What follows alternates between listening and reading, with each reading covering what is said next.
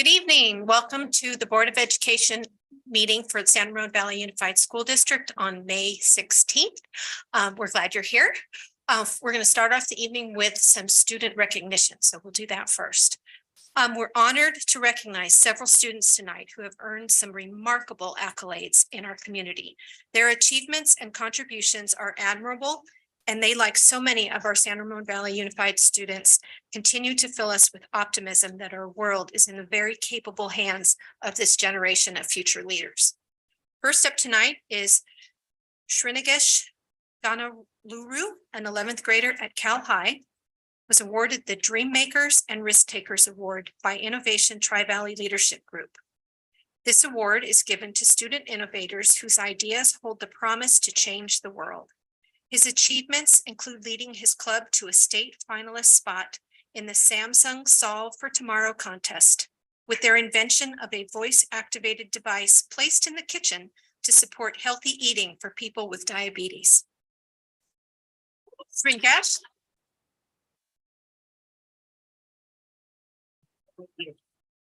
Srinagesh also co-founded the Cal Commit group at Cal High, which is dedicated to teaching computer science through events including several hackathons held on the campus.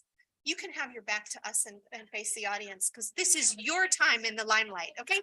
Don't worry that you're in front. Maybe don't stand right in front of the camera. How about right there? Perfect. Thank you, Srinagesh.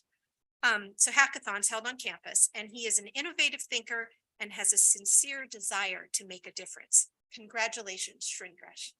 And we're going to all get up and take a picture with you. There's some other students that are going to follow you. You just stay right there. Okay. Next student is Dhruv Subramanian.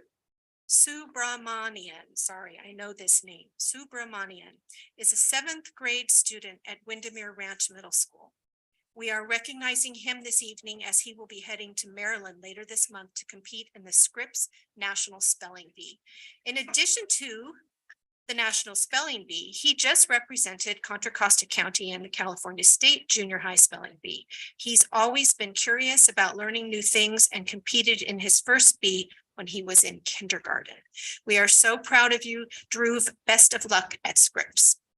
I don't think he is with us tonight, but let's all look up. Our third student to be recognized tonight is Baker Hanshaw. He's an 8th grade student at Diablo Vista Middle School. He won the award from Her Age, Youth Health Coalition, sponsored by the Contra Costa County of Education, for his anti-tobacco, anti-vaping video. Baker filmed, wrote, directed, acted in, and even composed original music for a 60-second video that won first place for the middle school division. He is an aspiring filmmaker, so he is excited to be recognized for his work. You can view his video on the homepage carousel of our district website. Baker, congratulations, and thank you for taking a stand and sharing an important message about the issue of tobacco and vaping.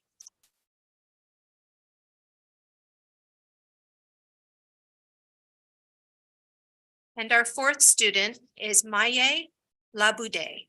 Is a freshman at Cal High. She was named the District 16 Inaugural Youth Poet Laureate by Assembly Member Rebecca Bauer-Cahan. May wrote a poem and recited it at the open mic event for Martin Luther King Day, sponsored by the Assembly Member's Office in conjunction with the Diversity Coalition. During that event, Maye shared her moving and deeply personal poem, which not only reflected her own experience, but the experience of so many others in our community and the world. We are so proud of you for having the courage to use your voice and your words to open difficult conversations on complex social justice issues.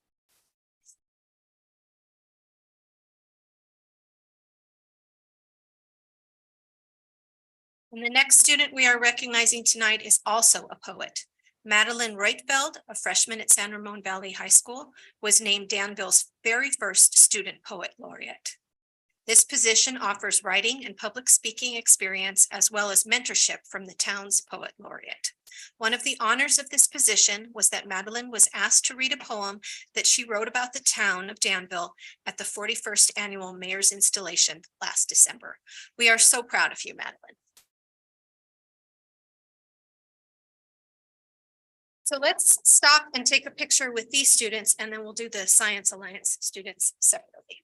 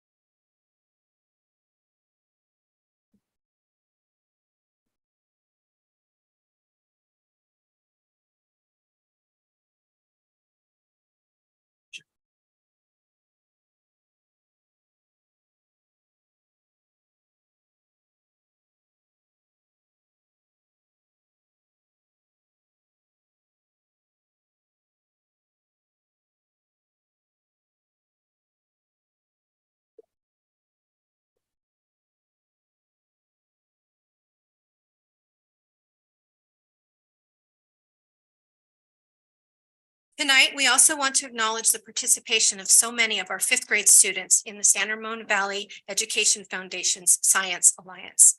Science Alliance is a year-long program with the culminating opportunity to showcase students' hard work and creativity during the science fair. These students demonstrated their commitment to deep learning and their desire to go above and beyond in areas of interest. We would also like to thank our Ed Foundation for sponsoring this program and the adult advisors for leading this important opportunity for students. We are pleased to recognize tonight the 2023 San Ramon Valley Education Foundation Science Fair winners. First student is Pranav Totemputi. First place.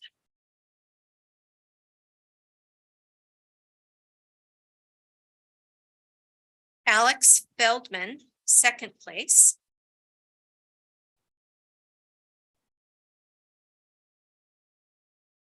Lazia Madhav, third place.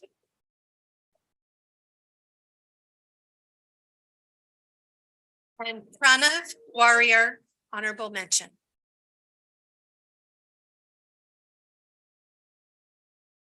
We also have a number of finalists. Yayush Anand, finalist. Aditi Bakavadula, finalist. Soren Bayanes Kwan, also a finalist. Yavi Dewan, finalist. Emily Eddy, finalist. Stella Elwin, finalist. Anale Epstein, finalist. Riley Poon, finalist. Aaron Kumar, finalist.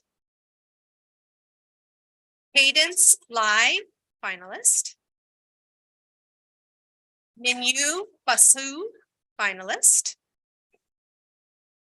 Shirley DeRote, finalist. Matthew Robinson, finalist. Olivia Tuggle, finalists. Oh, they all say finalists next to them. So correct us. Where are the adults starting?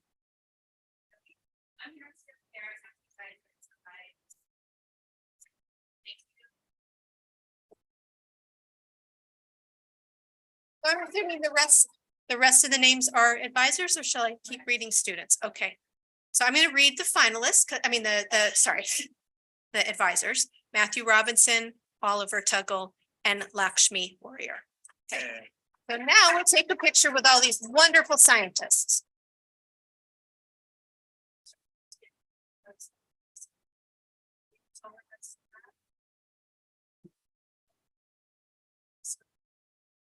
Great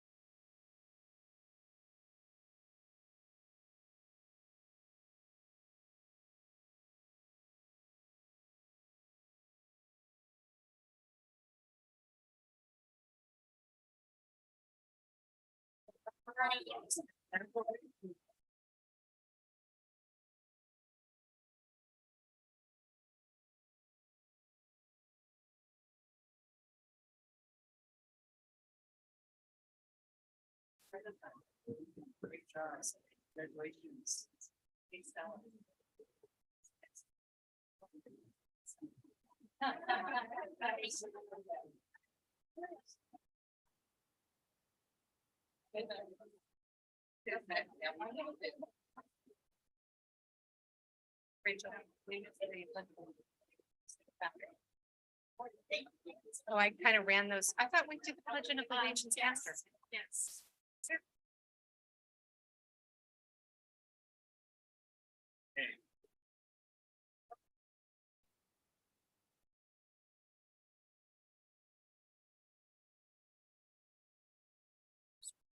Okay, in my excitement to recognize all those wonderful kids, I forgot to actually call the meeting to order, take attendance, and do the Pledge of Allegiance.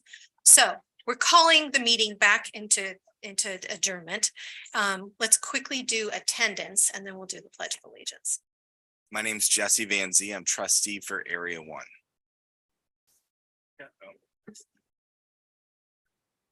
No problem. Hi, everyone. I'm Anya Iapin, student trustee.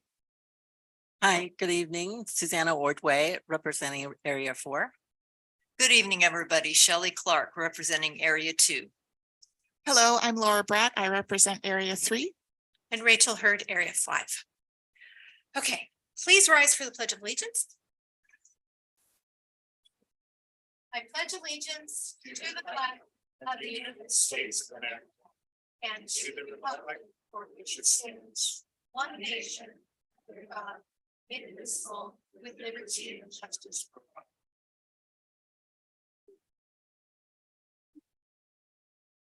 So prior to this open session, the board met in closed session, and we did take some actions there that I would like to report out.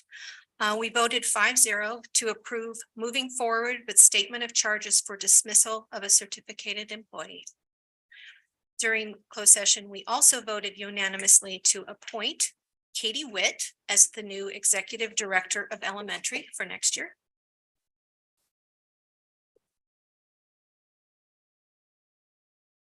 Kristen Berg for principal at Twin Creeks Elementary School.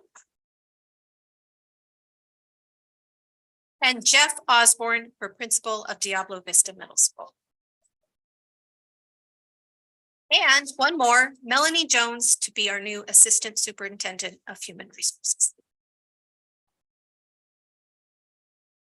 So congratulations to all those exceptional individuals who will be joining us in those capacities on our administrative team. Okay. Now we are at acceptance of minutes. May I have a motion to approve the minutes from April 25th? So moved. Second. Thank you. The motion was made by member Bratt and seconded by board member Ordway. Roll call vote, student board member Iapin. Aye. Board member Van Zee. Aye. Board member Ordway. Aye. Board member Clark. Aye. Board member Bratt. Aye. Board member Hurd. Aye. The motion passes 5-0. Okay, and agenda approval and consent action. May I have acceptance of this open session agenda?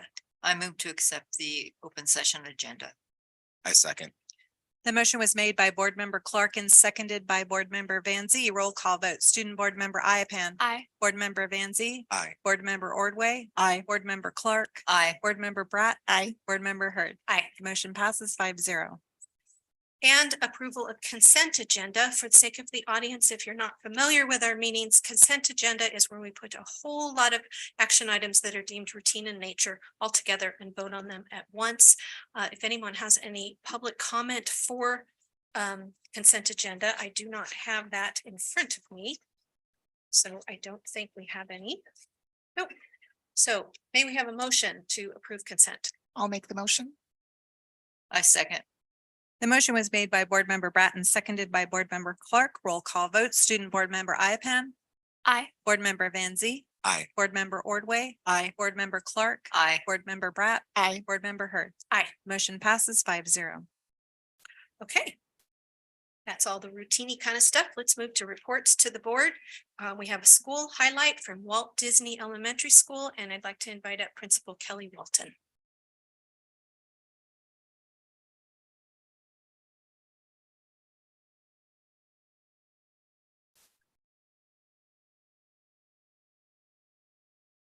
Good evening, trustees and district leadership. Oh, I'm very loud. I'm not used to microphones. Thank you so much for giving me this opportunity to come and talk about this amazing school. Along with Mary Lou Young, our assistant principal, I'm very excited to get to lead such a great opportunity. And this school means so much. I could talk all day, but I'll try to keep it brief. Walt Disney has 560 dragons that are on campus learning every day. We are a preschool through 5th grade school. We have about 60 preschool students in 5 classes that join us every day. About 500 students in TK through 5th grade that are on our campus. Our kindergartners and our 1st grade students are able to be supported with our SLIP learning. And we are very fortunate to have a wonderful thing called our Dragon Academy that supports our students in kinder through 5th grade. Our Dragon Academy is a group of really wonderful instructional assistants and paraeducators. Hi, is that better? Thanks. Wonderful instructional assistants and paraeducators that partner along with our teachers to make sure all of our students have what they need to be successful throughout the year. One of the ways that we do that is with our flex time. Some schools call that their win time or their sacred time, but our flex time is when we have the opportunity to create flexible groups that allow all of our students to learn. Our groups are designed with equity and social emotional learning embedded in through all of their classes.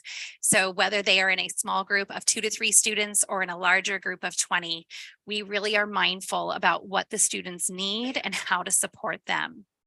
We talk about shared leadership and our stewardships of resources together because it is all of our job at our campus, whether they are in our Dragon Academy or they are in our personal classrooms, to support all of our students. And our grade levels take that on when they are planning out the groups. It's not just my students in my class, but the students in the grade level. How can we support all of them?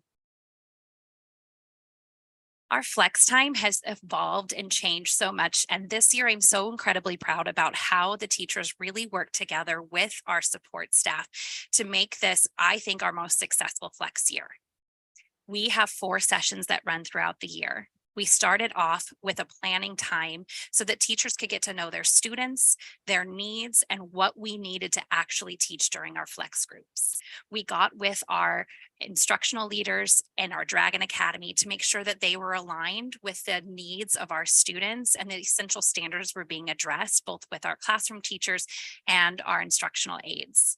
We then planned out 4 sessions that were between 6 and 8 weeks long with a planning week in between each one so that we could go back and look at the data, the growth that the students were making, and make sure that the plans that we had in place for each of our sessions were aligning with the needs of the students and making sure that the next session was either adjusted to help promote more growth or to be able to target a new area that the students needed.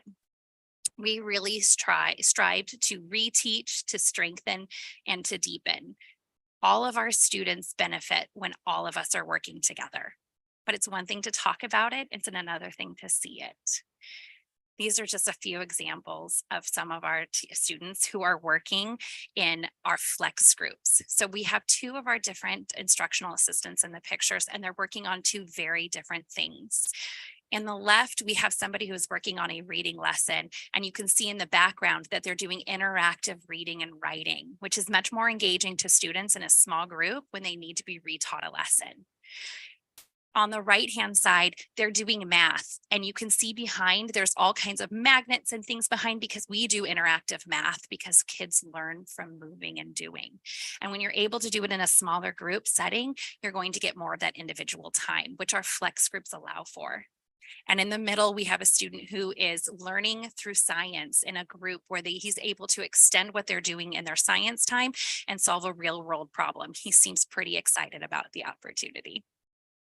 Thank you so much for giving me this opportunity to talk a little bit about what makes Walt Disney such a special place and how we are able to use so many of the strategic directions for the advancement and the success of so many of our students.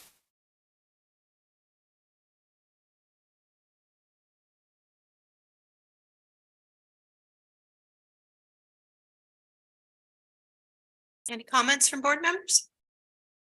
Yeah, thank you, Kelly. I had a privilege of actually seeing some of the flex time examples when I came, to read, right? To read to some of your students, and you were kind enough to take me around and show me exactly examples of how your staff, the different groups, and to support student learning. So thank you.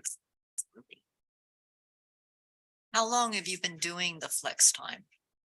It actually started about 10 years ago and has evolved and changed over the years. One of the things that I think was a great catalyst for our change was actually during our remote learning, trying to figure out how to incorporate different groups and make sure that we were meeting the needs of all of our students in a different way. And from that, we have really grown the number of staff members that we have in our Dragon Academy from 3 to 5, and really re-examined how to use data to make sure that we're driving our lessons appropriately forward for it. So it's really been a long process, but it's been on our campus for about 10 years. That sounds like a great program. Thank you for bringing it to us. Absolutely. Thank you, Kelly. It's really clear how proud of your school you are, and it just kind of emotes from you. So thank you. And they're really lucky to have you leading them. Thank you so much for your time, everybody.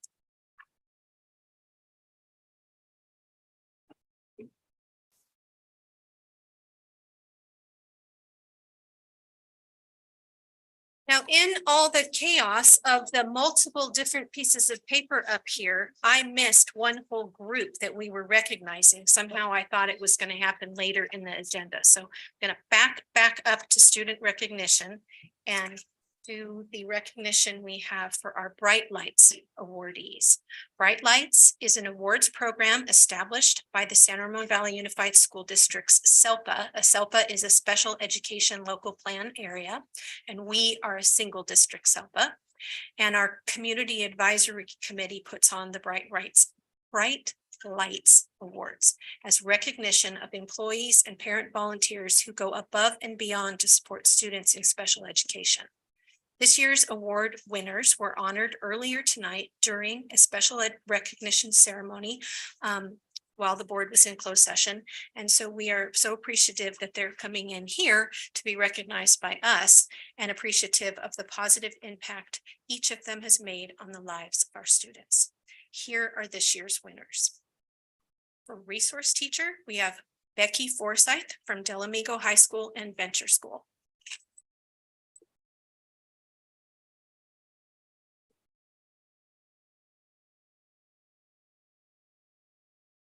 For special day class teachers, we have Tony Lucas from Windermere Ranch Middle School.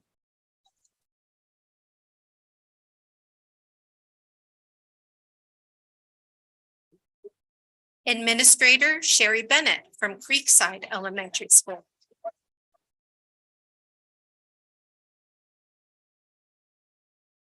Parent volunteer Lindsay Pencower from Green Valley Elementary School.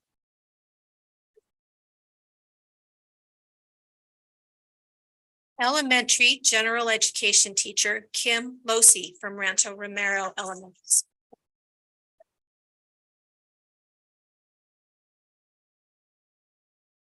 Secondary general education teacher Mike Stewart from Doherty Valley High School.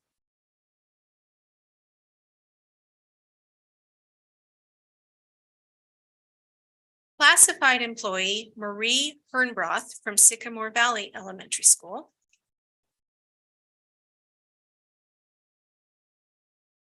Certificated employee Carrie Smith from Greenbrook Elementary School.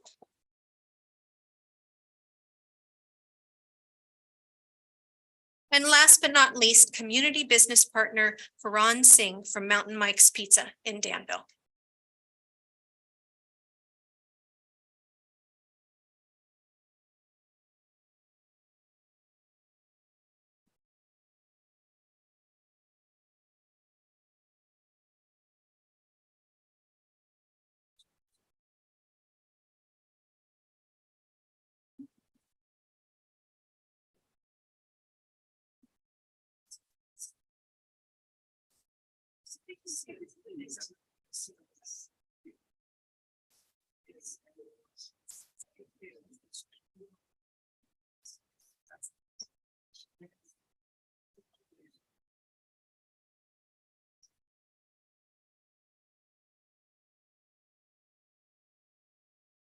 Thank you very much.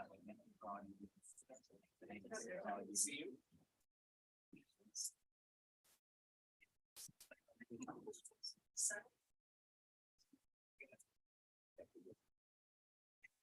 you.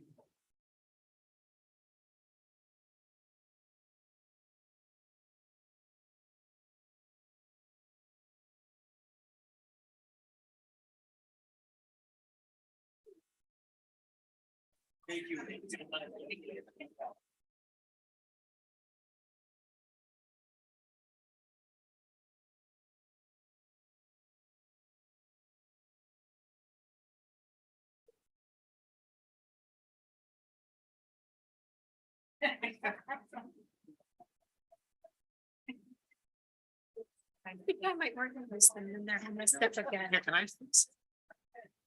Just slide over.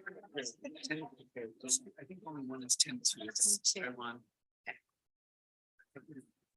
can organize. Can we just organize? So 10-5, 10-4. Yeah, have all the 10-4s. over Is it here. 10-5? Okay, these are all 10-5. Just go ahead and get 10-5. 10-5, this is 11-2, 11-3, and 12-2, which you don't have any of those, right? There's a 10-5. And here's not on the agenda. Wow, thank you. And I wanted to let you know.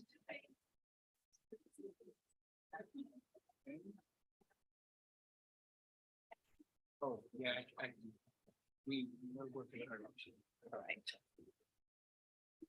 Okay, thank you, everyone. It's like paper crazy up here. I apologize. Okay, so wonderful report from Walt Disney. Now we are on technology department update from Kelly Hilton, our director of technology.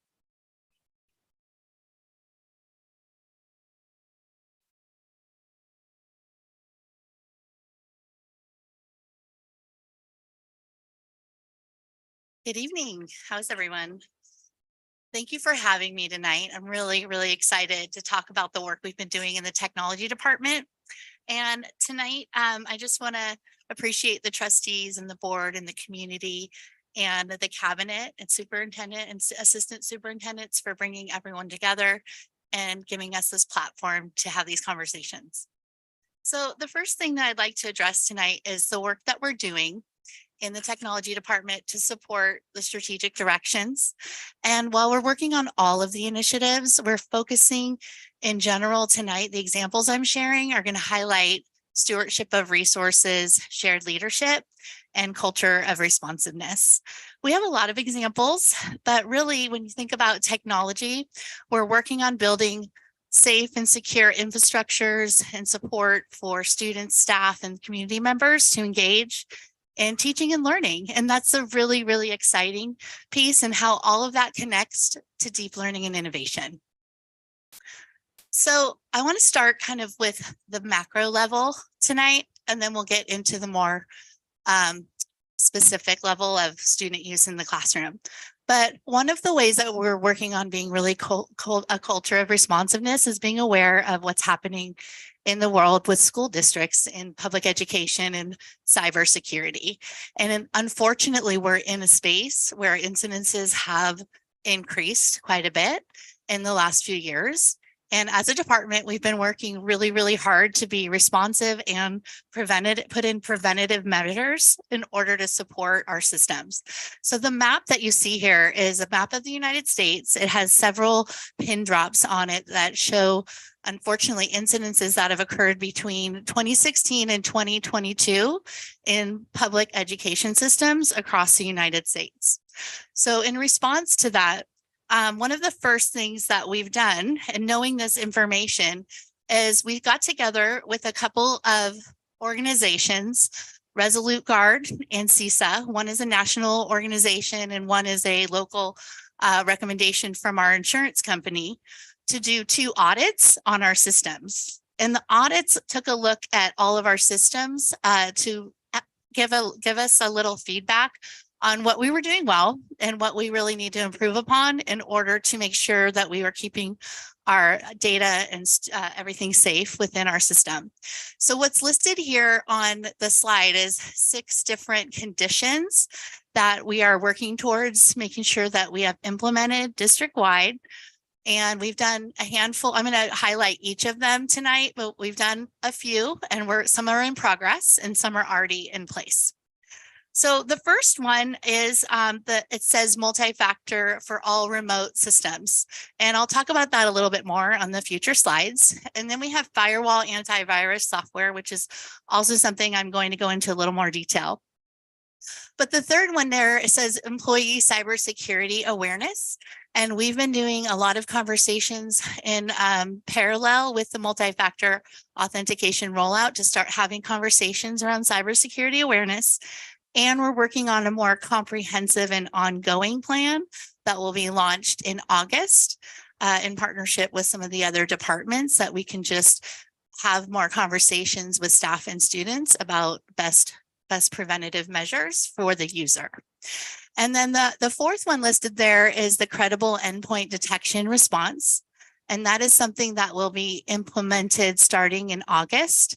And that is basically some software that is utilized on the endpoint of each of our devices. And what's great about this is that it's monitoring the use 24/7, so that in the case of an malware attack, then we would have an opportunity to be notified. And then the software also responds right away so that it doesn't spread throughout the rest of the system. And so once that is in place, we can feel more like we have that wraparound support. And then the fifth one says data backups in the cloud and regular network vulnerability scans. And those are both in place already within our system. So we're working towards a comprehensive plan that includes all of these 6 conditions. And that'll be ongoing as the landscape changes over the years and what are the needs as far as cybersecurity needs go. So I mentioned multi-factor authentication, and I just want to start by really taking a minute to appreciate everyone who is a part of the San Ramon Unified School District domain. And that means anyone who has an SRVUSD email account, because we have been working over the last few months with various groups to educate first on the why, and secondly, help transition from just a single password for signing in to using multi-factor authentication.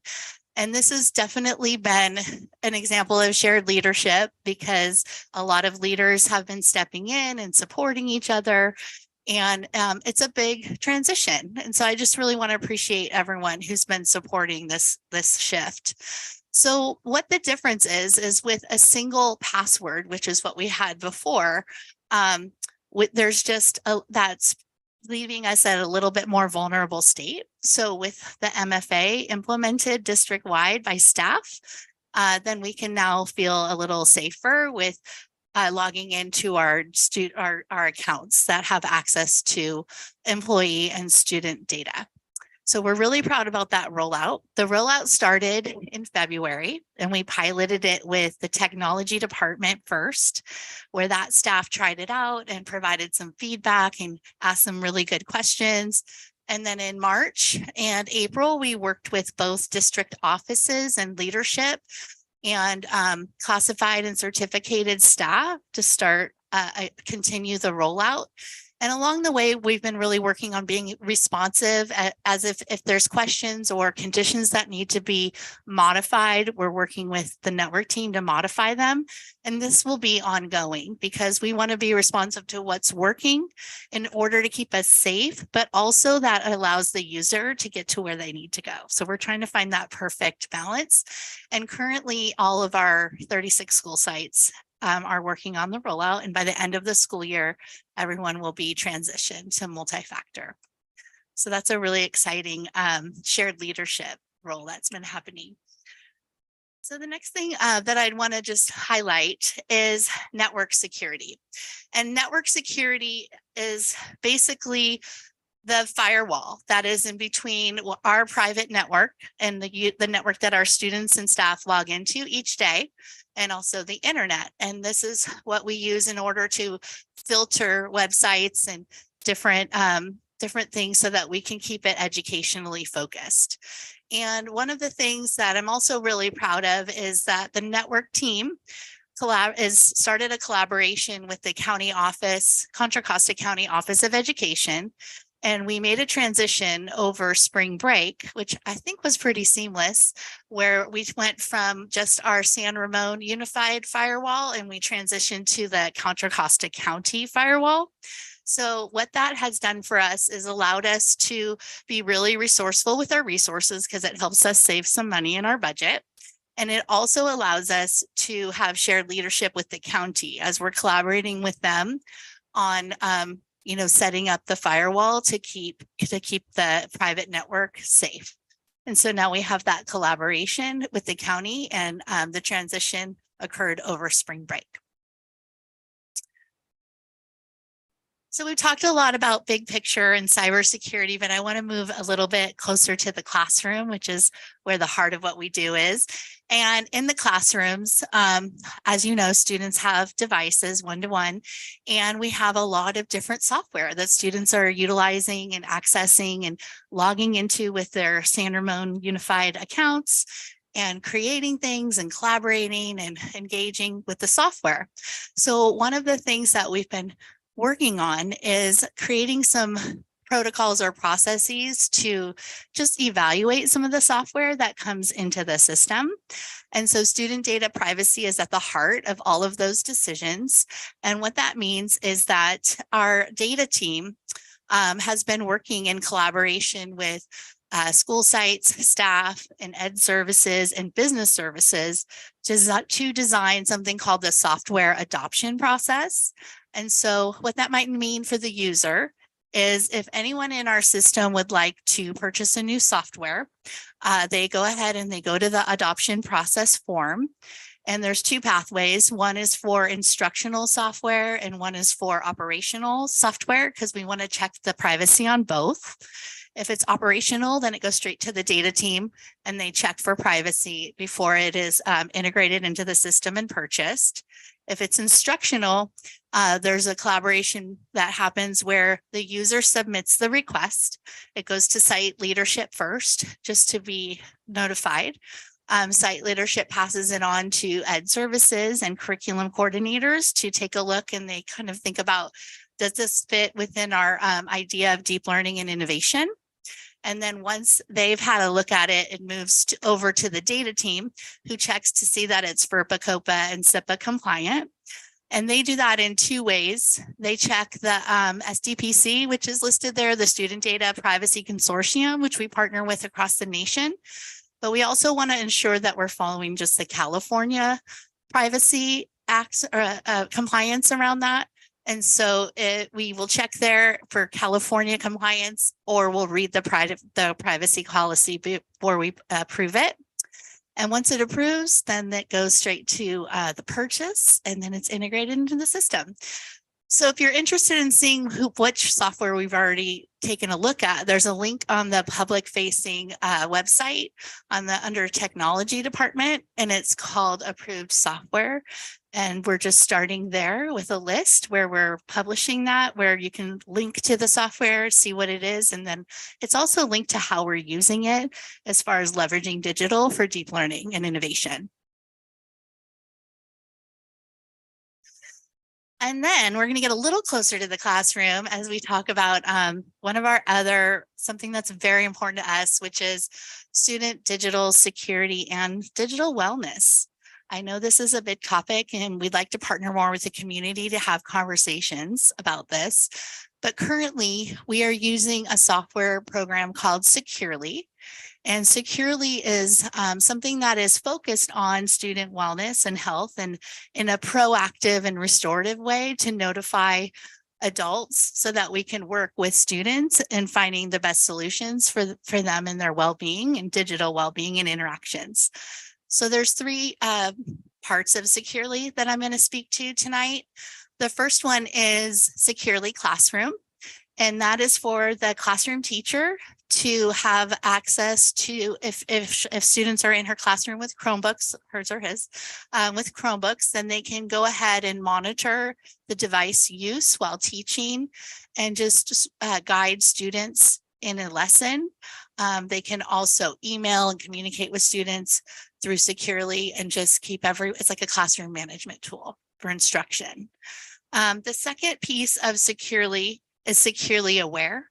And this is where the software uses artificial intelligence, AI, in order to filter through students' interactions online, to just be aware of what students are talking about and what, if there's anything that is concerning.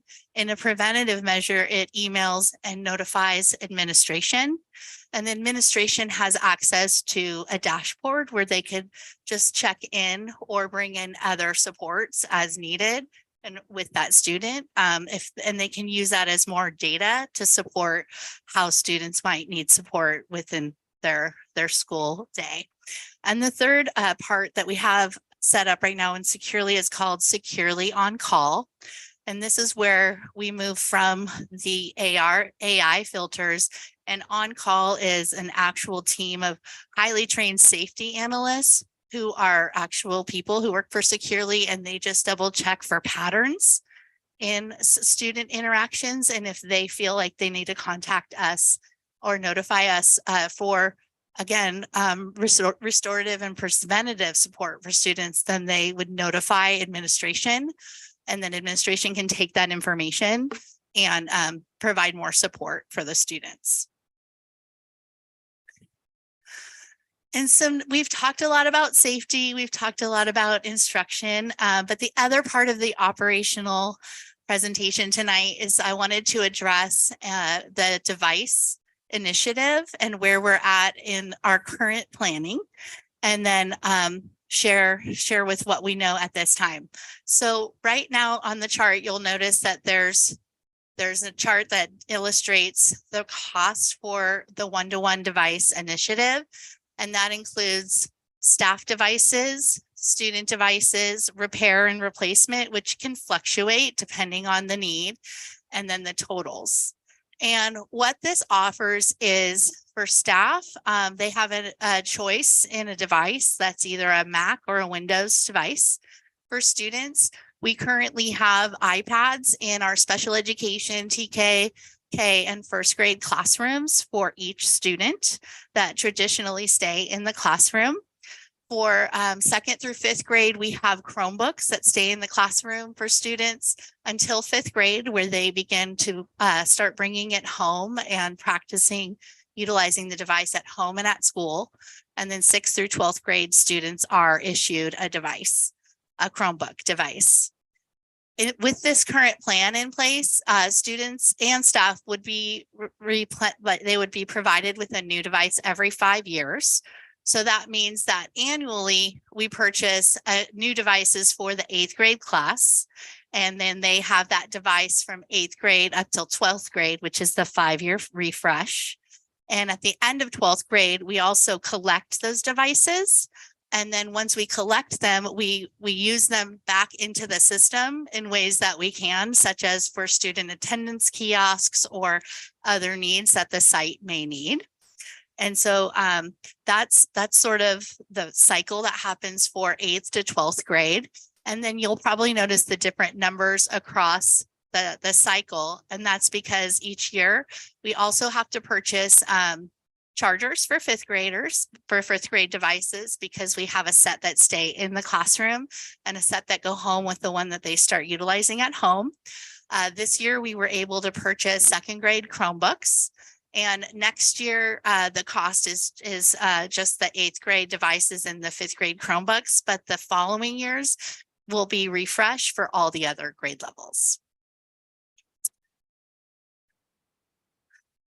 Okay, so now that we've talked a lot about operational technology, I just wanted to note as well that we are doing a lot to support the instructional side of technology. We're really excited to talk to you more about that, perhaps at a fall board meeting. And we'll be collaborating with other departments on that information. But this is at the heart of the work that we're doing, because even on the operational side, we're working on leveraging digital for deep learning and supporting our staff through all of the initiatives as well. And just want to just leave with a couple ideas and goals that we have moving forward for the department. And in general, we're really trying to work collaboratively to redefine IT. IT is traditionally known as informational technology, but as a department, we've been working towards our culture of creating a space for innovation and transformational support.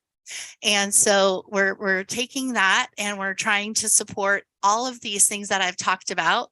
The first is in the network team, they'll continue to make sure that our network is safe and support cybersecurity safety and innovative and transformational support through training support and through being relevant through what's happening with that concern. The data team is currently collaborating with other departments to build a really comprehensive professional learning plan that's for classified and certificated staff, and that'll be happening next year. We're also evaluating our IT ticket process, and we're looking at how can we improve that process, maybe utilizing new technology to be really responsive.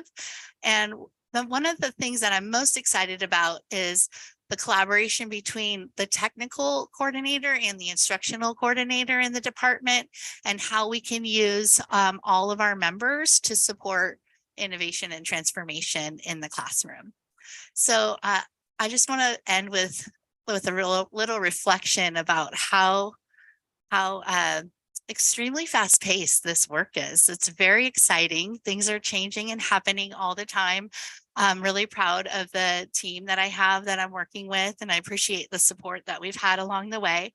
And we're just really committed to developing the capacity of current staff and partnering with the community to continue to provide a safe and secure to learn for our students. So thank you so much for listening. Are there questions or comments? I have some questions. Are most of the devices Chromebooks that the students are using? Yes. Comprise everything that we have? So 5 years, do they actually last 5 years? They do. Yeah, we were able to still use them in other capacities after 5 years, but this is the second year of the program. So we'll know a little more in a few more years, but as far as collaborating with other other districts and how they've utilized it, the newer versions do last 5 years, as far as we know. So do you know what percentage of our students use our devices versus is all students using our devices only, or do they use their own personal devices?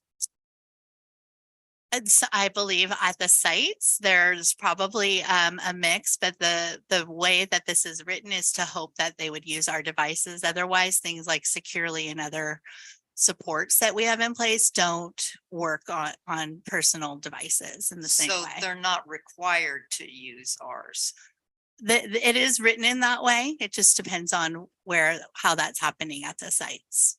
And the budget for the refresh, Mhm. is that traditionally the funding for a lot of the technology came from our ed funds and booster groups and things like that. So some of those have kind of backed out of that now because we've started doing it. So do you have a budget for the refresh?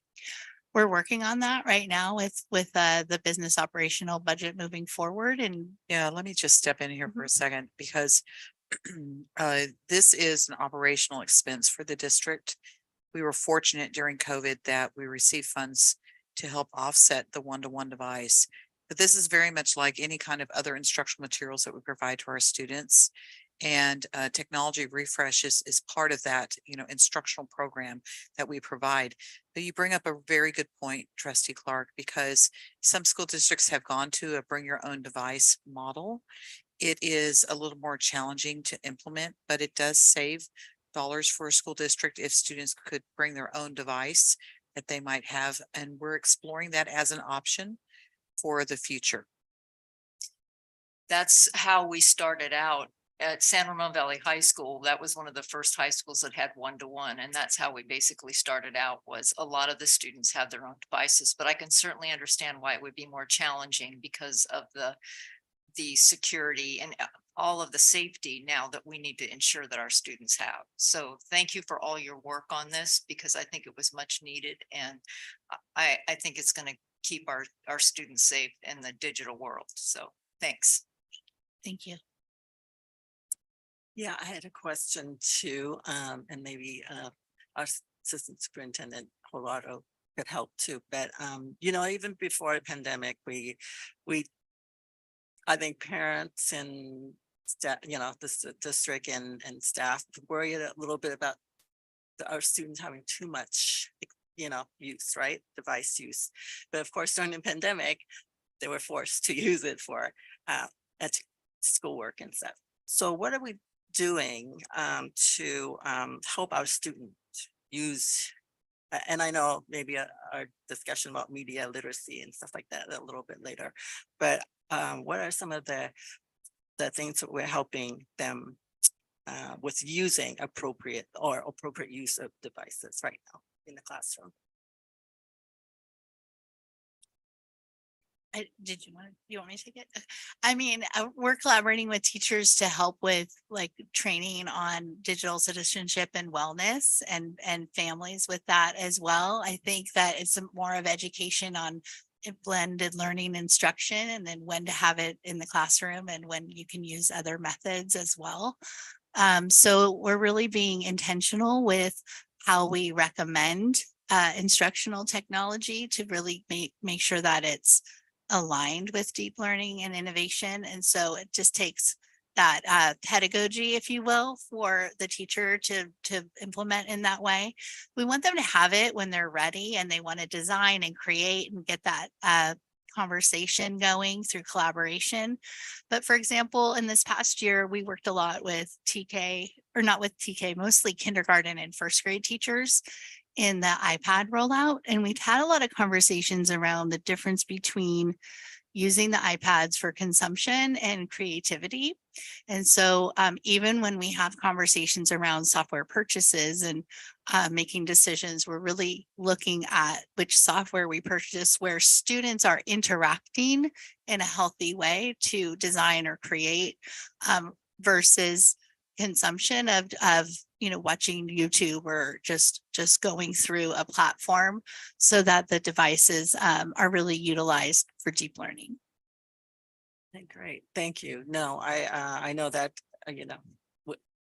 we try to write to instruct the kids and teach the kids about digital citizenship and things like that, how to be a good user, and so I just want to make sure that we're continuing to do that, because as you said, technology is going fast paced and we want to kind of get ahead of that. So For sure. Thank you. Can I ask, in terms of software, how does that fit into the technology budget, or is that more ed services, or is it a combination? We've really been partnering. It's been a lot of partnership between both of our departments.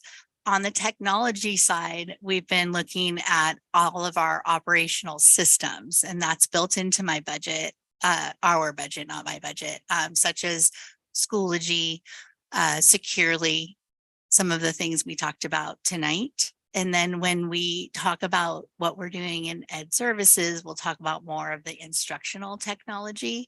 And but we've been heavily involved in that as well, as we want to align all of the purchases to the directions. And then are you, I'm assuming you are, but this may just be rhetorical, but factoring in the fact that technology changes, and so 5 years from now, maybe a Chromebook isn't the best device, maybe something new and exciting has come around that fits in someone's pocket, or I don't know what, but anyway, so you're factoring that in. Of course, and I love that question. I think that one of the things that we're really lucky to have in this community is the direction of deep learning and innovation, and we will always be looking at what are the best tools for that. And so we have a lot of talented educators who are up on what's happening. We're having conversations about what's happening now, and we'll be responsive to the changes. That's our commitment for sure. Great, thank you. I had a quick question. So I was wondering, as you're increasing these security and safety checks, which are of course so important, kind of what are the steps are you taking to make sure students are aware of them? Because I feel like I've heard some students are just kind of fearful of this idea of being monitored or watched.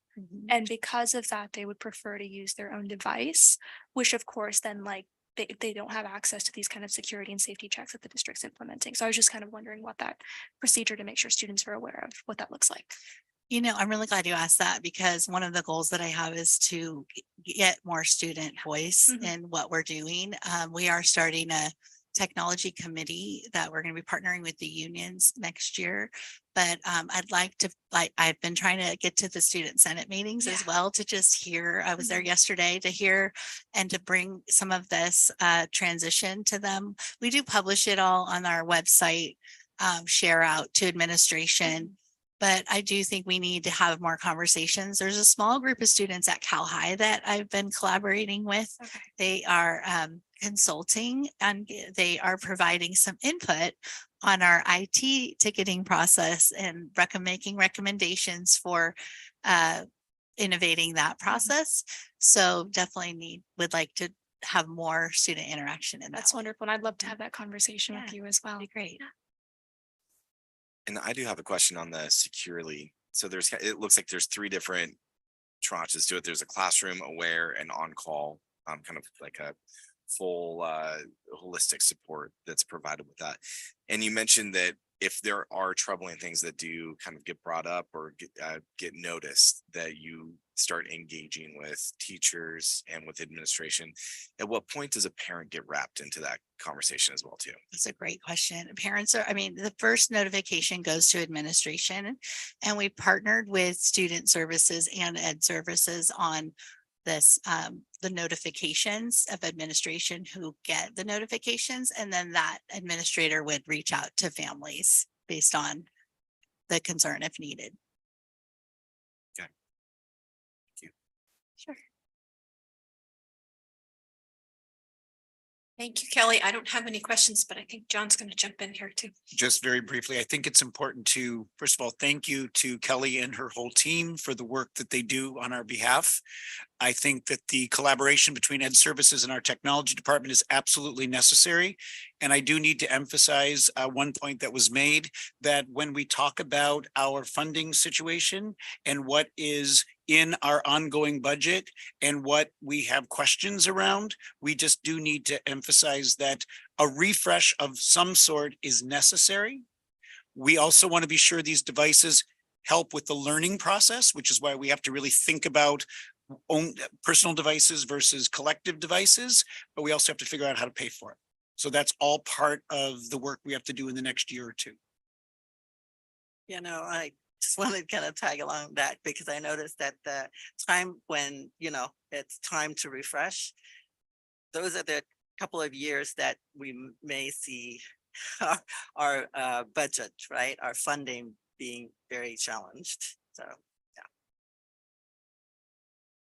Thank you. Thank you. Oh, and you might want to stay there. Well, no, you can go back to your seat and we'll take the public comment. And if we need to, I guess there's no interchange, but if we have a question for you, we might bring you back up. Okay, we do have one public comment card on this item. Taiwan's a country, come on up. Thank you so much. First of all, thank you so much for making this presentation on the agenda. I've been asking for it for months. I am a little bit flabbergasted when I heard Ms. Hilton said that your firewall is now county's firewall. That is absolutely just I don't know what to say. How can that be possible? We are a government, we are a jurisdiction. Before they made the decision to go to county to, number one, save money, I think that's what she said, and also to allow them access to everything in our school district, including classified information such as personal information, student work. Have you guys thought about that? Maybe they should have made the agenda earlier and asked for your consent, your approval. What they did was without your approval. That is absolutely a breach of government and taxpayer and parent confidence. Why is it that my students' information now is accessible by the county that has different municipalities, jurisdiction, and other school district? What business do they have in our business? I don't understand. Are we truly that poor? I don't think so. There is something more to this. And I really would like to get to the bottom of this. I request to make a private appointment with the IT department. There has been extremely difficulty whenever I want to access this apartment. I'm always bullied at the door. That has to stop. The people who work here need to be live scanned, but I think it doesn't matter anymore because you basically have compromised everyone's information to the county level. So who is in charge of keeping everyone who has access to our student records, including, you know, the more confidential type of data like discipline, or maybe if there's any suits or if there's any disputes? What about staff who are in discipline and stuff? Do you really feel this is okay? Whatever she just did without your approval, without even talking to the department, to our community, parents, just absolutely negated whatever you guys have been preaching as, you know, community and everyone working as partners. That is truly bullcrap. I feel extremely disrespected, and you should too, as elected officials. She should not have volunteered and finished the transition of our firewall all the way to county without even coming here to report. Ms. Hilton and Ms. Camp were hired and started their position at the same time. She has been under scrutiny every single time. She has taken almost a year, and she has never ever updated our community. This is absolutely unacceptable. Can I ask a question of Yes, Ms. ma'am. Hilton? Ms. Hilton, can I ask, so is when we use the county firewall, does the county have access to our information, or we're just using their software? We're using the firewall as the protection between the networks. So it's not access to the data. It's the Wi-Fi connection. So that the network of websites and access that students can see when they research is the same and in line with what the county has as protections as well. So one might say that I would assume that the county probably has a fairly robust system and perhaps a more robust security system than we would be able to provide in our individual jurisdiction. And so in fact, that actually makes the information more secure. It does. It makes when students are interacting online, that what they have access to be safe for what they can search and see on the network. Thank you. Can you clarify if you're referring to the County Office of Education or if you're referring to Contra Costa County? as the Contra Costa County. The county, Mhm. Office of. Of Education. See, that's an important distinction too, I Mhm. think, because it's within the context of the schools and the county level of schools, not like where the county board of It's supervisors the county are. level of our schools. It's who we're collaborating with on all of our preventative cybersecurity measures as well. And they're partnering with, they're guiding all of the school districts in Contra Costa County for best practices in this work. And they do that for probably most of the school districts in the county, right? We tend to be one of the only ones that is an outlier, like with our own payroll system, and most of the other school districts use the counties, right? Yeah. So, but more are merging together to collaborate because of the changing landscape of what school districts have their resources to put into place. So the decision to move to using the County Office of Education's firewall is not something that would normally get brought to the board. That's just an internal workings thing, right? It actually was on the board documents a few months ago. Oh, so when we already did got approve it approved then. through the board. So We- you didn't we sneak wouldn't it make that past change us. without checking with the board. And then we also communicated to all staff before we made the transition. So it's been public knowledge. It's had a lot of sunshine on it. Okay, thank you. If I could just insert here for just a moment, with the number of cyber attacks that there've been on school districts around the nation, the firewall security system was really important for us. And so that was one of the first things that that Kelly and her team looked at and came back with some options. And so when we looked at the county to see what their options were versus whether we would go out for a separate contract outside the county Office of Education's work that they do to support so many school districts in this county, we found that the power of joining this group was a good stewardship decision on behalf of the district.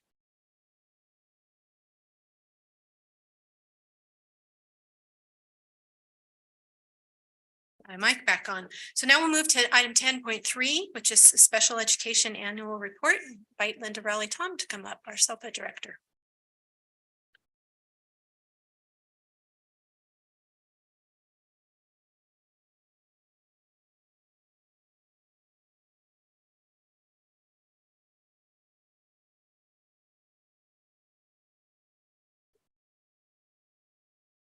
Good evening, trustees. I am very pleased to be here this evening with our Director of Special Education, Amy Capurro, to give you our annual special education report and update. First, it is very important to acknowledge that all of the work that we're doing in special education is truly driven by our strategic directions. The strategic directions are woven throughout all of what we do in our special education work with our site teams and our families. Our guiding tenets in special education, and many of you have heard me say this before, and I will continue to say it, is that first and foremost, every single one of our students is a general education student. Special education is a service. It is not a place. The foundational tenets of the Individuals with Disabilities Education Act really charge us with providing each of those students who does have an individualized education program with a free and appropriate public education in the least restrictive environment.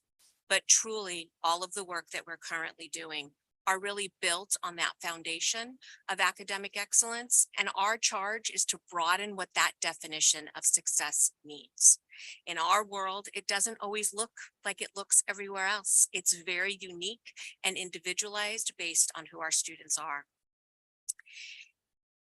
As a single district SELPA, we are charged with offering a continuum of services for all of our students, birth to age 22, which means that we operate infant and preschool programs for our littlest learner and adult transition programs for our students who require more targeted intervention from the ages of 18 to 22 after they finish their high school career with us. Every single one of our district school sites offer special education services. All of our school sites have specialized academic instruction in our resource specialist program. They offer speech and language services to students, as well as school psychologist services. We do have additional related services that range from physical therapy, occupational therapy, to supports and services for students of the visually impaired and deaf, hard of hearing students that we provide at our sites based on the needs of individual students. We also operate full-time special education programs in what we typically call a special day class at many of our school sites, preschool through transition. We really look to, again, changing that definition of success to make it individualized based on the needs of our students. Our special education population is growing. Last year, during the 21-22 school year, we served 3,428 students. Currently, we are serving 3,645 special education students. Yes, this is a significant increase. To date, we have completed 521 initial assessments for special education, compared to 472 at this time last year. We continue to see specific learning disability, speech and language impairment, autism, other health impaired, and emotional disturbance as the most prevalent disability categories among the 13 handicapping conditions which form the eligibility requirements under the IDEA. Additionally, over the last 2 years, we have seen an increase in families moving into our district with IEPs. Last year, we welcomed 236 new special education students. To date, we have welcomed 160 new families with special education students to SRVUSD. We've seen an increase in the needs of the students moving into our district. 39% of this year's interim placement students receive part-time specialized academic instruction, typically in a resource specialist program, while 46% of those students who have moved into San Ramon Valley Unified with active IEPs participate in our full-time specialized academic instruction programs within a special day class setting. We do believe that this growth is due to the following factors. First, families tell us they're moving here for our programs. And if our Bright Lights winners that all of you honored this evening are any indication, it is truly a wonderful opportunity to be able to provide excellent and exemplary special education programs that bring families to our area. We do continue to see increased learning, behavioral, and mental health challenges in our students due to the pandemic. We are seeing increased mental health needs that really permeate a student's ability to access all components of their campus life. We're also continuing to develop our robust multi-tiered system of support and really put in place consistent pre-referral interventions. For us, Success Reimagined really means that every single one of our students has the opportunity to thrive to the greatest extent possible, to reach their potential, and to truly participate in every aspect of campus life. I'm going to turn it over to Amy, who's going to tell us a little bit more about the goals we've been working on. We have focused on 2 goals in special education this year. The first one is to create and sustain programs where students have the opportunity to spend as much time as possible with their general education peers. And the second one was to develop IEPs that are designed to meet each student's unique needs and provide the necessary supports and services for them to access instruction and attain their goals. And all the work that we did this year, we looked at how do we improve on these two goals so we can have increased access for our students for high quality instruction, increased access to the strategic directions, to deep learning and innovation, to equity and social emotional well-being. While we have made progress in these areas, we do know that there's still more work to do. In goal 1, one of the things that Linda just referenced is that special students with disabilities are first and foremost general education students. And that holds true when we look at where our students are receiving their services. And 71% of our students with IEPs are participating in general education more than 80% of the time. So many of them are receiving more instruction from general education teachers than special education teachers. And we have 19% that spend less than 40% of their time in the general education setting. So when we talk about general education students and they being first and foremost general education students, that is where most of our students are with IEPs, which makes it really important that we're collaborating with general education and we are working together to develop programs and to support our students in those settings. A big part of our focus around this has been the components of least restrictive environment, which requires that students with disabilities be in general education classrooms to the maximum extent possible. So, what are we doing to help provide that? We have provided professional development to site teams, to site administrators, and our special education educators. We provide some targeted coaching and conversations around this. We updated our change placement process, which really was a set of guiding questions to lead teams through the conversation about students that are struggling and what are the things we've tried and have we adjusted services if needed? Have we done additional assessments if needed? Have we looked at new goals or new strategies or adding accommodations and really looking at all of those things so we can serve students in the least restrictive environment and in general education to the maximum extent possible. This year, we added an inclusion transitional kindergarten inclusion program at Golden View Elementary School. That has been a very successful program. Up to 12 students in the classroom are students with IEPs, and the rest of the students are general education students. And if you walk in that classroom, you can't tell who has a disability and who doesn't. It's a very strong play-based model with a robust curriculum that helps support those students. And it's just been an amazing collaboration. There's a general education teacher, a special education teacher, and there's paraeducator support.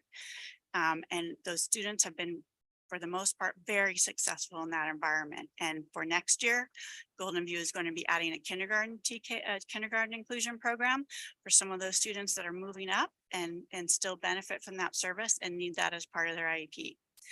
Additionally, for next year, there's going to be a position for an early childhood special education inclusion coordinator at the district level. And while part of that job is to oversee both general education and special education early childhood programs, it's also to champion inclusive practices at the early childhood level and help us find more opportunities for that can pave the way for increased opportunities at all levels as our students grow and progress through their grade levels.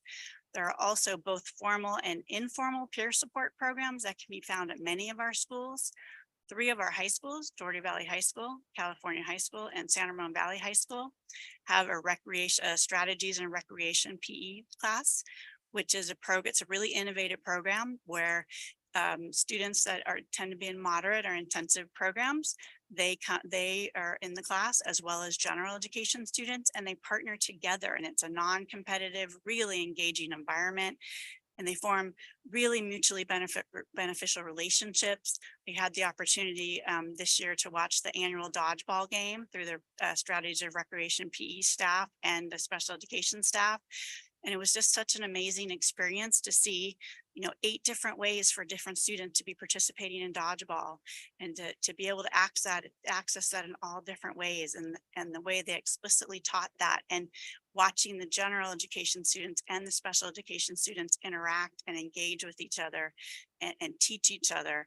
And develop that independence. And, when you're in high school, students would much rather be with their peers than getting direction from the adults. So it's a very exciting thing to see. And today we had the opportunity to be at San Ramon High School to watch the senior program for 2 of the students in John Blake's special day class who are moving up.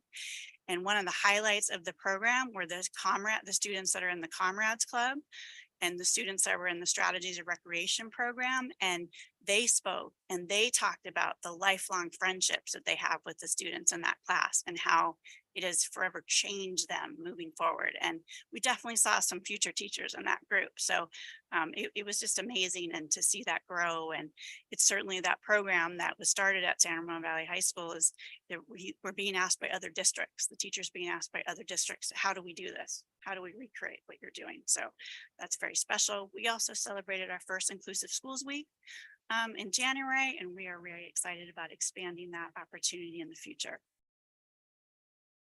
In our second goal, we focused quite a bit on professional development. And so we did professional development with our site administrators, with we have new teacher cohort, new staff cohort for new special education staff members. And we made professional development open for all of our special education staff members to participate. And we focused on things like the why of the IEP and how do we develop IEPs to provide educational benefit for students so we can help them access have equitable access and help them participate in deep learning and innovation and help to promote their social emotional well-being, and how all of the things we do in the district are connected and how that IEP process supports our students with disabilities to be able to access that. We did some professional development around cultural responsiveness in our assessment practices and really asking more open-ended questions and really listening to and be open for what parents are telling us about their students and how we utilize that to better create better assessments for our students. We did professional development with the elementary school counselors, the elementary psychologists, and the elementary principals on tier 1 and tier 2 behavioral supports to help support students at the lowest levels and create classroom environments that are really supportive for our students and all students. For our next steps, we will continue to work with site teams and to increase inclusive opportunities and to highlight and celebrate all students. We heard, the staff members that were celebrated in bright lights, and they were all amazing and have supported our special education students in so many ways. And so many more of our staff members in general education and special education also do that for our students. We'll be building on our professional development that we had this year and really providing some tiered supports for newer teachers and newer staff members might need to do some of the trainings we did this year, and we'll build on the trainings we did this year for staff that has already received it. We will also be working on refining our procedures through our continuous improvement monitoring with the California Department of Education.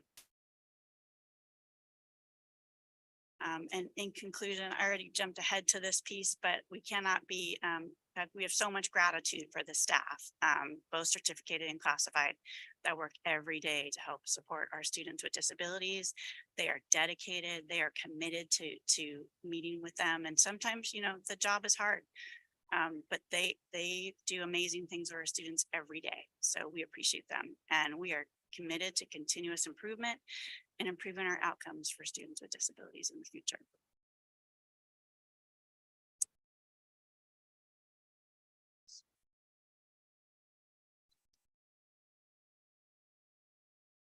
So I have witnessed the program at San Ramon Valley High School, and it's transformative. Not only does it affect the students who are involved in it, but it creates a culture on the campus that all the kids, it's kind of an example for the rest of the students. So then all the kids include the special ed students in what they're doing. And if they're going out to a rally or whatever, they make sure that they're being wheeled out there if they need help. And they all work together. So I can understand why it's such a great example and other districts want to do that. How has the staff shortage affected special education in our district? It's a huge effect. I will tell you that there is a very small number of staff and teachers wanting to go into special education, and we're all vying for the same group of teachers. So Amy said that we saw future teachers today when we were at San Ramon Valley High School. And of course, our wheels are spinning about how we leverage our own careers in teaching ROP programs that we operate to, get some excitement about working with our students. For some of our students leaving us to go off to college, about bringing them back to work with us. What could we do to Excellent. provide different opportunities or encouragement along the way? But the staffing shortage is real. We are very fortunate and lucky that some of our formerly hard to fill positions, like speech and language pathologists, knock on wood, I'm going to say this is real wood, that we have a continuum of speech and language pathologists. So that's, our biggest area of need is special education teachers. That is the hard component to fill. And the need is growing, and we are not the only SELPA or district in the state of California that's feeling the pinch. So there's lots of conversation at the state level about what we can do to generate new special education teachers. Definitely needed. So I just want to talk about budget for a minute. So I saw your report, and you get a certain amount from the state and some other sources. How much does that actually cover of the cost of our special education program here in this district? It covers about 53%. It doesn't cover the whole component of it. Now, I will say, there was never the intention when the IDEA was originally configured that, and this is back to the original PL 94-142 in 1974, that special education would be 100% funded. There was always an expectation that local education agencies would provide some support. However, the funding has never been met at the federal level. There was an original 40% commitment made. We've not ever gone above 18% at the federal level at this point. There's a slight bump in federal IDEA funds in the current budget proposal, but it's very difficult to, our costs do continue to increase. That is a fact. And that's not something that truly that we have an obligation to provide programs to students with disabilities. So we work very hard to keep everything balanced and to be very cognizant of the resources that we do have and very prudent with the resources that we do have. Well, I think you're doing a great job. And I personally have had the benefit, my child has had the benefit of the services that this district provides. And as a result, he's successful and has graduated from college and is working. And so I have the special ed department to thank for that.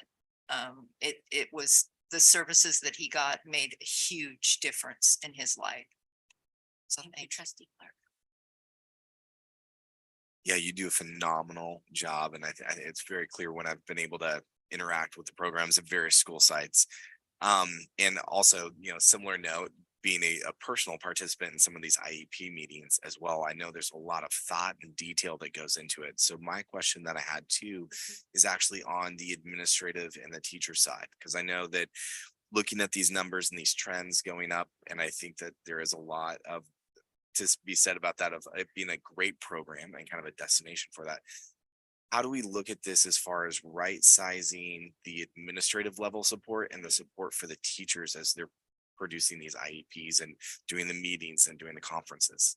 I think that's an absolutely fantastic question. And it's one that we grapple with in terms of how do we make sure that people are supported on the ground. We do our best to put on our roller skates and be out and about supporting and building capacity. But I think we do have to look at the needs of our students, and not only that, the needs of our sites and their programs and how we support them. We've worked very hard with our professional development this year to provide our site administrators with some strategies and tools that they feel confident in helping to manage the programs on their campuses.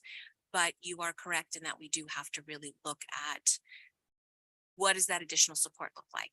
So one thing that Amy and I do in our roles is that we do constantly analyze the needs of our students to figure out how we are able to provide that support. Thank you. I have a couple of questions. So with the growth in students coming in and that idea of it, being a destination for special education, are we also seeing a growth in the infant toddler cohorts year over year, or is that holding steady? Our infant toddler, and when you say trustee Bratt, infant toddler, I'm speaking of our birth to 3-year-olds. Yes. That population is holding steady. We're obligated to provide services to our students with low incidence disabilities in our SITES program, which is San Ramon Infant Toddler Early Start. And that population tends to hold fairly steady year over year. So where we are seeing growth though is in our preschool programs, where students are transitioning in at age 3 with either services that they've received through the regional center of the East Bay. And we work in conjunction with the regional center and or students who start with us in our infant program and stay with us. We're also experiencing many students who are coming to us at the preschool age level who have never had any type of early intervention and or preschool. And that's a piece of the increase in assessment that we're seeing as well. And are you seeing countywide, statewide, that there is more outreach and implementation around early intervention? 100%. That's part of the state's UPK program, is really that outreach. And certainly our obligation is that of Child Find, where we're supposed to search and serve. But we are seeing it across the board, and my fellow SELPA directors, when I get together with them, are seeing the same growth that we are. Some much more than us, but definitely there's growth in those numbers. And with the Golden View, the TK inclusion, and you know, that sounds amazing, and that you're growing that. Is there any long-term plans to see that? I'm assuming this is a pilot type of program. Is there any long-term plans to see that in some of the other elementary schools? We would love to be able to do that.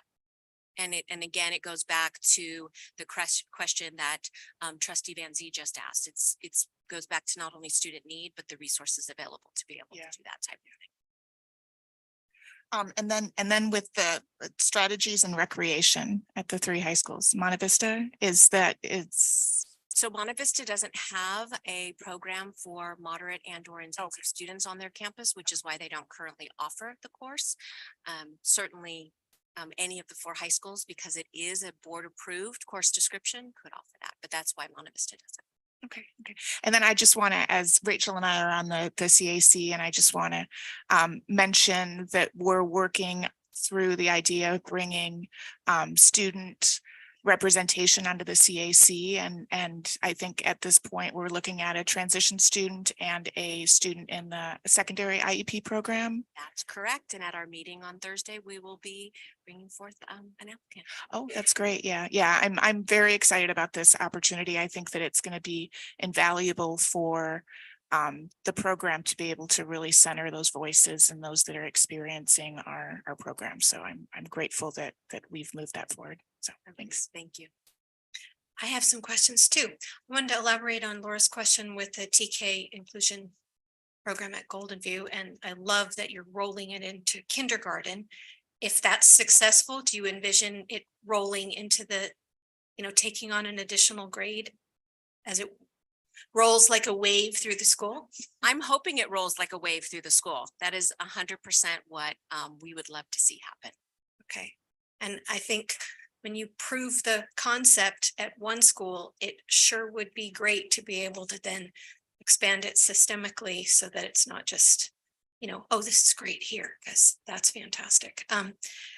Related to that, you mentioned that students with specific learning disability are one of the largest populations. I'm curious how much interaction we have going on with our English language arts coordinator, Deanna Zapia, and your department in terms of rolling out structured literacy to the kids who are already identified with IEPs who are struggling with reading. And do those teachers have access to the same kind of professional development that the general ed teachers do? So first, yes, all of our teachers have the same access to professional development that all other teachers do. And one of the things that we are doing with Deanna is creating a plan for targeted structured literacy intervention training for all of our special education teachers for the 23-24 school year. Wonderful. So we've already had some preliminary discussions and plan to roll up our sleeves this summer and put something together. Awesome to hear. Thank you. For any other questions, anybody? Yeah, not really a question, just again, appreciation for you and your team and just the program at Golden View sounds amazing. And like at the beginning of your comments, Linda, that our special ed students are foremost general ed students, and having a teacher, a regular classroom teacher working with the special ed teacher is to actually provide like different types of support. It's really, I think impactful. And yeah, no, I've seen also as when I was on working at school site and I go into the day classes, right? I've seen how hard the special ed teachers and paras work. I'm very grateful and appreciative of all teachers, but I've got to say special ed teachers and paras have very unique efforts that they have to make with their students. So yeah, so thank you for all your work. Thank you, Trustee Ordway. Thank you for a great report. I mean, we've been working on this all for a long time, and it's really incredible to see our strategic directions really affecting everything, and to see special education being, all in on this too is, it really does tie it all together. So thank you. Thank you. We do have one card on this item from Taiwan's a country.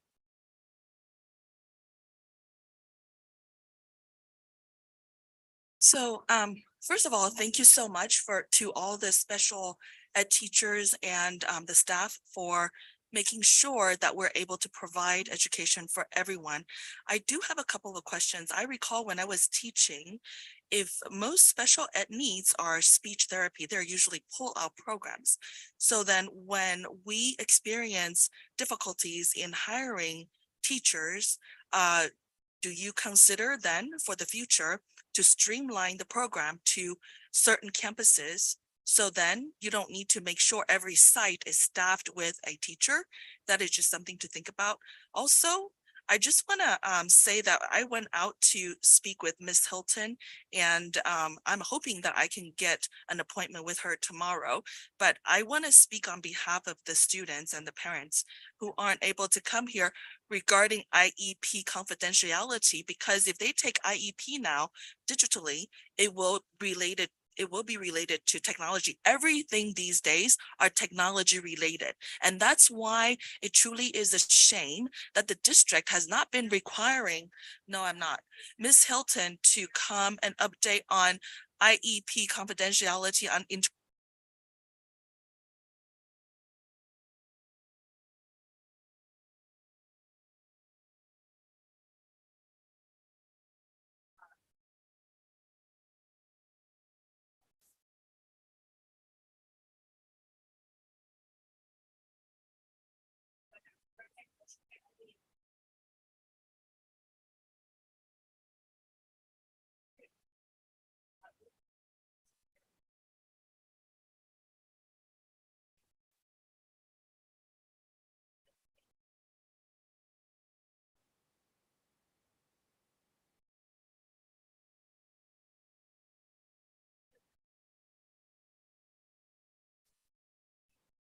Our card on this topic, and it's from Raina Pasternak. Would you come up, please? I'm not done yet. You are done because you're not staying on topic. I was. You're bringing it back to the previous one more topic thing that you regarding- already had 3 minutes. Okay, on. I have one more question regarding special ed. Okay, because go in for it. California, gifted and talented education is under the umbrella of special ed. No, it isn't. It's separate. It was. She's on another question now. That's Ed now. gifted and talented is a separate categorical program. It was not always part of under the special umbrella of education. special ed, No, it because wasn't. I even have a credential in that area, and it is special ed. If Okay. it did change, I'm wondering when it did change. We'll try to get an answer for you on that. Thank you. This is Raina Pasternak. Hi there, I'm a mom and I have students at Cal High and SRV. I'm very active with the community. I'm an EEC chair at Cal. I have been at Bollinger. I was at PV. all the way along.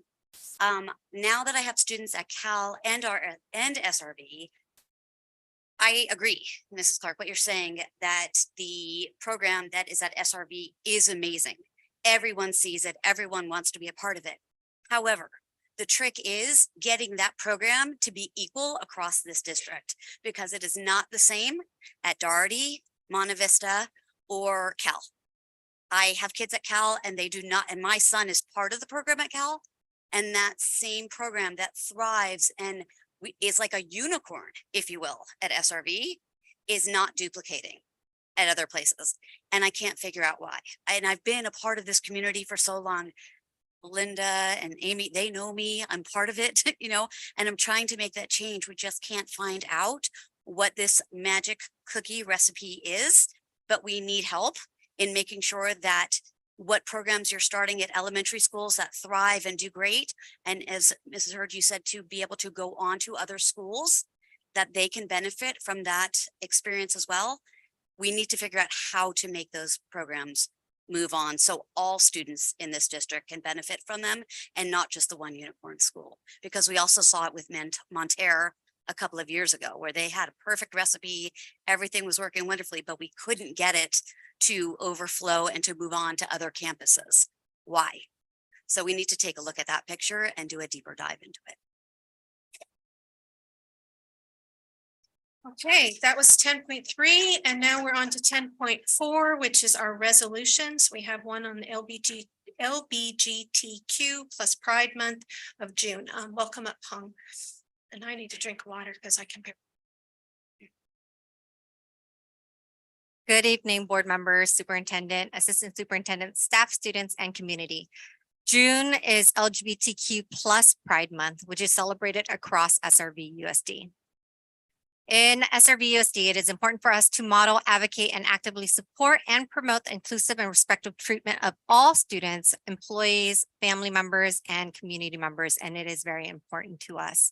Our district is committed to creating a safe and welcoming learning environment. To accomplish this goal, we are engaged in efforts to create practices and initiatives to support students and staff who identify as LGBTQ plus. June is a time to celebrate our dynamic LGBTQ plus community, raise awareness of services, and foster a dialogue to promote healthy, safe, and fulfilling school climates for all. During the month of June, we will be flying the Progress Pride flag at all of our district and school sites. This further symbolizes the district's celebration of diversity and support for our LGBTQ plus community. In our district, we value student voice, and we have heard from our students, staff, and community. We are making strides to diversify our curriculum in schools to reflect our student population. We have been working to improve our facilities within our schools to meet our students' needs. Students and families can reach out to site designees and/or counselors for support with gender support plans. As educators, it is important for us to make sure that we're using affirmed names of students as well as their pronouns in schools. In addition, it is important for us to really work on keeping our campus safe for all of our students. SRVUSD celebrates LGBTQ plus Pride Month to further our equity goals to ensure that all students feel safe, welcome, and included at school. Thank you. Thank you. Just to note, this is a resolution that was passed earlier this year. We just are including it in the packet so that as we are talking about observing it, we're talking about what it is. We do have 5, maybe it's 6 cards here on this item. So first I'd like to invite up. Rachel, could I ask a quick question first? Sure, yeah, go ahead. If that's okay. Sorry to make you walk all the way back there before I said that. I've had some parents and students reach out to me from the community as well. I know that this is kind of on the tail end of the school year, but some questions have come up on just what should be the expectation from parents and students when it comes to classroom discussions or school sponsored activities related to celebrating Pride Month.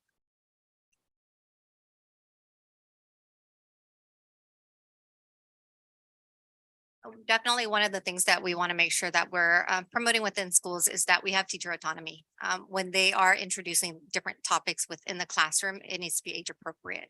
We do want to make sure that we are representing all of our students as well as families, because we know that and you've been to many different meetings with students, that they want to be able to see themselves within curriculum or even be able to learn about their peers or other community members and even themselves. We do have families within our community that's different from our typical, right? And we want to make sure that we're representing all. So when it comes down to really making sure that we are looking at, introducing or even just making sure that we are celebrating our LGBTQ community, it needs to be age appropriate.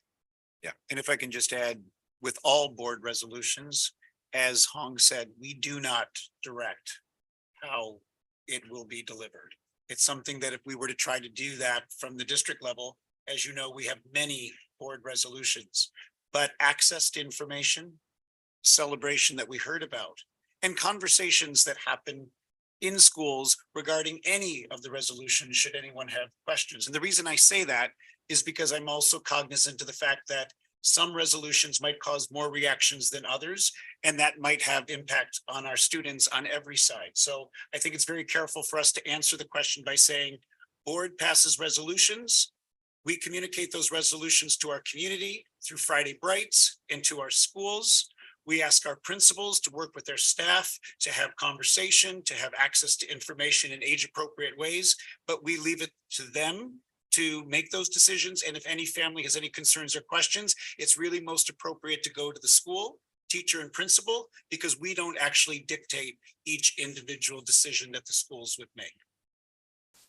And in June, I just wanted to also add that we are not the only district that goes through and has this resolution for LGBTQ plus Pride Month. And we also have a county that recognizes this resolution as well. Yeah, thank you. And thank you, Dr. Moy, for preemptively asking that too, because I think that that's something that giving parents that tool of what is the best way to approach this if they have that question in their mind. And would you say that that is directly to the teacher and site administration if they have questions on what the school site's going to be participating in? And we have these resolutions, they are approved back in August. And so all these resolutions are coming up. So we have families that do have concerns. We encourage them to reach out and partner with the teachers and sort of figure out what is being introduced. So that way they can have that dialogue, because that conversation is important. Yeah, perfect. Thank you so much. I appreciate that. Can I ask a question kind of related to that? So we do, as a district, though, we do provide some curriculum and information that the teachers can then choose to use. So they're not having to figure it out themselves or rely on the student population to be able to help educate their peers. Is that correct? It depends on different resolutions. We have more resources for certain resolutions than others. This month, we did provide principals, and they'll be sending that out to their staff, just resources from our county office, because they do have resources there as well. Thank you. Okay, first card is Eliza Tinker, and I'm just read the one ahead so you're ready. After that will be the country club parents.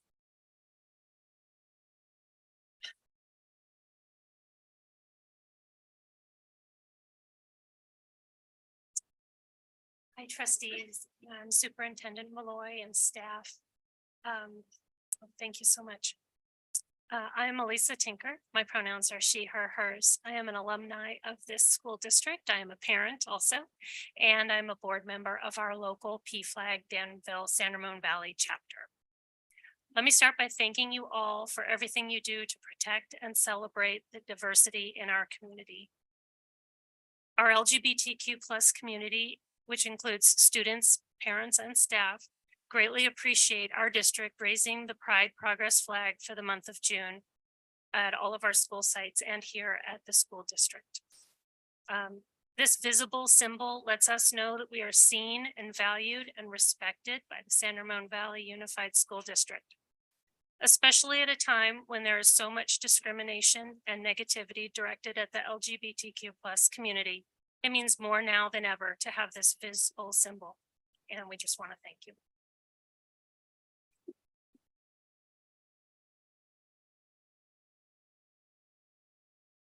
Country club parents up next, and then Cheryl, After that. Hi, my name is Crystal. Just wanted to go over a couple of things that some of the points that I had about that agenda. So my specific, to be specific, this is about the elementary school. This is not about the, the other grades. So, give me a minute. I'm a little bit nervous. I'm thankful that I got to hear somebody else's perspective before I came up here. First of all, I just want to say that. I think it's really important to keep different perspectives in mind when it comes to this kind of topic. I think that everybody in this room actually knows that this is not this is something that not everybody agrees on, right? From different backgrounds, from different beliefs and things like that. So I'm part of a larger group of parents that are from the same school, Country Club. I think the thing that triggered us first and foremost was the read alouds. There was a read aloud called Jacob's New Dress. And that was what initially triggered me. I saw it in the newsletter. But not all the parents read their newsletters, and that's another issue. I'm thankful that we had the time this past Friday to get together with Hong Nguyen, and we did talk to her about our concerns. But so the read alouds are definitely a concern for us. I feel like even though you guys approve of the books, or maybe some of them are chosen through that system, what is that system called? The Common Sense Media, right? I feel like if you guys are going to have the books and not give us an option to opt out, then perhaps you could ask like the parents, like what are our views on the books? There were 3 books in particular that had to do with like pride, like all that stuff, LGBTQ plus stuff, during one specific month. And I mainly had a concern on one of the books because one of the books was a little boy who was dressing in dress. He was playing dress up and wearing a dress. But the thing is, when he went home to ask his mom, can boys wear dresses? She said, of course they can. But that is a personal perspective. And so that's why I had an issue with that, because I have a kindergartner and I don't teach him that men can wear dresses. I'm not saying that, people don't do that. I'm just, because he already knows, like I have to tell him because he's going to see all kinds of people when he goes out in the world. But the messaging that is happening to our kids, we have kids that are going home saying, Mom, I want to be a lesbian, right? And then they'll come back the next day and say, you know what, I changed my mind. I don't want to do that. So we just don't want our kids to be confused about that kind of stuff. There's a lot more I have on this list, but I realize I have 3 seconds left. So I'll come back.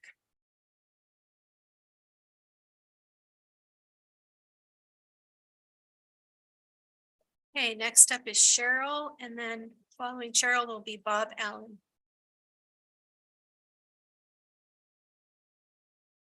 Hi, my name is Cheryl Laza, and while I'm an active PTA council member, I come today as a parent of a 3rd grader and a 9th grader who currently attend schools in this district.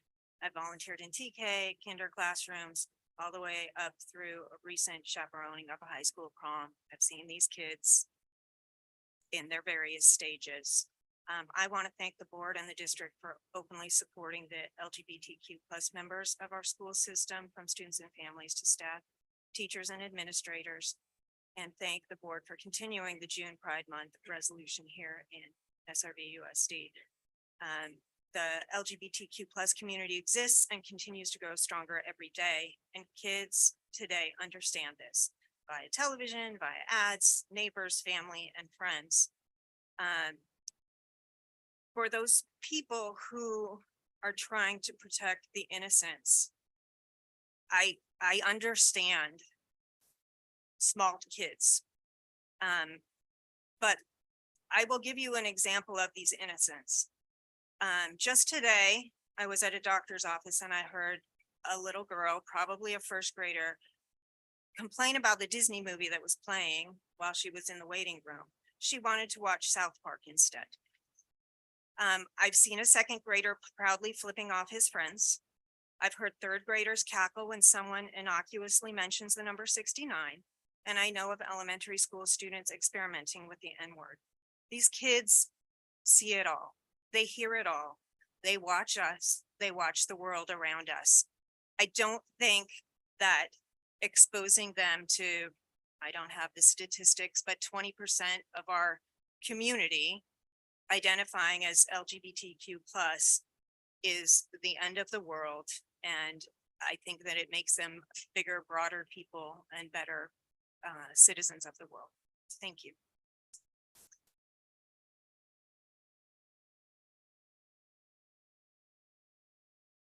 As Bob makes his way up, after Bob will be Lisa Disbro.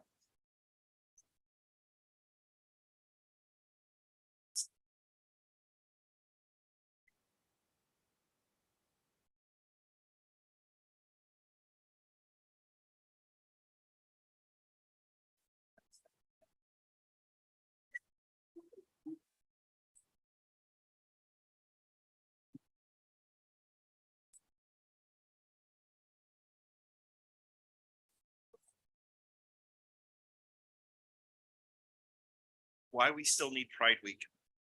We still need Pride because at least one political party uses the existence of LGBTQ people to scare the living daylights out of people. We still need Pride because queer kids are being called horrible names in the hallway. We still need Pride because queer kids are growing up in a mostly straight world. Ever since they're young, when they are grappling with who they are being bombarded with straight images almost everywhere. These images make them question if their thoughts and feelings are real when all they see are straight relationships. We still need Pride because families that have two moms or two dads now have to worry about roaming groups of women going door to door to talk about how a book like Stella Brings the Family or Jacob's New Dress is an existential threat to the families of San Ramon. More on that later. We still need Pride to counteract the lies said in this very room. Queer teachers and students have been slandered by members of this community. Politicians have called the historic art of drag as sexualizing children and characterized the parents that choose to bring their children to such events as abusers.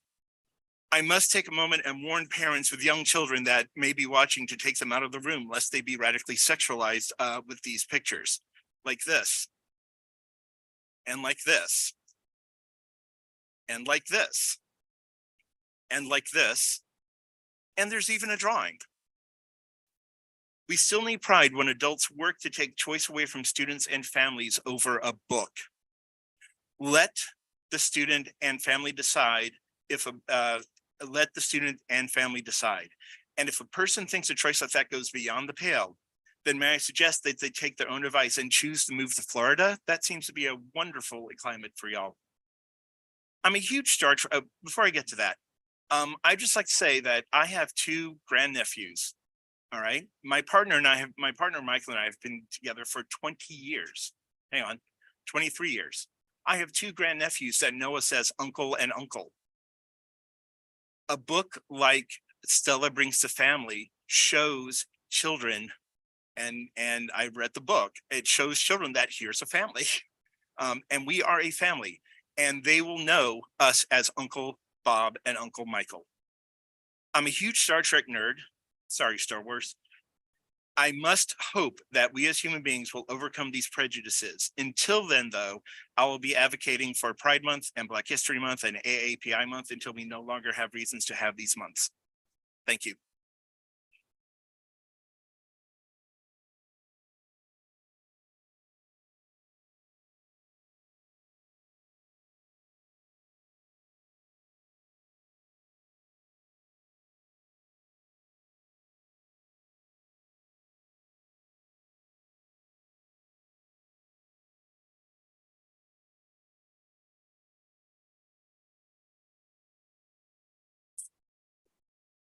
Good evening. Thank you for this opportunity. I'm Lisa Disbro, a recently retired teacher, and I wanted to bring to your attention the voices of both heterosexual and detransitioners and desisters.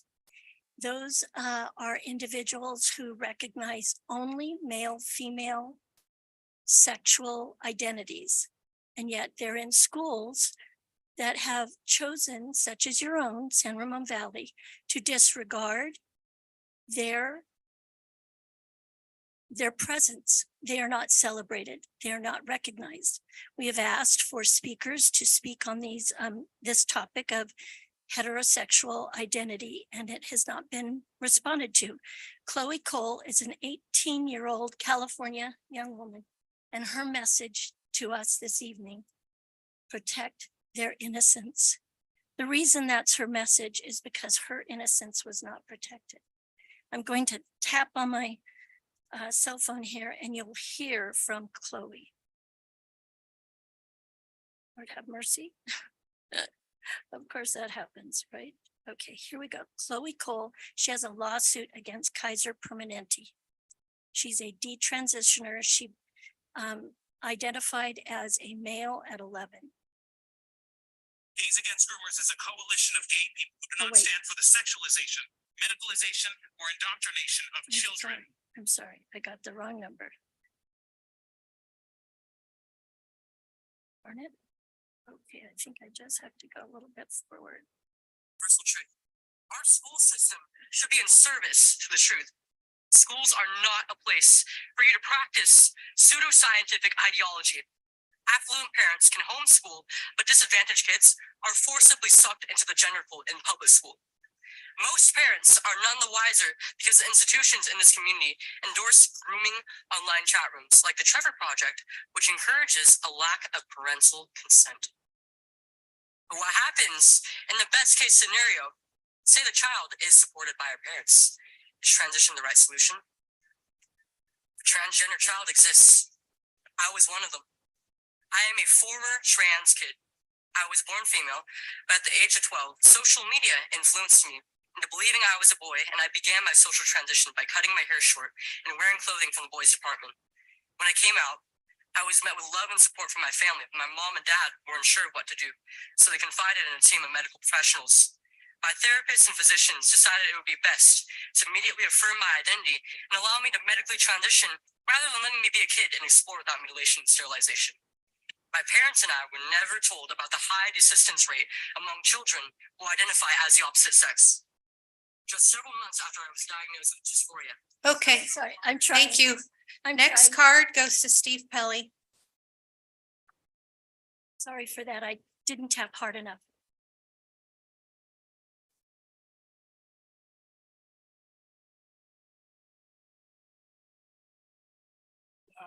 Wow, excuse me, my throat and the weather. Wow. We're all a label now. We're not human. We're Democrat, we're Republican, liberal, progressive. Move to Florida if you're not happy here.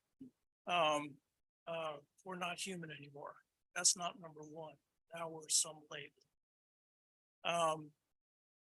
Or we're lesbian, bisexual, gay, trans, queer, plus, BLT. I don't know anymore. What I do know is that this flag represents sexuality, not humanness, sexuality. And this flag has no place flying over a public school, particularly a grammar school, that is promoting sexuality, not humanness, not who we are, it's sexuality. I hear a granddaughter ask me what this means. I'm in a position trying to explain this. It's bordered on pedophilia, is what's being promoted. We don't need to promote sexuality. We need to promote humanness, kindness to one another, and treating each other with respect.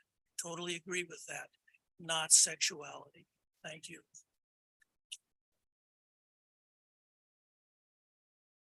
Next speaker is Taiwan's a Country, followed by Zaylee Fogelman.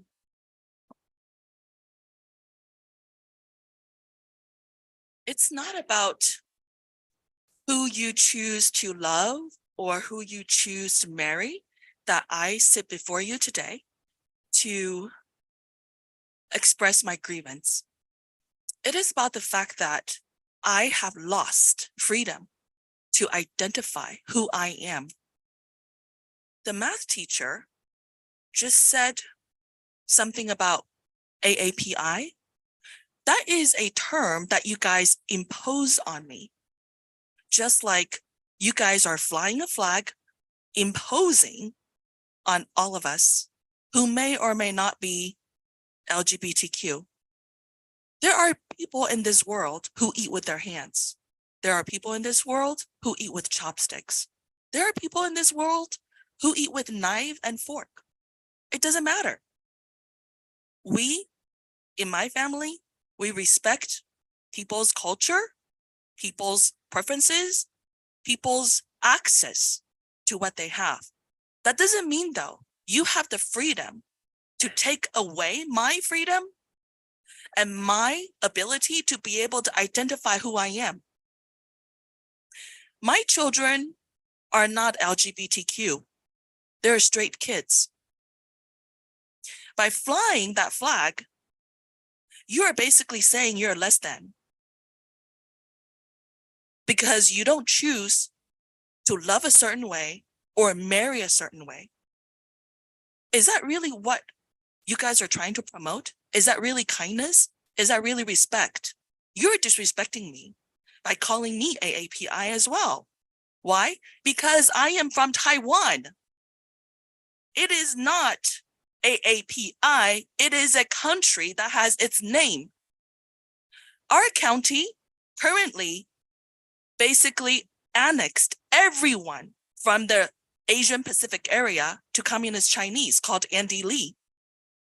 He represents all of us, including me, who is not from Communist China. And Communist China wants to bomb Taiwan. Why should I be under their leadership in America? You're back into the international world. Can you bring us No, back I to am San Ramon not. This Valley? is all please? the same. It's about labeling. It's about you imposing identity on me. Can you not tell me that if I were going to register, say, my grandkid these days, that you will ask me if I mark myself as AAPI, or can I say I'm Taiwanese American? It does have something to do with this. It's all the same. You have no respect for people like me.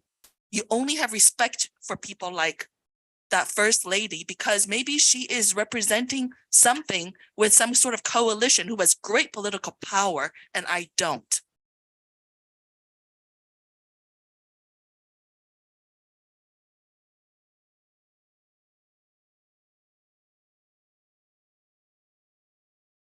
Hi, I'm Zaylee Fogelman. I'd prefer to use they, them pronouns. So if anyone wants to like talk behind my back, just use the right pronouns, please.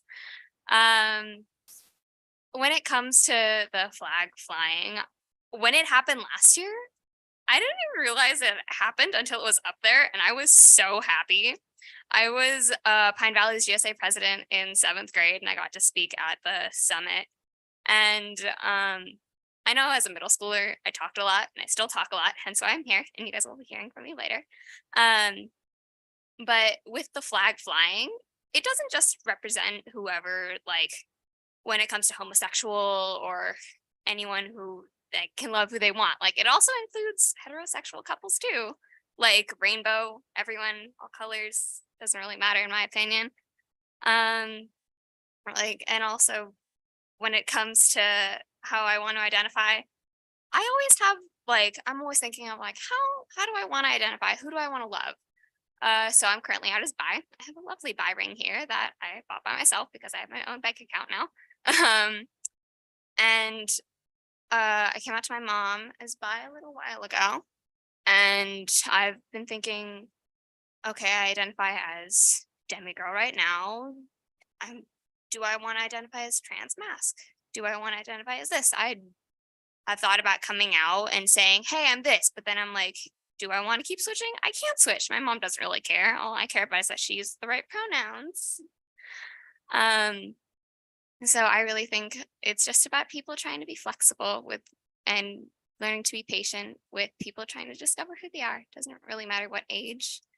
And I went to Country Club when I was a kid, and I read a book about a prince trying to figure out who he was going to marry when he became king. And he ended up falling for the knight, which was so unexpected and I loved it. All these stories include a prince finding his princess or a princess being saved by the prince. It's nice seeing a little switching up. Doesn't matter if the knight was a girl or anything. It's just that, wow, we have more things to include.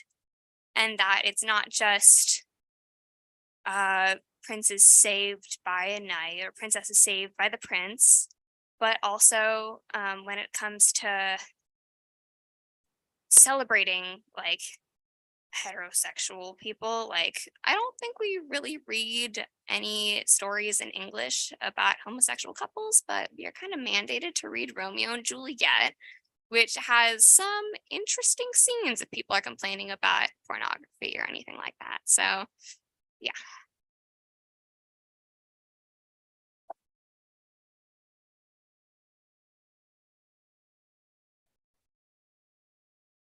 Hey, that includes our cards on 10.4. Let's move on to 10.5, which is our non-agendized public comment. These are items that are not on our agenda that members of the community would like to bring a concern to us. You have up to 3 minutes to speak. Please stay on topics that are related to school district jurisdiction. First card is, it just says Crystal.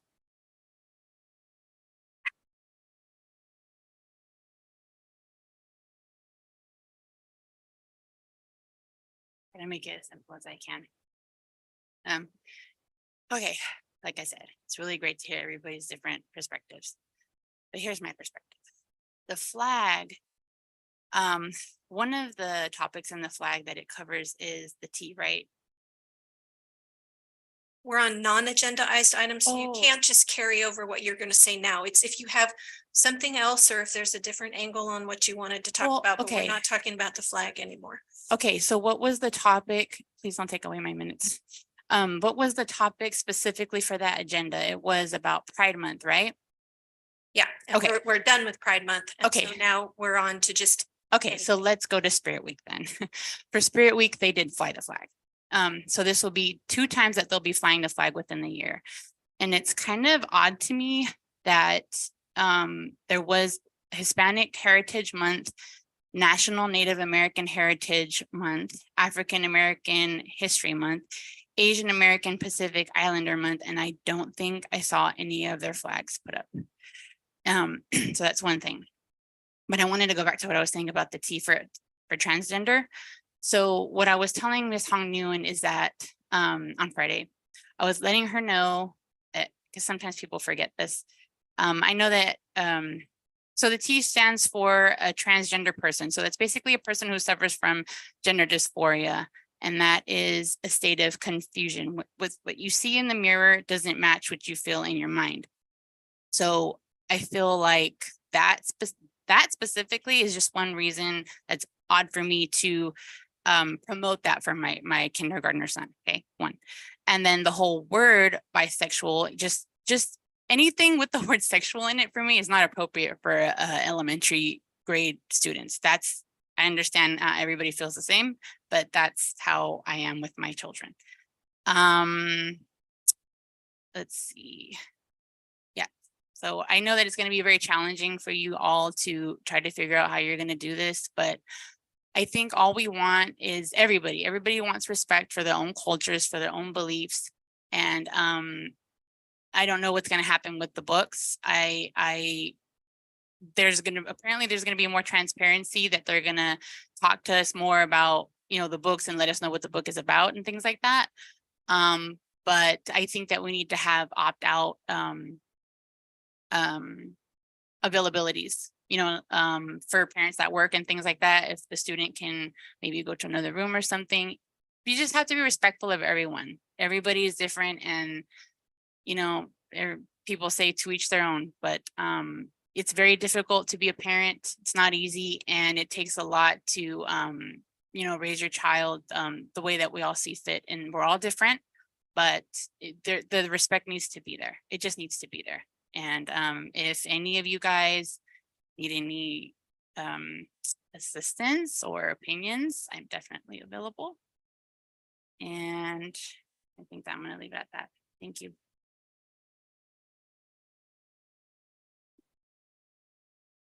Okay, the next card we have is for Zaylee.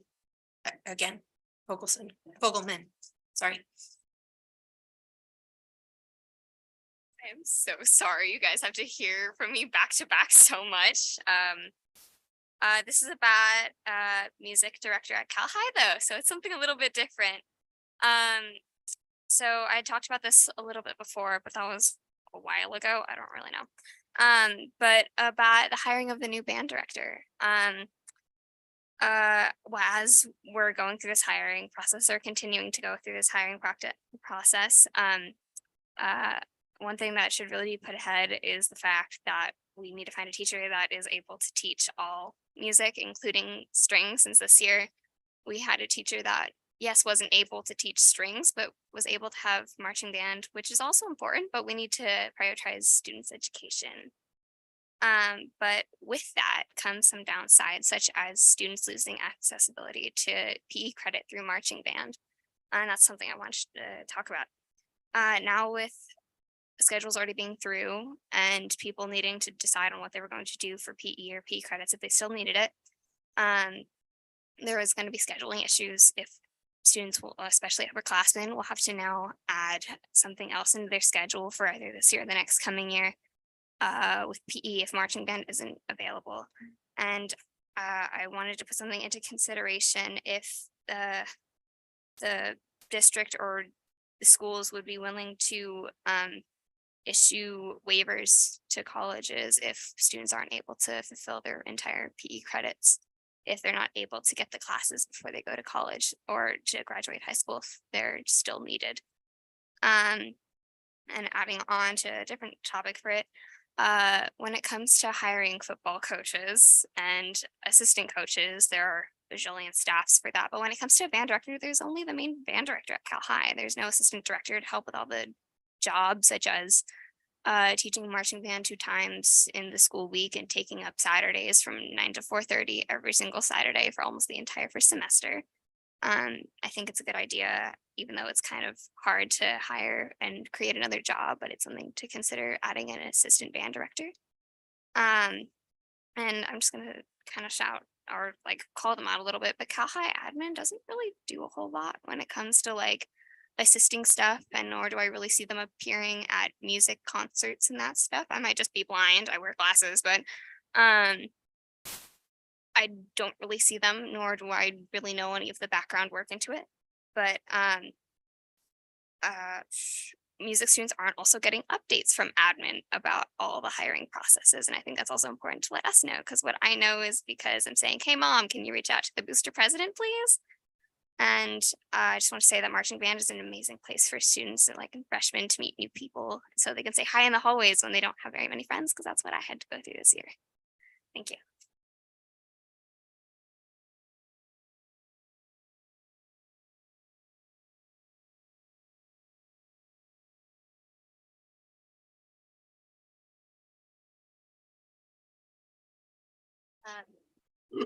Sorry. Hi, my name is Sienna. I'm a student at Cal High and I'm part of the Cal High marching band and color guard. And I just kind of wanted to talk about like, you know, my perspective on this whole thing or my feelings on this whole thing, because our music program and our marching band program are very important to the students. The community that has been created around those programs, it's a very supportive and accepting community that I take pride in being a part of.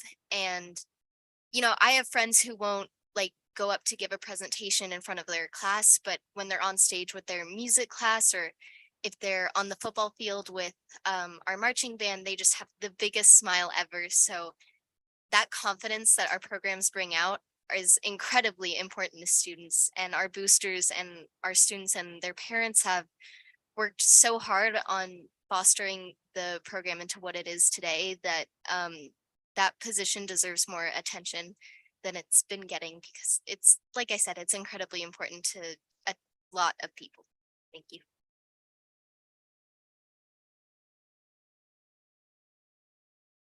Next card is for Raina Pasternak.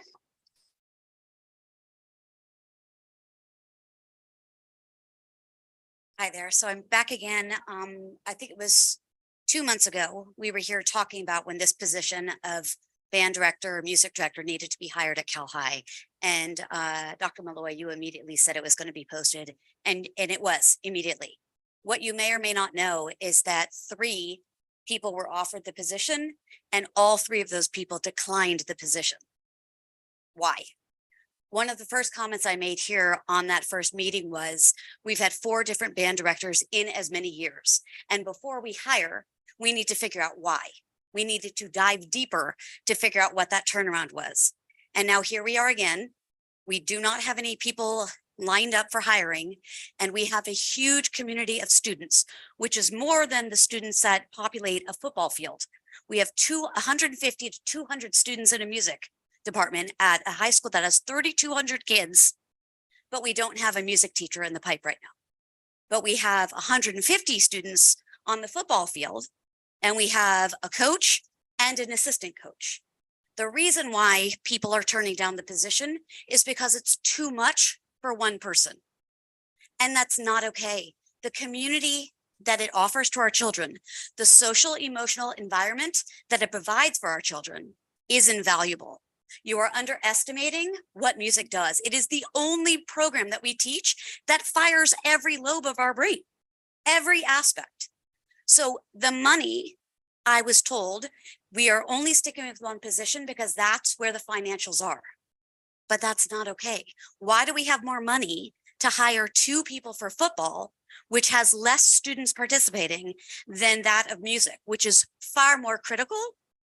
I would argue reaches even more people in our community than that of football, because we cross over on the football field and music, and we are out in the community. And I have a child that is part of the SPED community as well. And my child does not take music classes, but shows up for marching band. Without marching band, my son has no outlet for community at his high school. 0. So in order for my child to engage with his community at his school, it's through music. I implore you to dig deeper, to speak to admin as to why 3 people have turned it down, and to figure out how we can serve our community and our students in the best way, and doing the dive that I had asked of 2 months ago to figure out when we get someone that we can keep that person here for our community, because these students and this community need music. Thank you.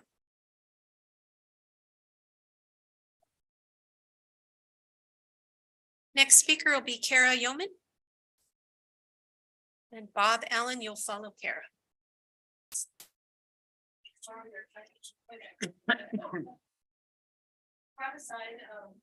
name is Kara Yeoman. I'm a team director. And I had to write a speech because I get really nervous.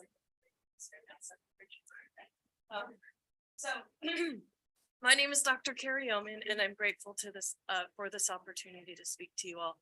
I am a teacher at Country Club. I'm a teacher at CSU East Bay and Humphreys University. But what I'm here to share is what's going on in my classroom. I've heard a lot of comments and ideas about what's happening in elementary schools, especially mine. So I thought I would take a moment to walk you all through.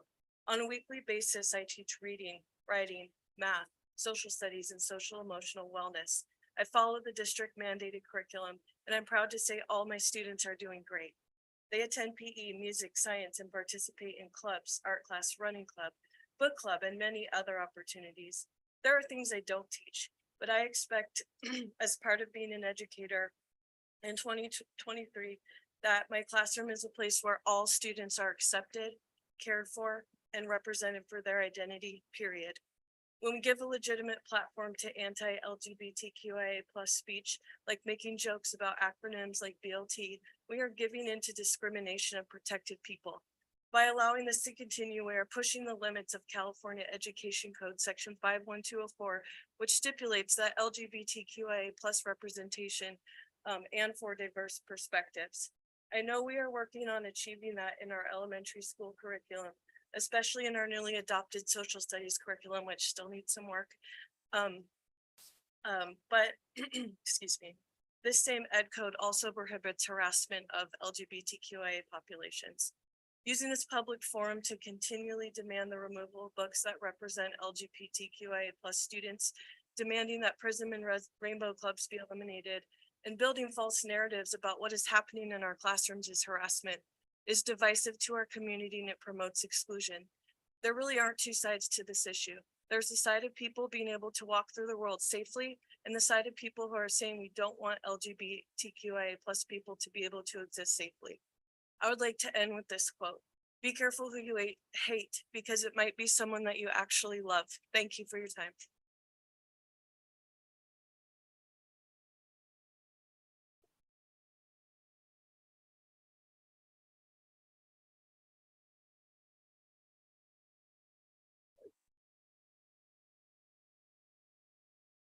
Okay, SAT people, here's a word for you. I'm gonna go off piste a bit. I was gonna talk about how I was gonna congratulate a member of the community for advocating for parents helping children transition between genders. His comments can be watched on the video from last thing, but I think I want to address some of the comments made today, if I may, and if I get off track, please let me know. Last month, we had parents coming up concerned about the books being read in elementary school. Today, we have parents being concerned about the books being read in elementary school. And none of this is going to get solved unless we have a conversation about it. There are people in this community, there are people in this room that I do not think I could budge or anyone else could budge. I'm not going to waste my time on them. But for the people who are concerned about those books, I am also concerned about introducing sexuality in kindergarten, TK. It does not belong. But in those two books, Jacob's New Dress and also in Stella Brings the Family, there is no talk about sexuality.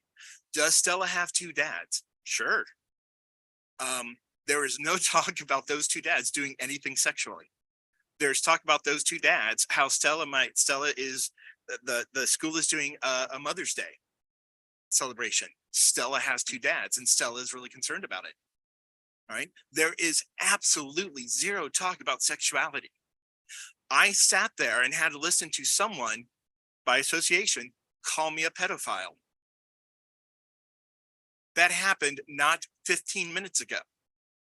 In nowhere in my classroom do I bring up, hey, I say I'm gay. Shocker. I have a partner of 23 years. How dare this community, anyone in this community, call any queer teacher a pedophile? It's wrong.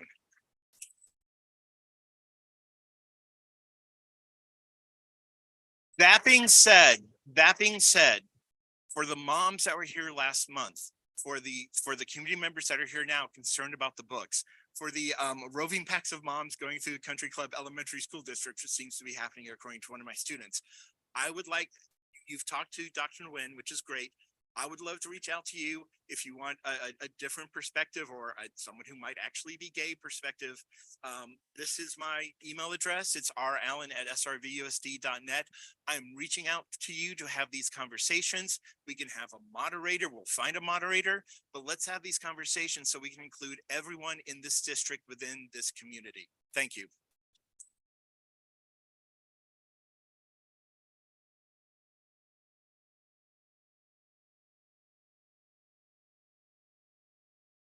Okay, next speaker is Cheryl Azen.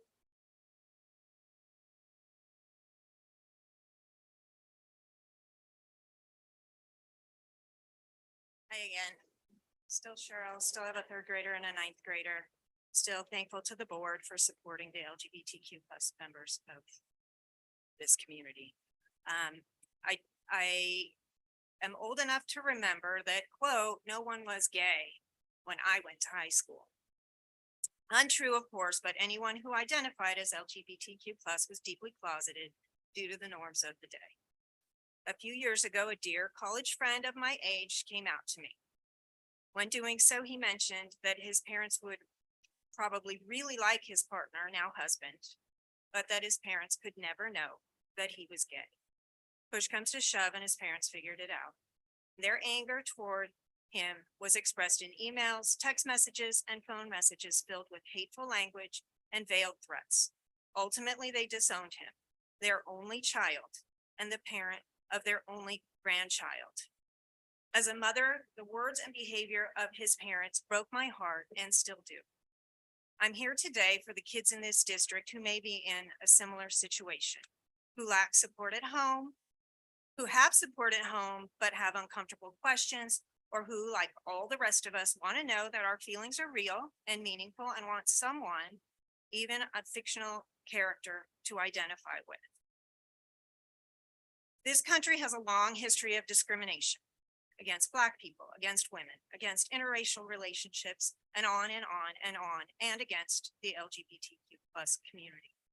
Denying a group's existence doesn't make them go away. Discriminating against groups of people doesn't make them disappear. Norms continue to evolve. Schools are for learning about where we came from and where we are now. Trying to shut down subject matter because it makes you uneasy is your issue. Supporting kids in all their various forms is everyone's issue. The kids are watching and they know who stands with them. And I thank the district and the school board for standing up for all of our kids.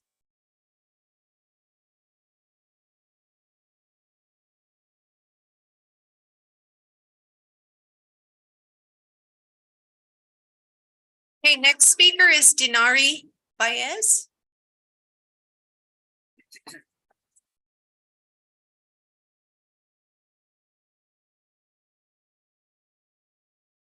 Hi, my name is Denari Baez, and I'm a senior at Cal High, the president of our Black Student Union and a victim of systemic racism perpetrated by the school district through literature. Books like In Cold Blood, which are a part of my English department's curriculum, which contain the N-word and display an act of racial violence, are not helping to solve the problem of racism, but are contributing to it. Every time I read about a Black character being called the N-word and predictably killed, it is re-traumatizing. And it's time that you realize that the racism you perpetuate is systemic. Books that we're exposed to about Black people almost always fall under 3 categories: slavery, Jim Crow, and contemporary stories about children growing up in struggling families or teens dealing with violence. It may not seem like a big deal to you, but constantly hearing this one-sided view of Black people in literature makes you feel isolated and misrepresented. What about Black leaders, professionals, or explorers? Why can't books with Black characters feature the diverse storylines that books with other characters include? They fuel the narrative that Black people are defined by the N-word and their bleak and fatal struggles, and that our triumphs, zeal, and our strengths are not worth reading about. It is demeaning and dehumanizing. It leads to many students thinking that all Black people are like the one-sided Black characters that are introduced in books. I thought we left this behind 50 years ago. Why is it that still today, students are bombarded with stereotypes about Black people and slurs that are humiliating and hurt to hear? This needs to change. Books like To Kill a Mockingbird, Of Mice and Men, and In Cold Blood should not be included in the curriculum on such a large scale because they are re-traumatizing to Black students like me who still today are being called the N-word and have to worry about racial violence targeted towards them on your school campuses. Furthermore, they cannot be the only books involving Black characters. Equity, diversity, and critical race theory are important because they give us the opportunity to seek out new experiences, new ideas, and promote critical thinking. They change the way we think and ultimately improve innovation, problem-solving skills, and creativity. They can help us smash previously held stereotypes. We gain insights into our own thought processes, life experiences, and values as we learn from people whose backgrounds and experiences are different from our own. 1 month ago, my English teacher and principal promised to make changes to the curriculum, yet there has been no follow-up. We need an educational systemic response.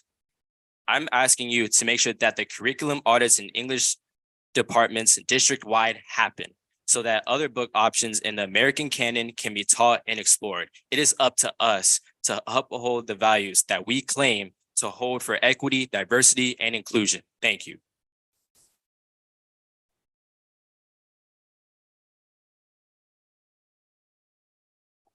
Okay, next speaker is Taiwan's a Country, and then Lisa Disbro following her.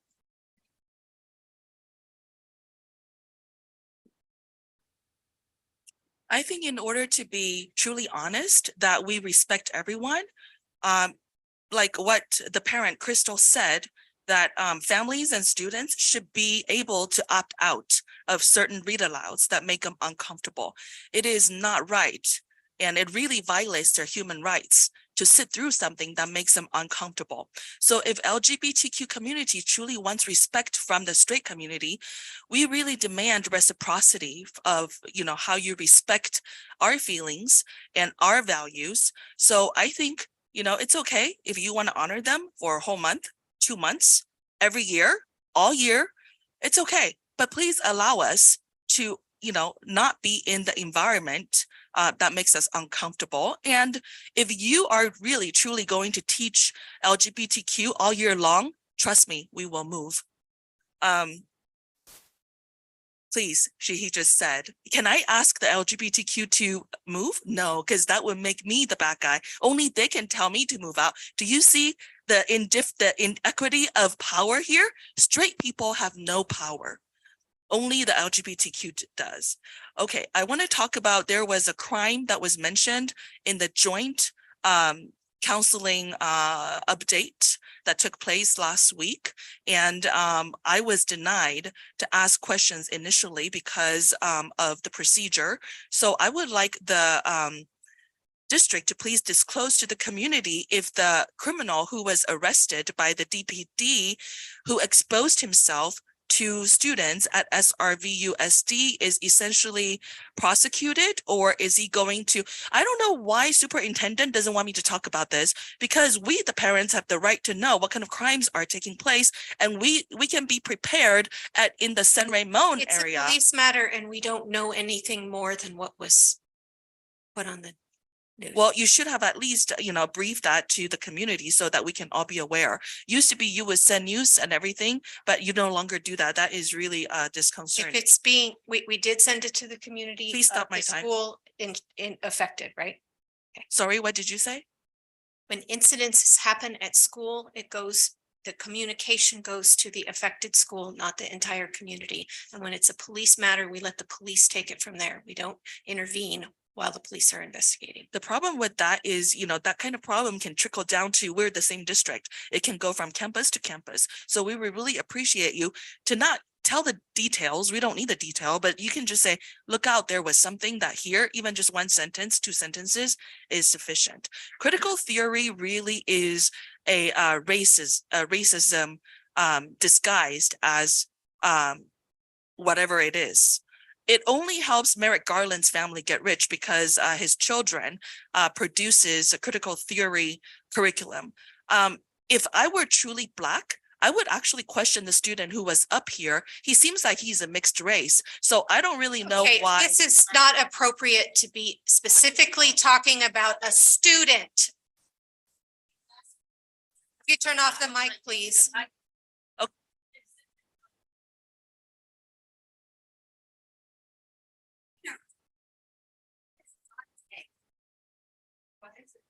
Next, but please don't do this in the audience, and please don't egg it on, okay? I know you mean well, but we're not gonna have community fights in the audience. Next card is for Lisa Dispro.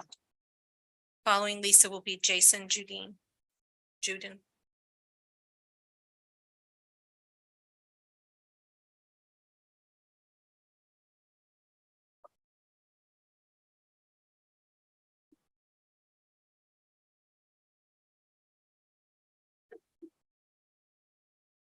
Good evening, Lisa Disbro back. What I wanted to bring out is that no one is not seeing other people, no matter what their views, opinions, gender identity, or sexual orientation is. When a student registers through their parents, they become a part of your community. They have equal access to everything available to all other students and families. They're included in a classroom with a specific teacher. If they have an IEP, they're included in the special ed services. There is no invisibility. That is a false statement. We see everyone. We don't agree with everyone. That's the distinction. And we don't have to. Yes, there are pedophiles. We have teachers in districts being removed from their classrooms for such behavior. You guys know that, right? You're aware of that. I could name the districts here in the Bay Area. We have teachers who are having relationships with minors. We've actually had laws changed to minimize the age difference and the the criminal consequence depending on the age of the minor. We have a group of people that have the acronym MAP, MAPS, Minor Attracted Persons. That is a reality. You cannot dodge that. We are concerned about our children being exposed to sexuality in the public school system. We're asking and saying your primary obligation is academics. The viewpoint of the family is our own. We don't owe you that. We don't have to sacrifice it because we can't afford private education or homeschooling. That's ridiculous. Our taxes guarantee us our First Amendment privileges and rights. And the Non-Discrimination Act protects us as well. I have a culture. I'm not fragile. I'm not biased because I'm white. Listen. That's the dynamic you have created. Inequality. There's a favoritism established. There's a two-tiered system here. You're not alone. You're in the Bay Area. But it's a two-tiered system.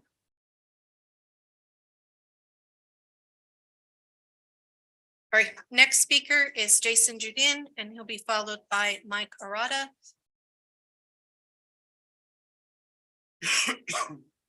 Hello, I'm Jason Judin. I would like to bring attention to an issue that is troubling me as well as other members of the California High School Music Program. Obviously, the past 5 years have been an extremely difficult time for our program as we have had five directors. We are coming up on our sixth for the upcoming school year. I think I speak on behalf of hundreds involved in this program when I say that I'm worried about what is to come in the future for us, the very shaky program. Excuse me. In an email from Counselor Bellini at Cal High to the marching members, a B-period marching program was considered for next year. This would not be optimal because more than half of our program already has a B period this year. So even if there would be other rehearsals in the schedule, they would miss out on important instructional time. As there is no confirmed hire for the director position next year, there is an EndJoin post describing the position. This post contains absolutely no information about what the job actually is, other than its salary range and other qualifications. All of the previous directors have put extreme work into the program outside of school hours, especially for the marching band program. And this responsibility should be reflected in the listing, or at least a list of some of the music classes that the director would be responsible for. It is a huge logistical way to run the marching season. It is important that they know what they're doing. I am excited for the next season already and the art that we will create with whoever ends up leading us. And another point to add, as an open bisexual, I have never seen as much homophobia and transphobia as I have seen tonight.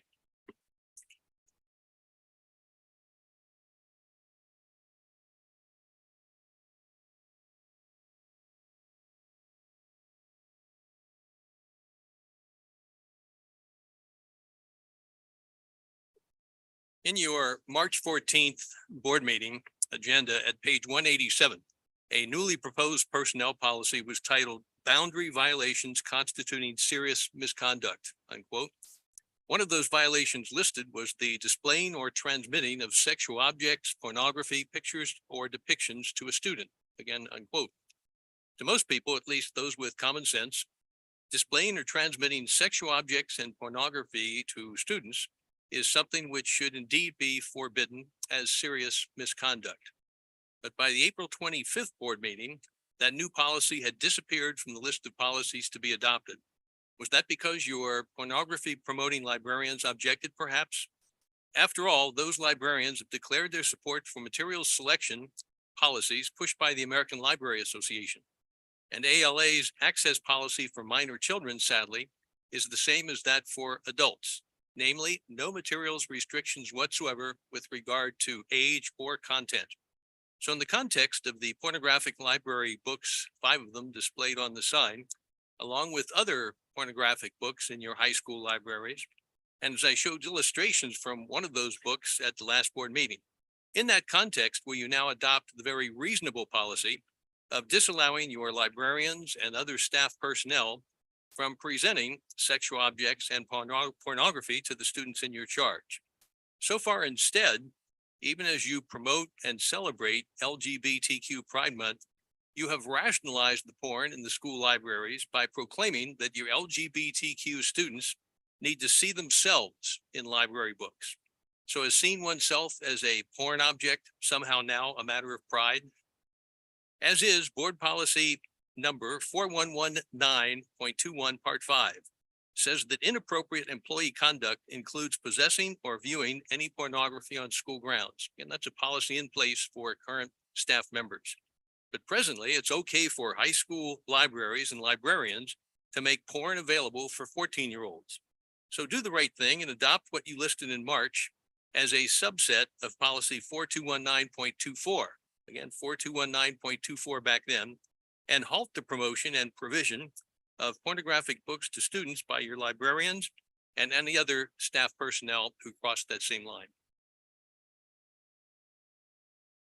Okay, that was the final speaker on non-agendized public comment. Let's move on to 10.6, our association president's reports. Tammy Castelluccio, please.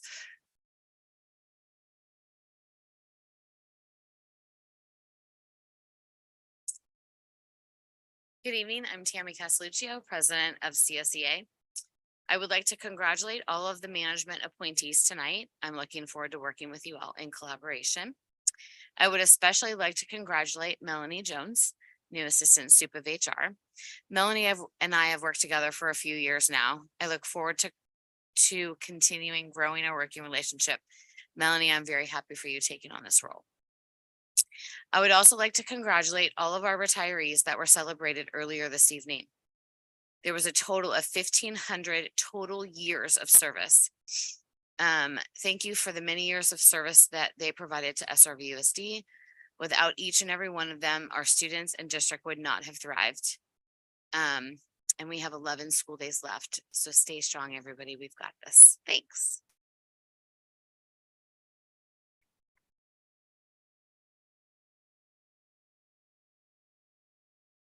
And next we have Laura Finko, our Servia president.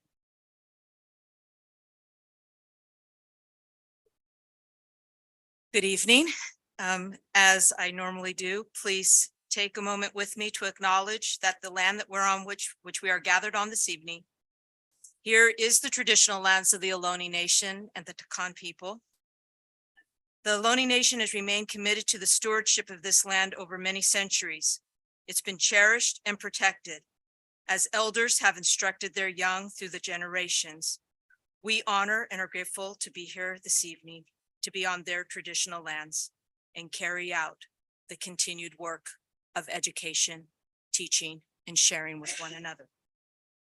My name is Laura Finko. I am the president of the San Ramon Valley Education Association, overseeing the over 1,700 non-managerial certificated personnel in this district. This last week was National Appreciation Week, and on Friday, Servia hosted a celebration for all of our members. I want to thank the board. I think I heard from all of you, whether it was an email or in person. And I want you to know that your words of gratitude were very much appreciated, as were Trustee Clark's cookies. Our educators work hard every day to make sure that every child gets the best in their educational journey, and hearing that thank you means so much. Speaking of which, I also want to publicly thank all of our retirees, whether they are Servia, SEAU, CSEA, or any of the others, including some of the administrators and management. Their collective years dedicated to our students is inspiring, and we wish them well in their next chapter. Earlier this week, I got information about the governor's May revise. I'd like to commend the governor for fully funding the cost of living adjustment for the local control funding formula. In fact, the May revise increases next year's COLA to 8.22%, which means we have the opportunity to do more for our students, protecting the progress that we have made over the recent years. You see, when SRVUSD says hashtag for our students, it's not just rhetoric. It's deeply embedded in who we are and what we stand for. We focus everything we do, including our negotiations, on what is best for our students. Every month at this meeting, we hear about the great things happening at our schools during the school highlights. And throughout the year, we have heard from educators who have come forward to express either their support for students, as Mr. Allen does almost every month and Dr. Yeoman did this evening, as well as ensuring programs stay intact, as our secondary teacher librarians recently did, as they advocate for their rights, for their students' rights to access literature. Our educators show up every day and put forward their best because that is what our students deserve. Who won the poll? Last month, we recognized Day of Silence, and tonight we have a resolution about the LGBTQ Pride Month in June. Both of these acknowledgements of support of the LGBTQ community brought forth comments that were very troublesome and marginalized our LGBTQ students and staff, as well as spread disinformation.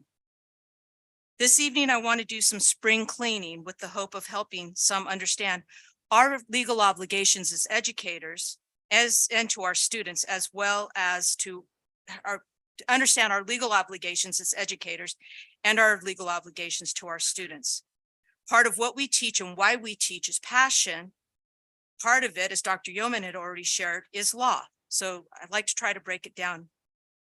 First of all, we have the California Safe Place to Learn Act, which requires districts to work to reduce discrimination, harassment, violence, intimidation, bullying on actual or perceived characteristics such as race, gender, sexual orientation, religion, and disability in public schools. That's Ed Code.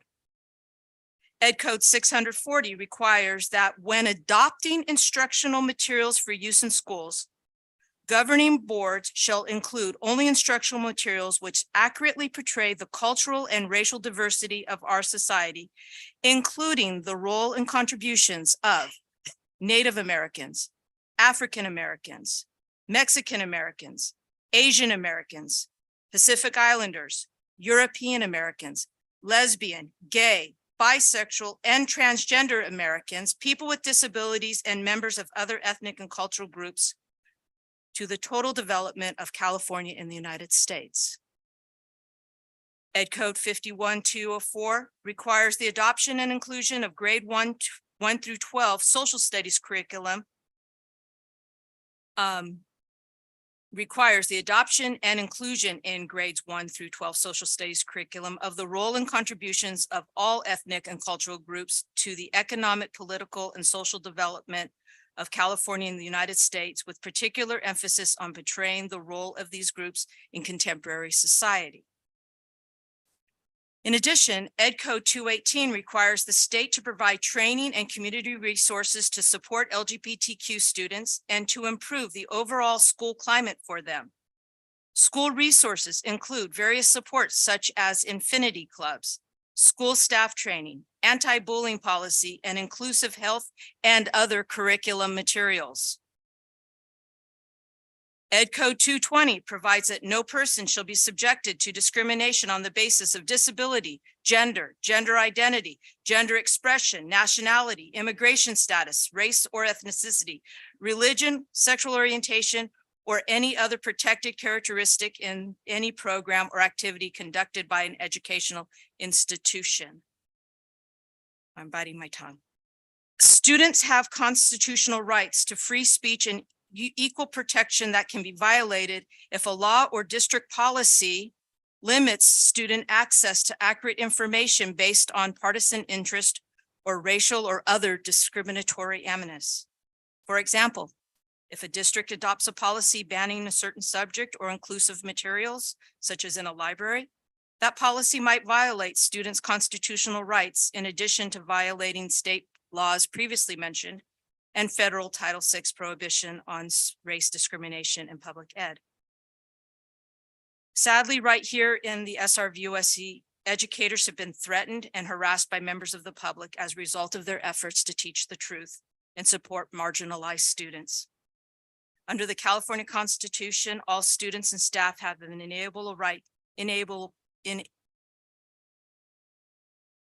y'all know what I'm trying to say. We have a right to attend our campuses, which are safe, secure, and peaceful. Given the inflammatory terms in which these attacks on diversity are being waged, such as falsely characterizing LGBTQ inclusive curriculum as predatory behavior, sexual grooming, or even pornography. It is also of grave concern that too often in the public comments go as far as identifying openly public educators' names and places of employment. This opens our educators up to threats of violence and attacks, as well as puts our students at risk. I call upon our management partners to investigate their obligations to legally protect our educators and students and stop the hateful rhetoric being spewed under the guise of the First Amendment. At some point, this disinformation needs to stop. As educators, we have standards, we have laws, we have policy, we have ed code we must follow. As educators, we are obligated to ensure our schools are safe for all of our students. We are obligated to provide inclusive instructional material. I'm grateful for the teachers in my life who paved the pathway for laws like Fair Act and Safe Schools. I'm grateful for those educators who bravely speak out and make sure our kids see themselves in our curriculum. And for every child watching here tonight, unicorns are beautiful. Be true to yourself. Thank you.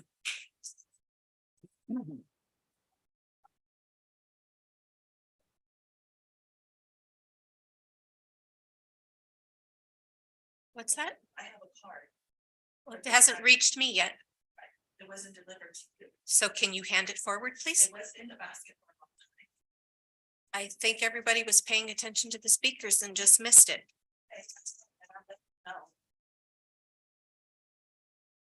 So Taiwan's a country, you may speak on 10.6. It is very clear today who is being bullied. It is people like me who have no political power, who has no coalition. It is children of mine at school who do not have teachers who even dare to back them up, because it is very clear that everyone has rights except the people who are either religious, conservative, or insist on being straight and not have their values be adulterated with other people's values and beliefs. We respect everyone. We can work with everyone. I respectfully listen to everyone. I did not call anyone names. I was called names several times, including I cannot comment on anyone's comments, but anyone, including minor, can comment my comments, and What does this therefore have to do? now smear me in the public. And my own trustee, whose family is also LGBTQ now, is trying to take away my time to speak.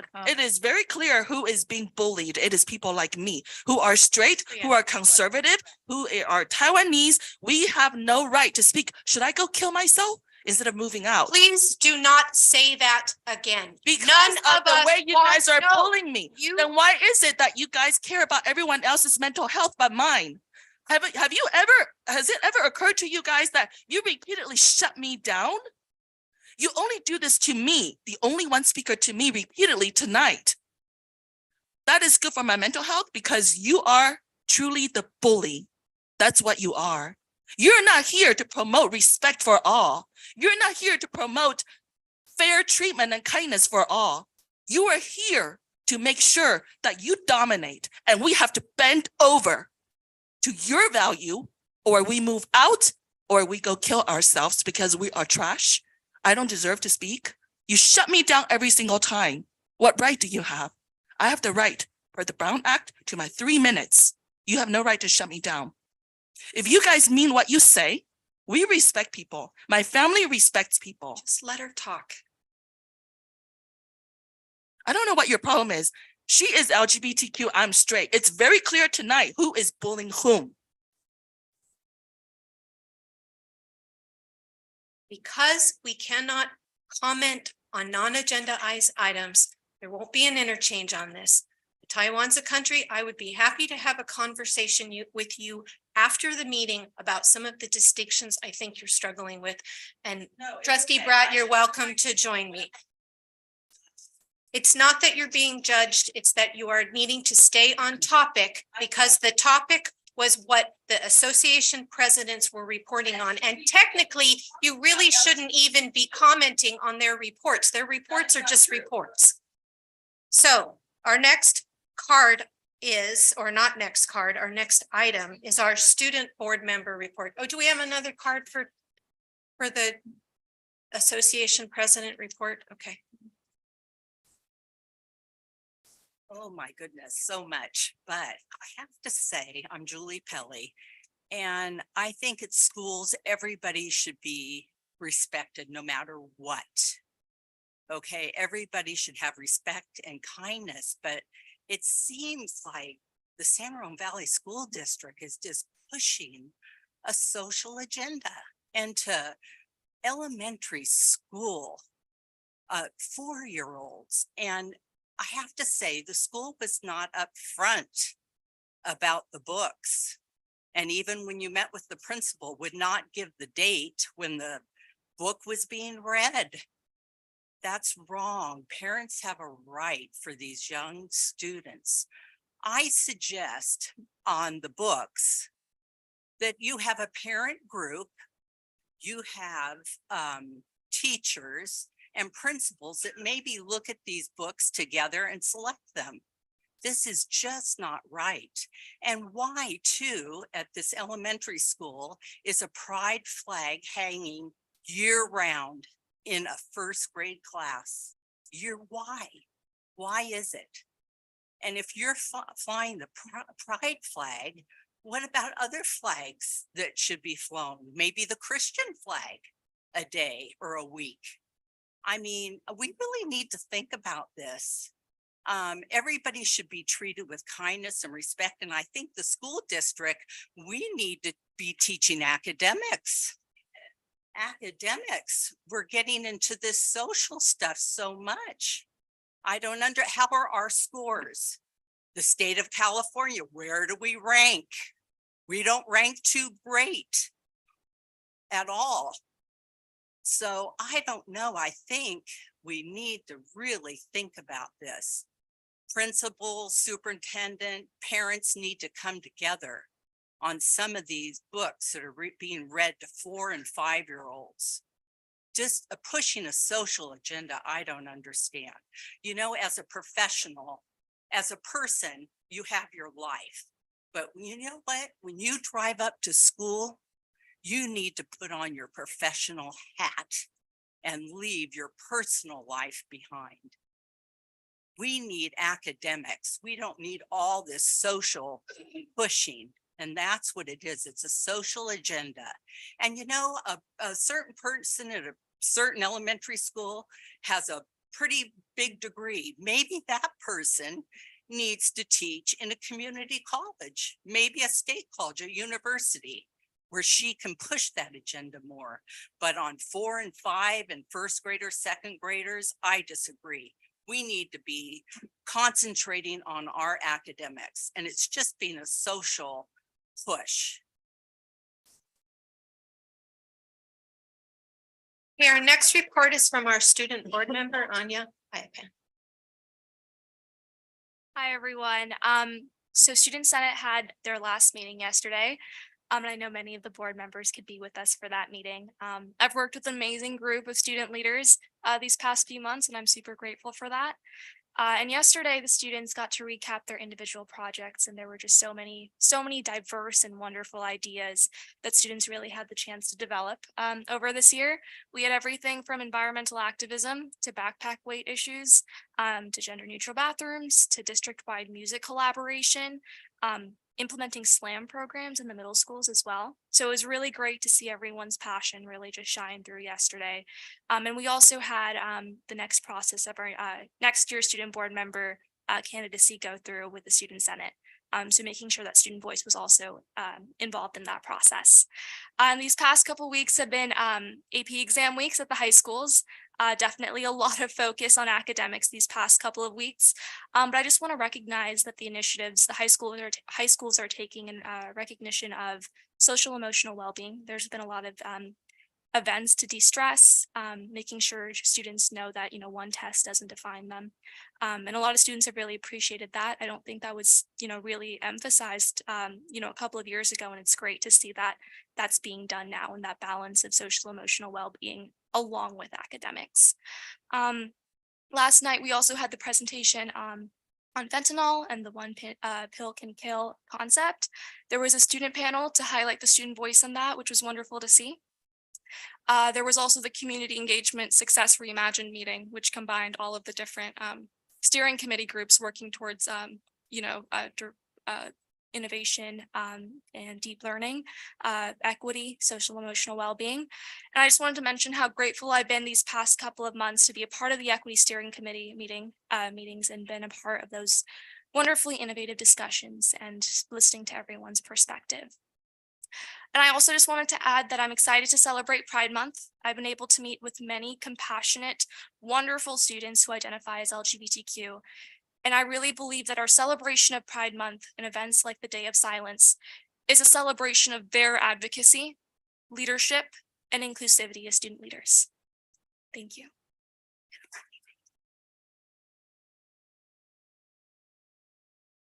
If you can stay just 3 minutes, there is a yellow card for your review. Yeah, of course. Lisa Disbro.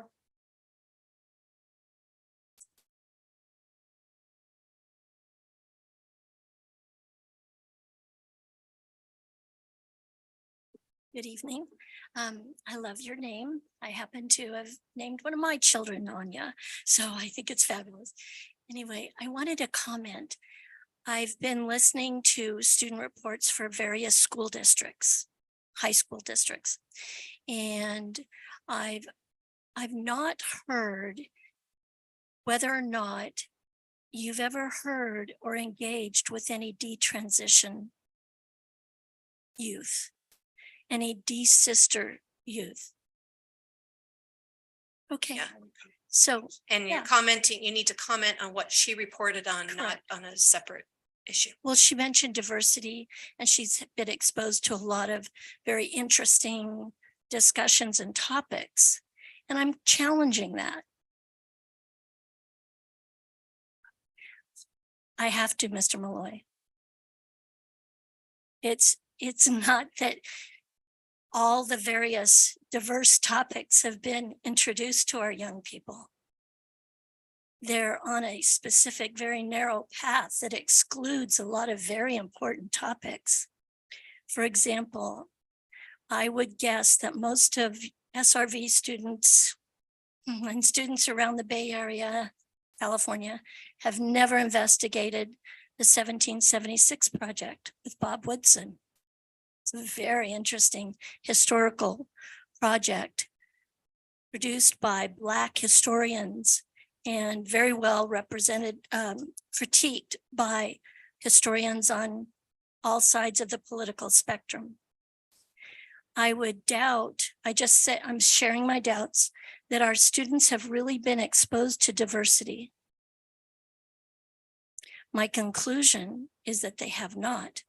They've been exposed to a select brand of thinking, and they're very well versed in that. And instead of engaging in civil debate back and forth and listening to other people that they totally disagree with, but evaluating their points of view and stuff, we have hostility in the sense of we who disagree with some views are haters. That's not okay. And that has been promoted. And it's on both sides, and it should never happen. Every person is a unique, precious, sacred life, no matter how they proceed in their life, unless they're a criminal and they're hurting us, right? But I I mean, we want to be safe from criminals, but what I'm saying is, I don't think you really have a diverse program. You have a monotone program. And we have another card from Taiwan's a country for our student board member. And I'm already given the dirty look. I guess I'm really hated in this district. As a parent and as a teacher, I just want to say that it really is, I want to echo what I just heard, that you guys really don't have a diversity. Whatever you're studying right now is very single-handedly imposed on you from top down. So I don't even know if you guys are able to think for yourselves. And even if you're able to think for yourselves, do you dare to even voice your opinion? And if you voice your opinion like me, and everyone ostracize you, including the ones with the power, are you able to hold up? This is really what mental toughness is. So for all the mental health that you guys talk about, you guys are actually the bully of people's mental health. And also, if I were a teacher, and I do still have credential that I'm able to teach, but I refrain from teaching these days, because with president like that, and with my position like this, there is You're no not on way the I can student survive. board anymore. You've left. That is true. You've I left the agree. rail again. Okay, Can you that is please all. come Thank you. back? Okay, that includes, oh no, we have one more report. We have the superintendent's report. Thank you, President Hurd. And my allergies are impacting my voice, so I probably will need to be a little briefer tonight. I've just finished 35 school visits. I have one more visit at our venture program. And what I've gotten to see across our district is very different than what we sometimes talk about in here. You've joined me, so I'm grateful for your presence at those visits where we engage students, where we engage staff, and where we visited classrooms. And I'm so grateful to report to you that academics remains front and center in every single classroom, and our data does prove it. Our kids are engaged in ways that are so important, because we talk about student voice and choice, and it's happening. Our students are debating deeply, and that is part of what's happening in our classroom. So again, having been in all of them, there's a lot of diversity, and I'm grateful for that. So I think what we've gotten to see when we're looking at how we're teaching kids to read, and we're using all the latest research, and we're seeing amazing success. When we're looking at how our students are engaging in real, authentic, real life learning tasks, because we've got problems to solve. As young as 4th grade the other day, with absolute poise, explaining why she needs to be at school. I can go on and on. The point is, it is really great to see what's happening in our schools. A lot of the conversation here speaks about our polarized views. And that's fair. This is a place for it, and people's voices can be heard. And it's sometimes very hard to listen depending upon what is being said. But there are a couple of things that you have directed us to do, and I keep saying them every month. Safe, cared for, included, and respected. Period. And we're not going to agree on how that looks. But that's where, and I think it was Mr. Allen who said, we're open to the dialogue as long as it isn't simply a back and forth without any sitting at the table, open to truly listening and understanding, because safe, cared for, included, and respected means very different things. But I will name this. We've talked a lot about curriculum materials, and tonight you've heard about LGBTQ materials that people may not appreciate, and you heard about one of our students who spoke about how he personally feels related to some of our texts of mice and men, etc. Again, very intense, emotional topics. So yes, you have given us a direction to look at our curriculum materials. And yes, our teachers do make those decisions. And yes, we're engaging in those conversations, but they're not either or conversations. So whether you identify in this way or that way, and you have strong opinions, and those are all valid and fair, and that microphone is for that purpose, our job is a lot more complicated because we still have students like the one we heard saying, this isn't good enough. And it's not because anybody indoctrinated them. That was his honest feeling about a text. Just as we've heard from parents regarding their honest feelings about a text. But the trouble is it, and I've said it before, it gets pretty personal. And people who identify in different ways feel very hurt by that as well. And I just wish that could somehow not be a part of the equation, even when we're having difficult discussions. But dialogue is key. Petitions, protests, and public comments are a legal right. But it's not going to resolve anything from our perspective. Student voice isn't just a thing here in San Ramon anymore. We are really listening. And what our kids are asking for is not actually as intense as what we hear in here.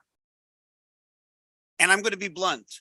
I sometimes feel, even though we as the adults, the educators, the parents, the community have a significant role to play so that our kids are well, our voices are filling the rooms too much.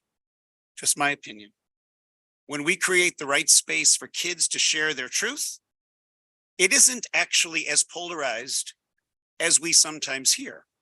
So I would ask us to consider how to allow students' voices to fill our rooms. But again, I'm going to end the way I started.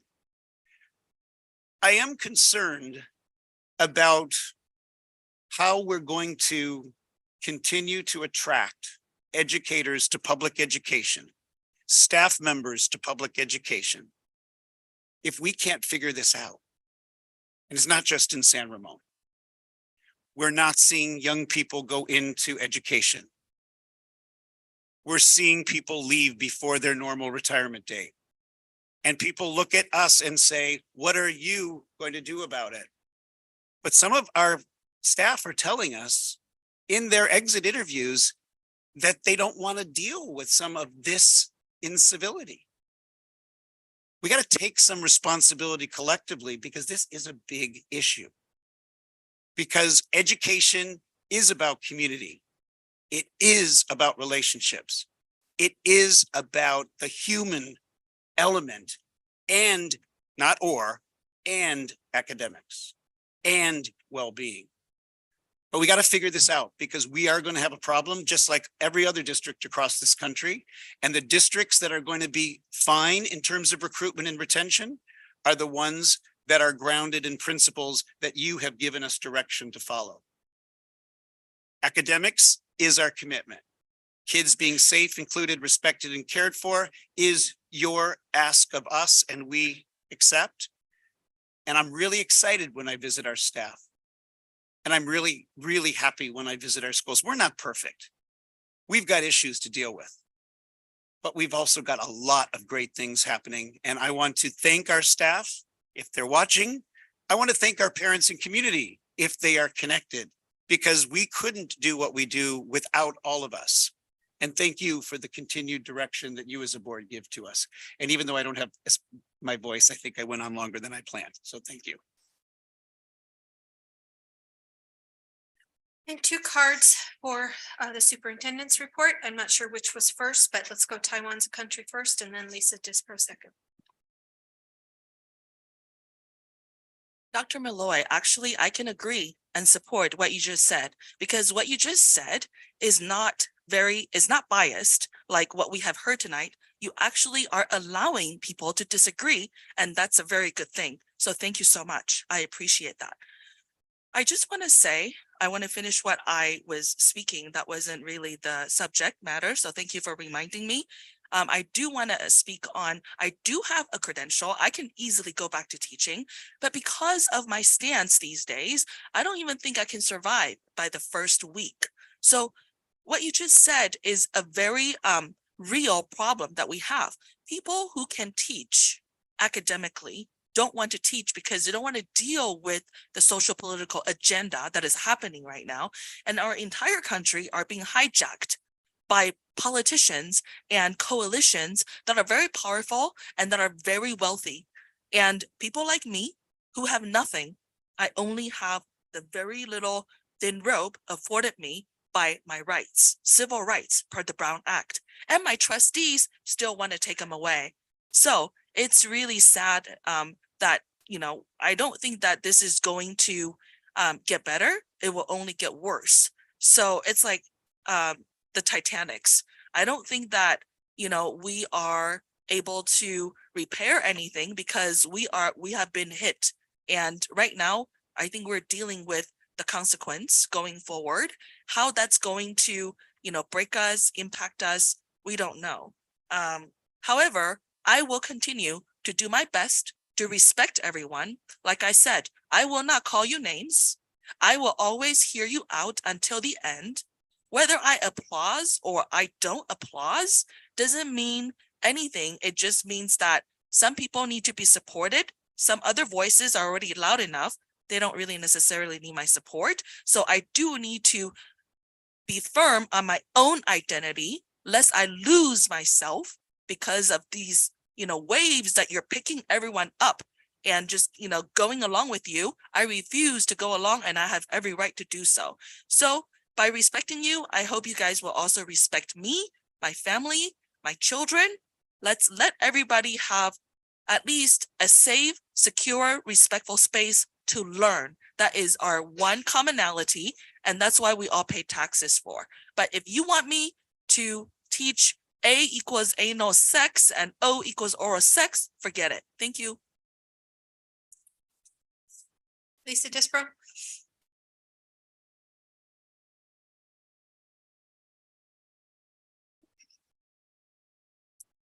Hi there. I guess I'm kind of chatty tonight. Safe included, and I missed the third characterization, respected. Can someone provide me the missing characterization? Cared for. Cared for. Okay. So I am in contact with a lot of parents throughout Contra Costa, Alameda, Solano. They're not feeling safe. They're freaked out. Their children don't feel included. They're afraid to say what they think and what they value. Does that grieve you? That grieves me. I don't want anybody to be in that place. They do not feel respected. I am meeting with people of various faiths and no faith. Frank Rodriguez is the Gays Against Groomers spokesperson. I was going to play his portion of his speech tonight. He's a gay man. His message to you is protect their innocence. We're not talking about adult choices. We're talking about minors. 99% of the students in every district are minors under 18. Your DEIB, your LGBT plus, the social atmosphere is so oppressive to people who do not share that vision. They're hardworking, loving parents. They want their kids to grow up and have kids. They don't want their child to be like Chloe Cole, who had her breasts removed at 15, who had testosterone and other drugs. She has all kinds of bladder issues, internal organ issues. She has mental development issues. I could go on and on. She has skeletal issues. She's prone to cancer, many forms of cancer, because of these horrific drugs that are not FDA approved. This is experimentation on our future generation. I want to say to all those parents possibly listening, if you're curious, go to ourduty.group or advocatesprotectingchildren.org. There are groups that will help you navigate these challenging waters.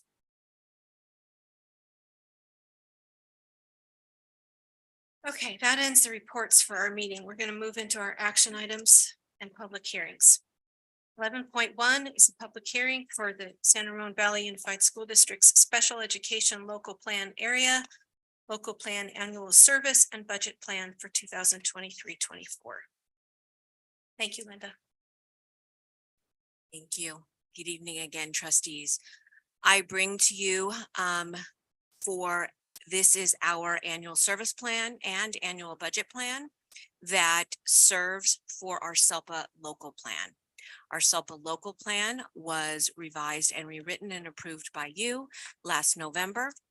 We will be coming to you again next June with a revised local plan as well. And annually, we come to bring the service plan and budget plan, which conform to the requirements of AB 602 and our student information system, which is currently CalPADS.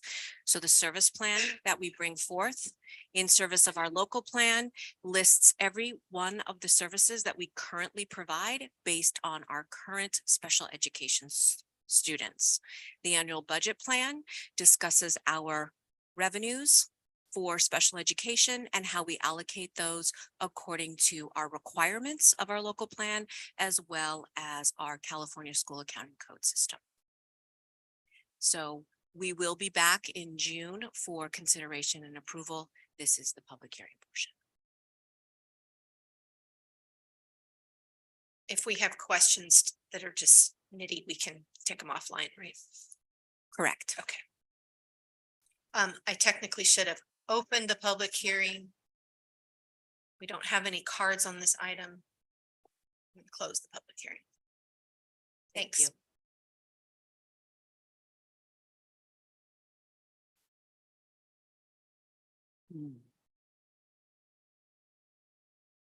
Thank you. 11.2 parcel tax revenue. Oh, sorry, renewal. I don't have my glasses on right now. Renewal planning. Stella's going to lead. Right. Good evening, trustees. All right. So in March of 2020, just actually 23, because we're the wrong year on this. We had a discussion with the board regarding the timelines for the renewal of the existing parcel tax. And this evening, we have followed through on the first action step that the board directed, which was to conduct a survey to gain a perspective regarding the perception of the district and future parcel tax measure. So the purpose of our presentation tonight, we have Jared Boygan here from Civics and Jessica Polsky-Sanchez from EMC Research, who conducted this survey. So I want to thank them for being here this evening and for their patience in the delayed time from the presentation. Jared, handing it over to you now. Okay, thank you very much, Stella, Dr. Malloy, members of the board. Thank you for having us. Jared Boygan here with Team Civics.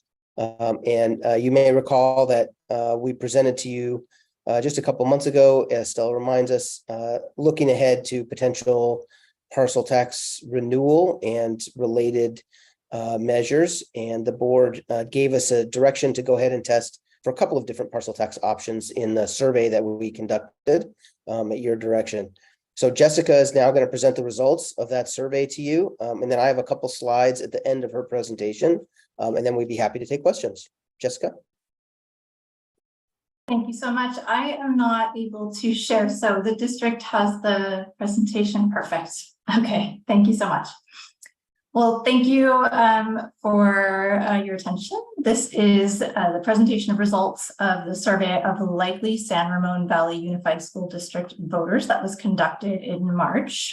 So on the next slide, I'll just quickly review the methodology that we used for the survey. So this was, as I mentioned, a survey of likely voters. So in fact, likely special election voters in the district.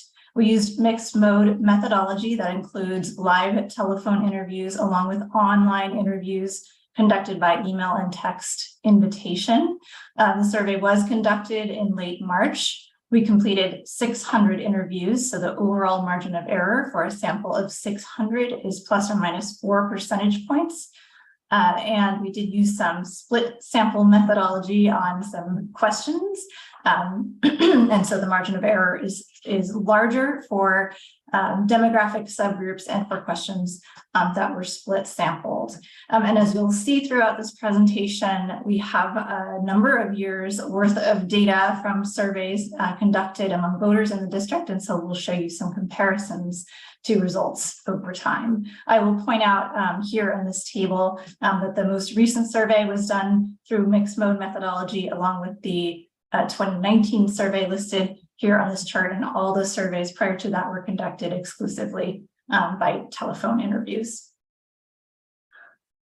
So jumping in on the next slide, I'll highlight some key findings and then we'll go into detailed results. What we find is that San Ramon Valley Unified School District voters do seem to understand and value local public schools.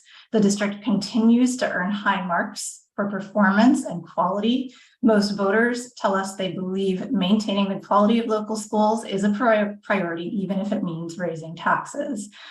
We see when it comes to measure to support the renewal of the district's existing parcel tax, along with a $98 parcel tax measure, we see support for both is just above the 2/3 threshold needed to pass.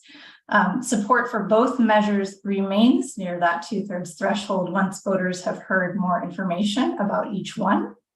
And on their specific priorities, we see that attracting and retaining highly qualified teachers and supporting core academic programs are very much top priorities, but other programs like literacy for the youngest learners and career technical education are also very important to most. So with that, we'll go into more detailed results. First, a note on the next slide, just to give us some general sense of how voters are feeling right now. This question doesn't have to do with the school district. It doesn't have to do with public education at all. It simply asks, do you feel that things in your area are generally going in the right direction? Or do you feel that things have gotten pretty seriously off on the wrong track? So it's a gauge of general optimism or pessimism. And as you can see, we've been asking this question over time here in the district among voters. And we saw back in the early 2000s, a pretty high level of optimism with that blue trend line, the right direction numbers. In the 70s, in the early 2000s, the numbers dipped a little bit lower in 2012. And then we saw a low point in 2019. And now we're seeing optimism rise back up. So it's at 63% saying things going in the right direction, 31% saying things are off on the wrong track. We also asked a number of questions where we asked voters to rate the school district in a number of different areas.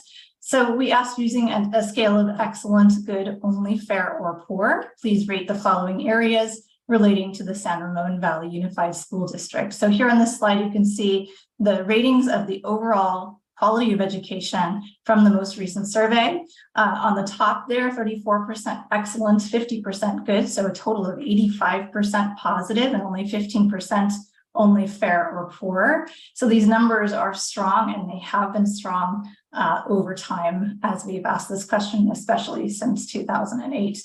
When it comes to student academic achievement and test scores, voters, 81% of voters rate that positively. We've seen a slight softening compared to the last time we asked the question in 2014.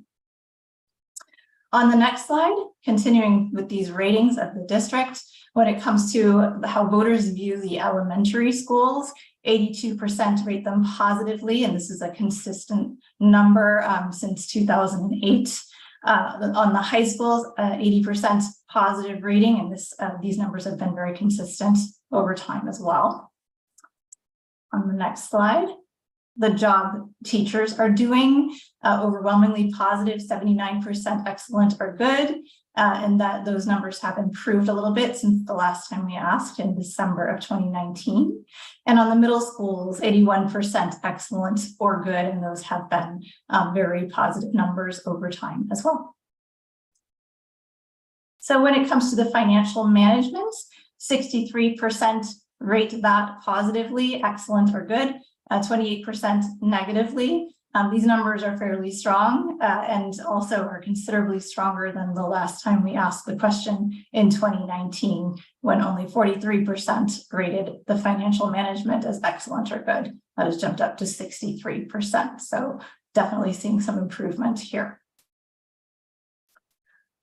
We also asked voters, would you say that the public schools in the San Ramon Valley Unified School District have a great need for money, some need for money, only a little need, or no real need for money? And this is a question that you can see we've been asking since 2003. And we've very consistently seen the total who say there's a great need or some need right above kind of the 60 or around the 60% mark. So just under 2/3 seeing a great need or some need for additional funding.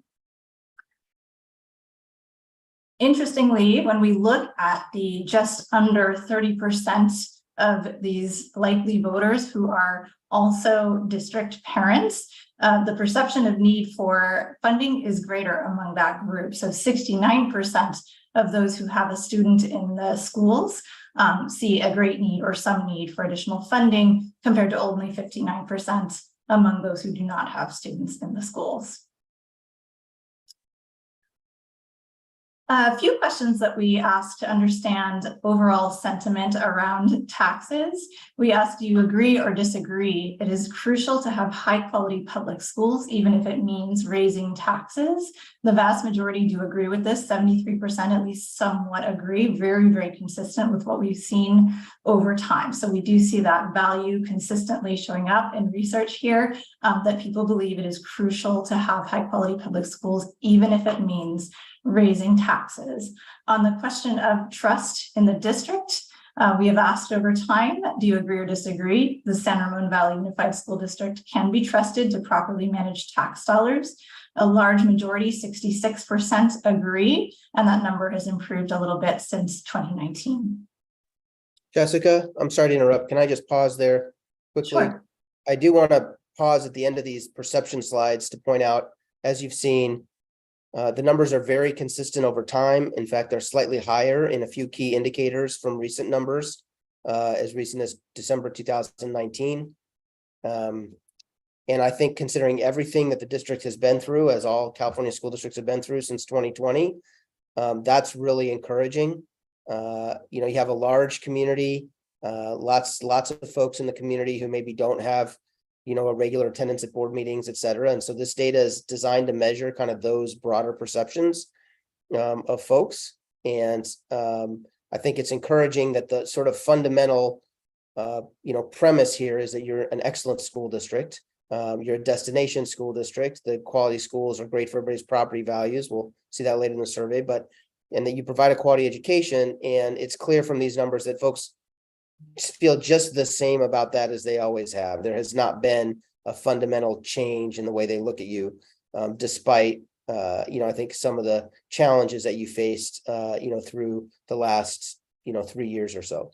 So I think that's really important. It's a good takeaway. And in fact, in some key areas, these numbers are even stronger than they were in late 2019. Thanks, Jared. Yes, absolutely. We see some strengthening in some of these numbers, which are overwhelmingly positive. So this last slide here on kind of sentiment around taxes is another one that you can see we've been asking for a long time among voters in this district. Do you agree or disagree? Taxes are already too high. I would never vote for a tax increase, no matter how it might be used. So measuring kind of just that portion who would never vote for any tax. Here we see 48% agree. This is a sentiment that has been growing slightly over time, but has softened a little bit compared to what we saw in 2019. Okay, moving into the potential ballot measures that were tested in the survey. On this slide, you can see the two different measures that we tested. On the left-hand side, a measure to renew the district's existing $144 annual parcel tax. And on the right-hand side, a measure for a $98 parcel tax. And you can see that each of these would fund slightly different projects according to the wording that we tested. Nevertheless, we see a very similar level of support for each one. On the left-hand side, for a renewal, we see 69% who initially say they would vote yes on this measure if the election were held today, and another 1% who lean toward yes, and for a total of 70% support. And for the $98 parcel tax measure, 70% plus 1% lean yes, brings us to a total of 71% who would vote yes, who'd be inclined to vote yes. And on both, just over a quarter who said that they would vote no. So on the next slide, we're going to look at some of the components of these potential measures and some additional information. So here on this slide, you can see we broke the ballot questions apart into individual components. And we asked on a scale from 1 to 7, where 1 is not at all important and 7 is extremely important, how voters would rate each one. And you can see they were asked in random order, but they're shown here in order of total 7 plus 6 on that 1 to 7 scale. So the total who consider each of these items very important. You can see the items that rise to the top here are attracting and retaining highly qualified teachers and supporting STEAM programs. These are certainly top priorities, over 80% finding them very important. Many of the items covered by the $98 parcel tax are important to most, but fewer than 2/3. So on the next slide, this kind of summarizes some of the additional information that we provided to voters about these measures. And we offered information on the benefits of the measures, and that information is summarized here, including things like maintaining high quality schools in our neighborhoods. We protect local property values. You can see that 75% find that a very or somewhat convincing reason to support these measures. We see that citizen oversights or accountability features, annual audits are very convincing as a reason to support the measure. Pointing out that the renewal measure is an existing voter approved parcel tax, and this measure renews it at the current rate, is convincing to 73%. Highlighting that the measures shield our schools from the instability of the state budget situation by securing a stable local funding source is convincing to 72%. That the measures will help maintain high student achievement is convincing to 70%, and that the measure would include an exemption for property owners age 65 and older, along with people with disabilities. This is convincing to 68% overall. On the flip side, we also offered some of the things you might hear from opponents of a measure, things like, oh, this isn't the right time for these measures, the money won't be spent on the right priorities, or we can't trust how the money will be spent. So we did offer information on the benefits along with things that opponents might say. And what you can see summarized on this slide is a summary of the vote progression. So you can see for the parcel tax renewal on the left-hand side, we start at 70% support. We offer additional information about the benefits, and see support it kind of remains there at 71%. And then we offer some things that opponents might say, and we do see a little bit of vulnerability with support going to 66% after those opponents' messages. On the right-hand side, the vote progression for the $98 parcel tax, it looks quite similar, starting at 71%, going to 69% after additional information, and then dropping to 62%, a little bit further below that 2/3 threshold after opposition information.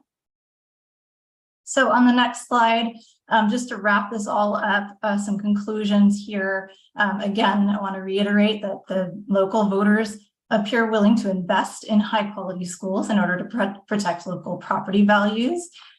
We do see in this poll that both a renewal of the district's current parcel tax and the $98 parcel tax measure appear feasible, yet potentially challenging for a future special election ballot. We do see initial support for both measures just above the 2/3 threshold, but we do see a little bit of fluctuation over the course of the survey, indicating some potential vulnerability. And overall, we think that reminding voters that these measures maintain and enhance essential funding for core academic programs, attracting and maintaining high quality teachers, and preparing students for college and careers while helping to protect local property values and shield schools from the instability of the state budget situation is something we would recommend. So with that, I'm going to hand it over to Jared, and then I'm happy to answer any questions. Thanks, Jessica. I have just a couple more slides here. Well, actually, why don't we pause there? I'm sorry, before I get to my slides, why don't we pause there and ask and take any questions from the board about the survey results themselves, and then I can talk a little bit about next steps from here. So why don't we pause at Jessica's presentation? Any questions? Go ahead. So you've done these surveys with other districts in Northern California and the Bay Area? I'm just curious. Yeah. How do you how would you compare us to other areas? Does it feel like it's pretty positive? Does it feel like it's kind of the same as surrounding districts, or does it feel lower? Overall, I'd say these are really, really good numbers, especially when it comes to ratings of the district. Mirrors what we might see in, kind of very high performing school districts. Thank you. Mm-hmm.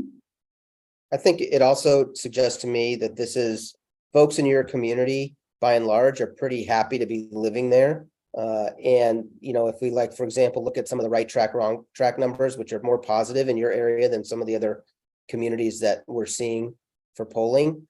I think there's probably a sense that people, feel good that for the most part, their area is protected from some of the other problems, maybe that seem more extreme in some of what they read and see in the news or that kind of thing. I have a few questions. So the overall margin of error for the polling was ±4, That's right. and that kind of goes throughout all the questions. That's the overall margin of error for the top line numbers. If we're looking at numbers within smaller subgroups or within the split sample, some of those messages that you saw were asked among half of respondents for those questions, and for subgroup numbers, the margin of error is higher. Okay, yeah, I saw 5.7 for the subgroups. Mm-hmm. And then if you could explain something to me, I'm two of these slides, and I think it's in the presentation, page 12 and 13. They seem a little confounding to me, and so maybe if you could break it down, that would be helpful. On page 12, it says it's crucial to have high quality public schools, even if that means raising taxes. 73% agree. And then the very next presentation says taxes are already too high. I would never vote for a tax increase, no matter how it might be used. 48% agree. So I'm sure there's a distinction and a difference, but I was hoping you could explain it. Yep, absolutely. And this is something we see in many districts, that some people kind of contradict themselves. They might agree that it's crucial to maintain the quality of public schools, even if it means raising taxes, and also at the same time agree they'd vote against any tax increase. And that's why we ask those two questions, because we want to get a sense for both. Some people feel very conflicted, and I think that's reflected here, as it is in so many different other areas. Excellent. Thank you.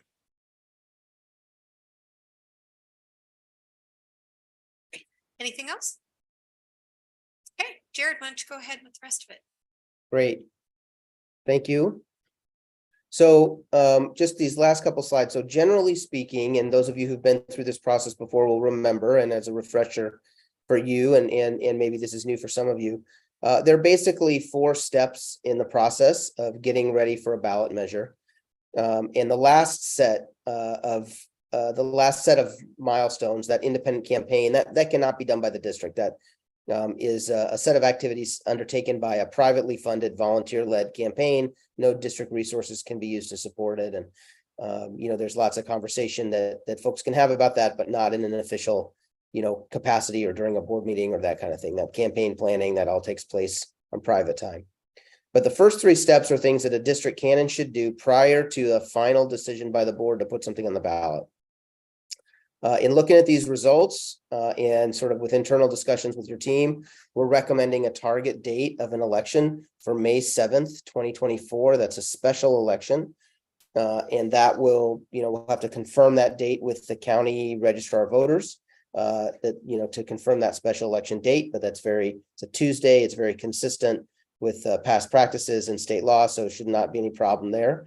It will be, of course, an all-male special election, meaning the ballots will go out roughly a month before May 7th. That is early April 2024. And the board would have to make a final decision about this prior to February 9th of 2024. So that's still a ways off. We've got 9 months or 8.5 months prior to whatever that last board meeting will be, or a board meeting leading up to that February 9th. So if you look at the rest of the slide on the left, the first arrow is a feasibility study, and that's really what we've now completed. We've looked at the voter survey. We've done an analysis of kind of various election timing options. You'll recall our discussion at the prior meeting about various dates that we could consider, taking a look at kind of the external political landscape, both locally and statewide and nationally. And that's why we've settled on this recommendation that we should proceed as planned with these two measures. It was good direction by the board and seems to have been borne out by the polling, and for this election in May of 2024.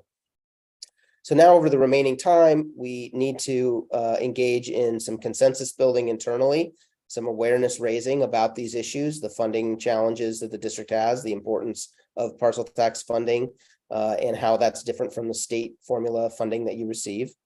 All communications must be non-advocacy, just informational. And obviously that's what will happen. And then we'll work toward creating some ballot resolutions and ballot language with the district for the board eventually to consider in January or February of next year. Next slide, please. So the next steps immediately will be to create some public information content for the website and for community input so that district officials, trustees, Dr. Malloy, Dr. Kemp, others in their capacities can begin talking to community leaders about these potential funding measures and why you're considering them. Engaging community leaders, parent leaders, foundation leaders, your bargaining unit leadership, your teachers and staff, and your parents, and also your non-parents, your local kind of longtime residents, neighbors, elected officials, et cetera. Beginning to talk to them with, to educate them about these measures and engage in dialogue, which means two-way communication, which means listening as well as communicating, and kind of hearing questions and answering questions. Over the summer, we'll be preparing information for back to school and other important community meetings. You have a large number of school sites, and we want to make sure that this information is disseminated across all the school sites. And at the end of the fall, we may consider, you as a board may want to consider a tracking survey. We might consider bringing Jessica back at the end of the year, 6 months from now, let's say, to do one more tracking survey and just to confirm before you take a vote in February that the mood of the electorate continues to support these two measures before you do it. And then obviously we would finalize the ballot resolutions using any additional information we may gain from public outreach and communication or another tracking survey from Jessica prior to your board vote in early 2024. So, yep, any questions there about process? Well, so you're recommending a special election because you think that would be more beneficial to us getting the measure passed? Well, I don't think of it so much as getting the measure passed as I do that this is it's an important conversation for your community to have, both parents and non-parents. It's challenging considering the summer months gap to have this important conversation like this coming November, because the board would have to vote to put it on the ballot in like July. And, school's not in session, parents are kind of checked out from school activities, teachers and staff are not around. That just doesn't seem like a good way to engage the community and inform the community. So pushing this out to the end of the school year is a good way to do it. There is obviously a presidential and U.S. Senate primary coming up in California in March. And it seems to us that with all the, external distraction that those measures, might bring, those elections might bring, it just doesn't seem like a very constructive time to have such an important local conversation as this. So we're recommending a special election. That is very consistent with past precedent in this district. 2 or 3 times in the past, the district has used for parcel tax elections, special election dates in spring years at the end of the school year. And so that's been a time when the community has appreciated kind of a chance to really focus on this conversation exclusively. So what's the difference in cost to the district for a special election versus if we tacked on to a primary or a general election? You know, we don't have those numbers at our fingertips. There's, you know, the county registrar would have to give you, you know, some information about that, what the cost is. I think it's, you know, there will be a cost no matter which election you go on. It is true there'll be slightly larger costs for a special election. You know, we believe that the cost benefit of having the ability to really focus the community on this conversation and not have the distractions is well worth whatever the sort of marginal cost difference is.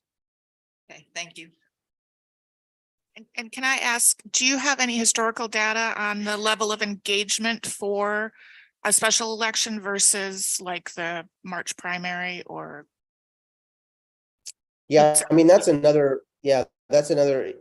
good point. I mean, presidential primaries are actually very hard to model. The turnout variability is extremely wide.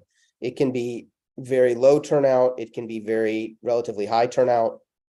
It can change dramatically in the last few weeks. So it's just a very hard, you know, because presidential primaries, there's this cascading domino of states, right? So, you know, literally the facts on the ground can change within days of the election, and it's just very hard to model a long ways out. By comparison, you know, as I said, there's a history in this district of doing these special elections for parcel tax. The turnout is generally between 35 and like 43, 44%. It's pretty good turnout actually for a special election. That's pretty good participation. You know, that's a, you know, very reasonable, you know, non sort of general election turnout figure. So, and again, it's been consistent over, you know, a number of elections over a number of years. So, you know, we feel like that's clearly a type of election that your community appreciates and respects and participates in.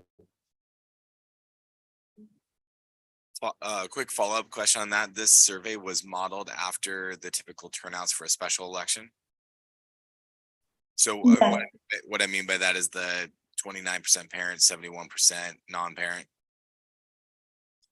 Yes, so we do look at past election vote history, and so we model likely voters who have voted in past either special elections or primary elections to mirror the demographics of a likely special election electorate.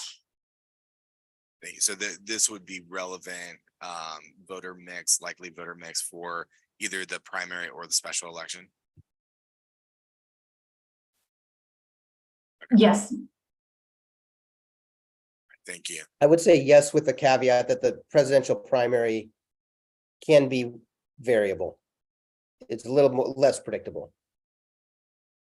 Jared, is it accurate that the voter turnout in our community is actually very high, even in low turnout elections? That's what I seem to remember hearing last November.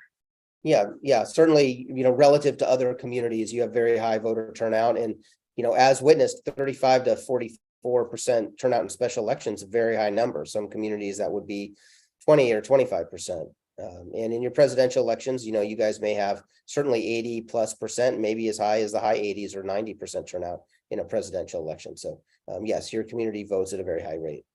Thank you. Anything else, guys? Okay, so this is an action item, correct? Consider. Yes, it is. So we are, I'm sorry, I got turned onto the wrong page.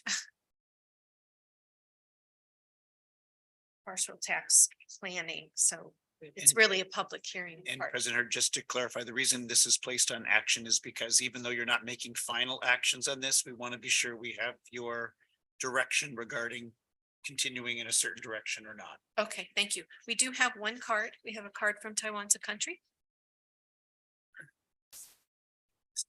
Oh, and before you start, can we have a motion to extend time? You want to say 10:30? I'll move. Thank you. Second. The motion was made by Board Member Ordway and seconded by Board Member Vanzi. Roll call vote, student board member, sorry about that. Board Member Vanzi, Aye. Board Member Ordway, Aye. Board Member Clark, Aye. Board Member Bratt, Aye. Board Member Hurd. Aye. The motion passes 5-0. Okay, thank you.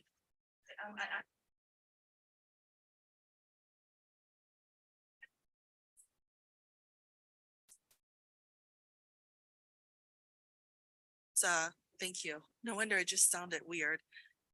Was that recorded in the past? Every single one, just this time? Okay. So $98 really doesn't sound bad at all. I think what it has to do, if you want to convince voters, is that it's really worth it. So whatever you really want to convince us, you really have to show that there is a need for this and that it's going to be perpetuating our excellence. If you do not project that image, I think there's a lot of factors, and I can only speak for my community because I'm from San Ramon. And mind you, this district encompasses 3 other municipalities. And that's why I wanted to ask the researchers, because I don't know if they have zeroed down their survey, to specific regions, or they pretty much just concentrated on, say, Danville. Then whatever they get may not necessarily reflect on people like, from San Ramon, right? So that's what you need to find out from them. And my house has never been sold. So that's why whether you renew it at 144 and add another 98 to me, if I feel that this is a worthy cause, $242 really isn't a lot for me. However, if somebody just bought my house, double the amount that I bought 15 years ago, it's a different story for them. So I wonder if in their survey, they had notated whether they were talking to, property owners who have had the house for a while or not. I think it all plays to, whether their 4% deviation is accurate. If they do not take those differentials into consideration, honestly, instinctively, I feel that their deviation may be greater than just 4%. Furthermore, I just want to update you.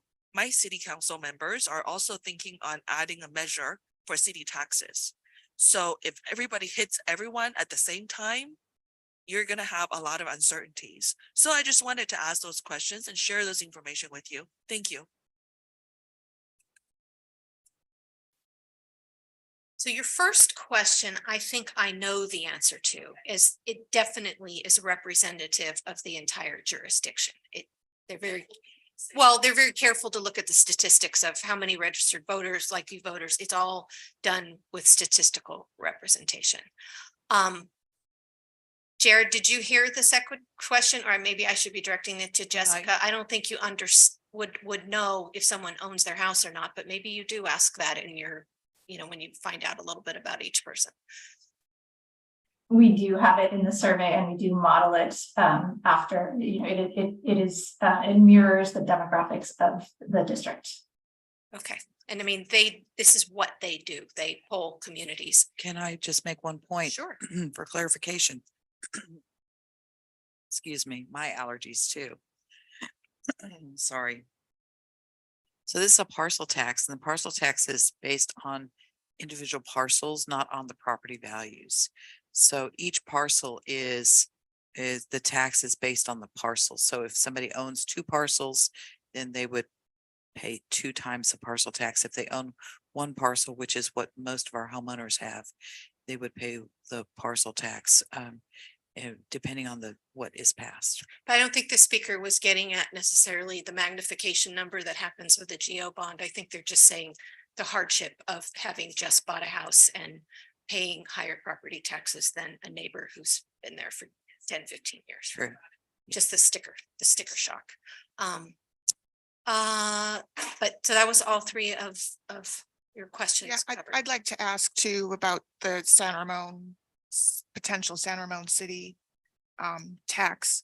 Is that something that you guys took into consideration when you were asking the questions? Was that even on your radar, and is that even approved yet by them? And do we have an understanding of their timing?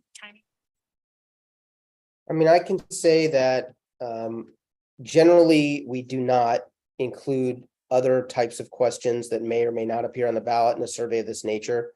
You know, it's important to focus the conversation on the measures at hand. It's a research tool, it's data gathering. That would be one factor for some voters and not for others, and it may or may not even happen. It's very early in the game, and so we wouldn't want to kind of introduce that. I can also say that if you look at historic data in your district and across the Bay Area, the passage rates for tax measures actually are higher on longer ballots when there are multiple tax measures in front of voters. Probably a variety of different reasons for that, but it's certainly, I don't know that means that people like to see lots of taxes on the same ballot, but the evidence indicates that there does not seem to be a negative effect. In other words, people don't necessarily vote against something for schools because the city is also asking for something for roads. What the data suggests and the history suggests is that voters pick and choose, and they say, kind of take each question on its own merits. Is this measure something that I think is important? Do I think it's priced appropriately? Do I think I can trust the group that's spending it? And then I'll move on to the next one, and I'll ask myself the same kind of questions. And it's not uncommon in communities for multiple measures to be approved at the same ballot for different purposes. And then sometimes voters will approve one and not approve another if they think one agency's measure is sound and well priced and worthwhile, and another agency's measure perhaps isn't. So the most important thing for you is really, let's focus on our measure. Let's make sure that we handle our communication properly, and we are transparent and talk to the community and kind of get the word out about it. Make sure our parents and staff and also our sort of non-parents are aware of the needs and understand the questions. And the external things that we don't control, we don't control. It would be probably bad for both our measures and the city measure if we started talking badly about their measure or they started talking badly about our measure. And we would discourage that. I would, if I were working for the San Ramon City Council, I'd tell them the same thing. You do what you need to do to get your measure ready, and try not to make enemies of the school district. And for the school district, I'd give the same advice.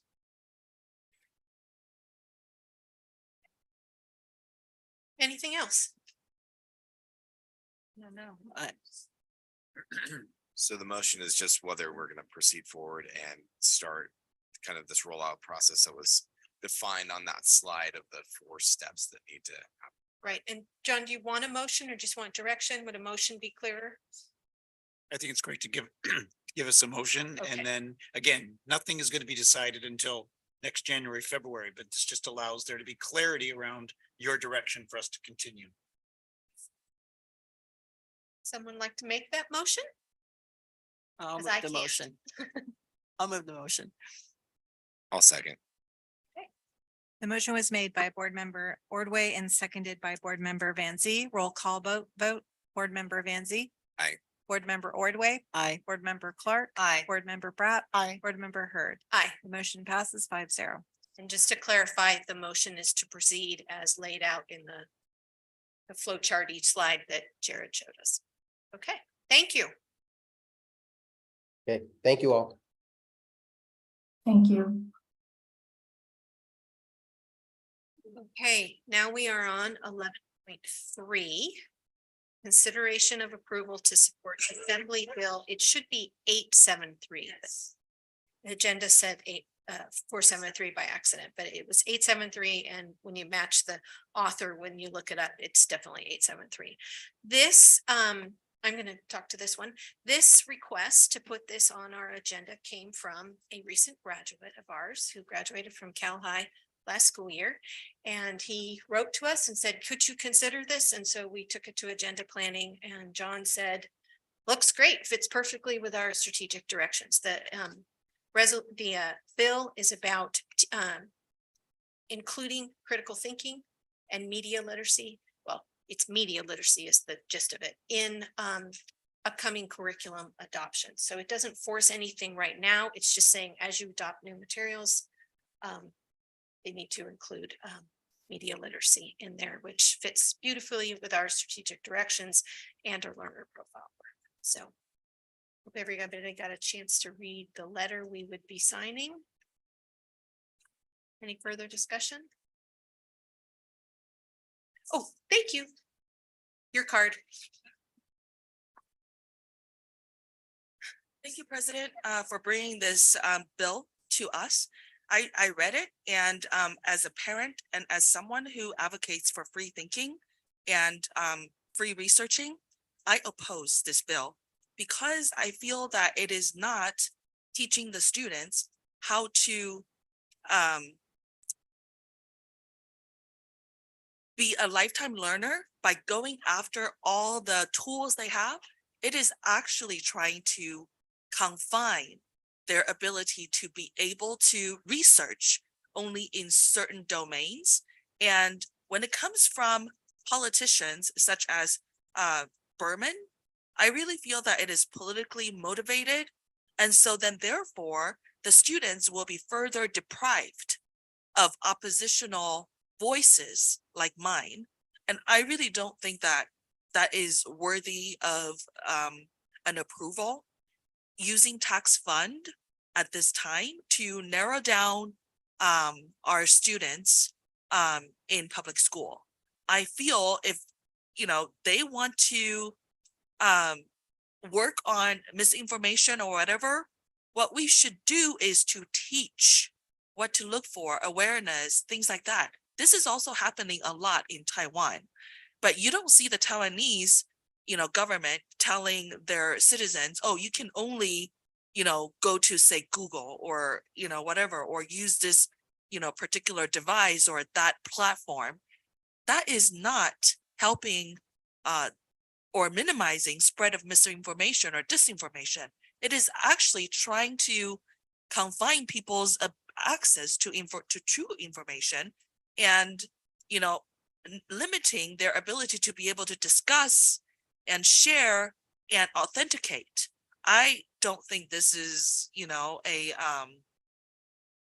a good bill, considering the value that we should have is to make sure that, information is accessible to everyone. This is actually limiting information that is accessible to especially our students who are too young to understand the difference. I think they're too young. If this is for college students, maybe, but for K through 12, usually their parents are already on board with them.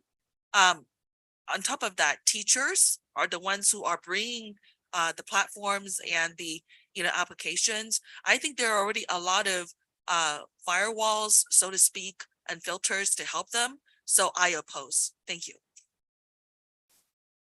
Any discussion, board members or questions? Yeah, I have a comment. I mean, I generally, have a distrust when people as an organization decide to say, hey, here's what's going to be true or not true. So I really went through this bill with fine tooth comb, including looking up what is referenced here, which is the model school library standards for assessing media and curriculum. And it is very much based on a critical thinking and skepticism of where did this come from? How do I know it's true? And I think all of us can agree there is so much stuff that's out there online that even I sometimes get caught up in going, oh, I thought that was a quote that was attributed to that person. Something like, there's even jokes about it, Abraham Lincoln quotes saying 90% of the facts on the internet are true. That's a joke, but there's a lot of content that's out there. And I think that we've already jumped the shark. There's already so much disinformation out there that I think adding a little bit of optics on it is going to be really helpful of teaching children and students to, hey, evaluate before you assimilate that into the way that you're thinking. And I think that it really would be helpful for our students. So I did have some of those same concerns, which is why I went in deep to it as well. That's not to be said that it couldn't take some sort of turn down the road, but the bill as written, I would be in favor of supporting.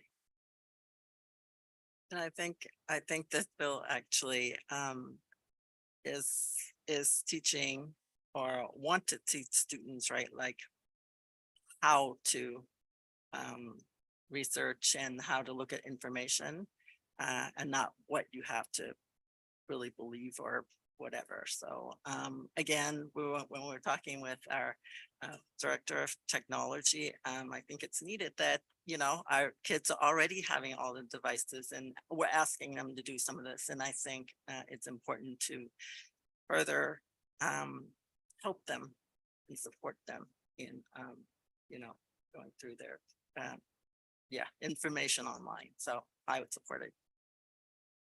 And I would even say regardless of whether this bill passes or not, this is something that we should be doing as a responsible school district. Parents should be doing this with their children.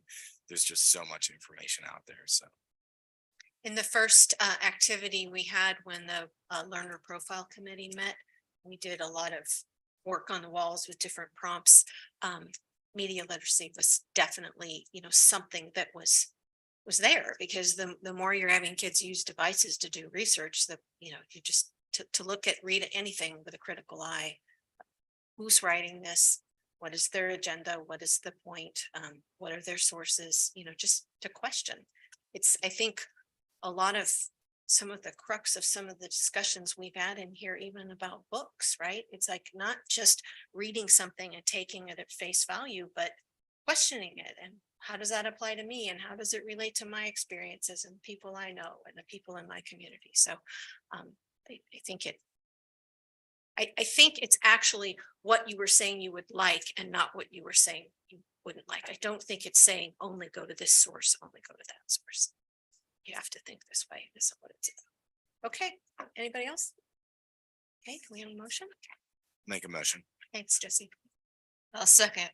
The motion was made by Board Member Van Zee and seconded by Board Member Clark. Roll call vote. Board Member Van Zee. Aye. Board Member Ordway. Aye. Board Member Clark. Aye. Board Member Bratt. Aye. Board Member Hurd. Aye. The motion passes 5-0. Okay, and then 11.4 is consideration for award of expanding the Learning Opportunity Program, also known as ELOP, services for the 2023-24 school year. So. Yes, good evening, everybody. So what we're doing this year is a two-step process for awarding the ELOP grants to our different providers who presented their programs a few weeks ago. And what we're proposing here is that at our elementary schools for the TK and K ELOP program, that it would be operated by the site childcare provider that's currently operating at the school. This helps us to save dollars on transportation and keeps the students at their school community for those that are participating in the TK and K.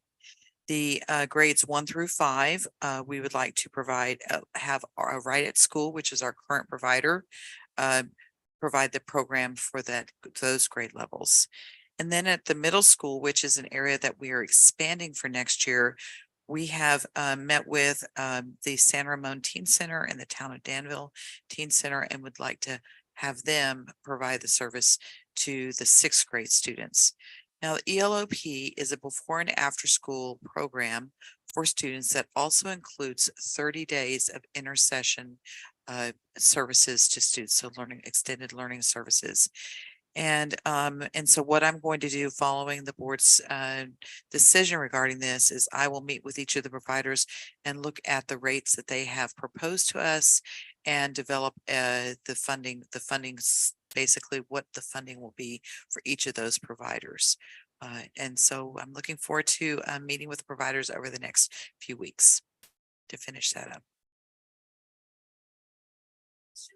Yeah, I have a question. How many students are we serving with this program? Do you know? All right, stand by. I've got to pull my spreadsheet.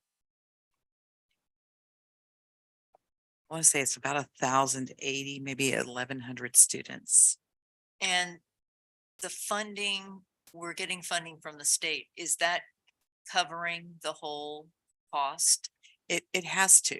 It has to. And you know, that's why that's why I will negotiate the rates with them to make sure that it ends up being a cost neutral project for us. So we don't have any additional funds out of district pocket for it.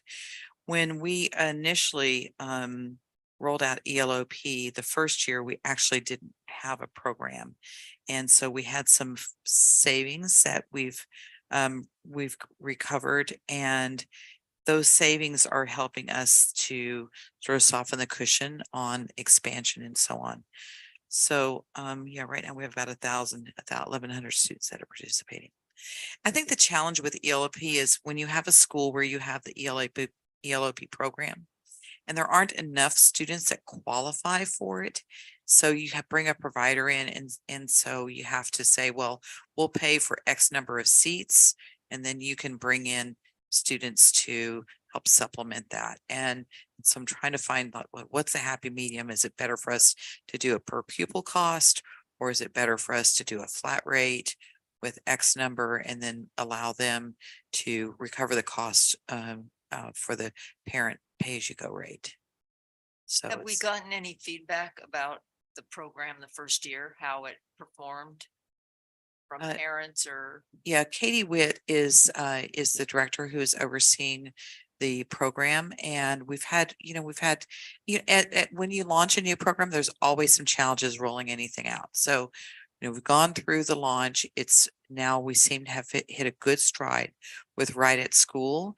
The biggest challenge we've had is transporting students, and we didn't want to have to continue to transport our youngest students to another site for the ELOP program. So we decided, since there are childcare providers at all of our elementary schools, that just seemed to be the right place for them to attend.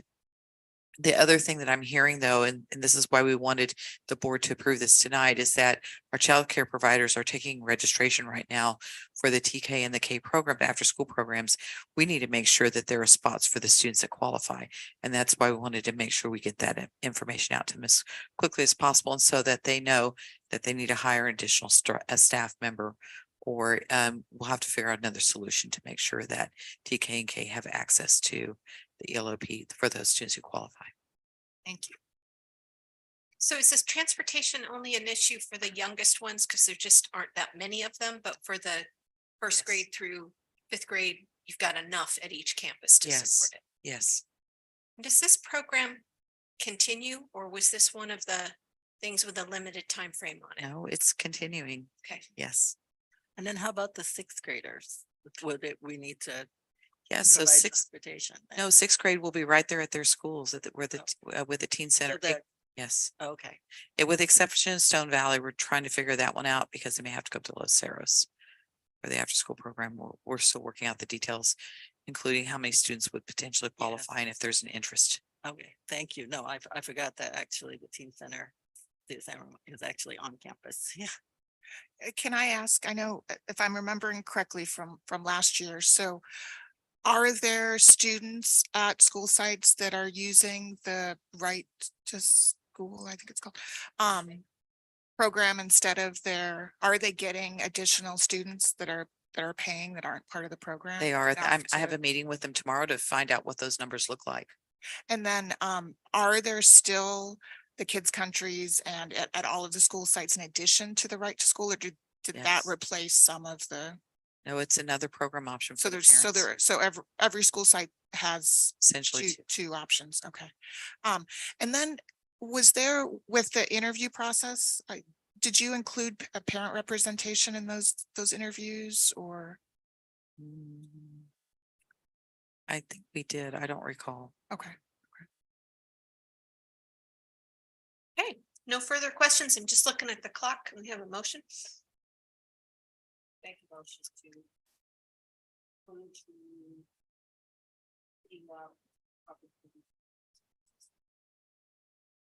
Thank you. Second. Thanks.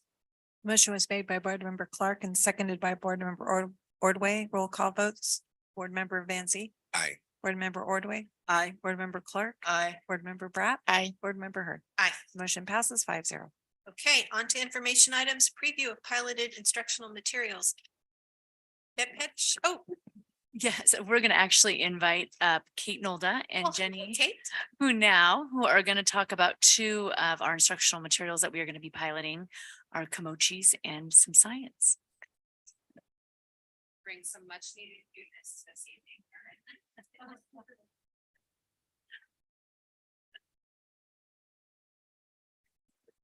We should have used these in this room earlier. I mean, yeah.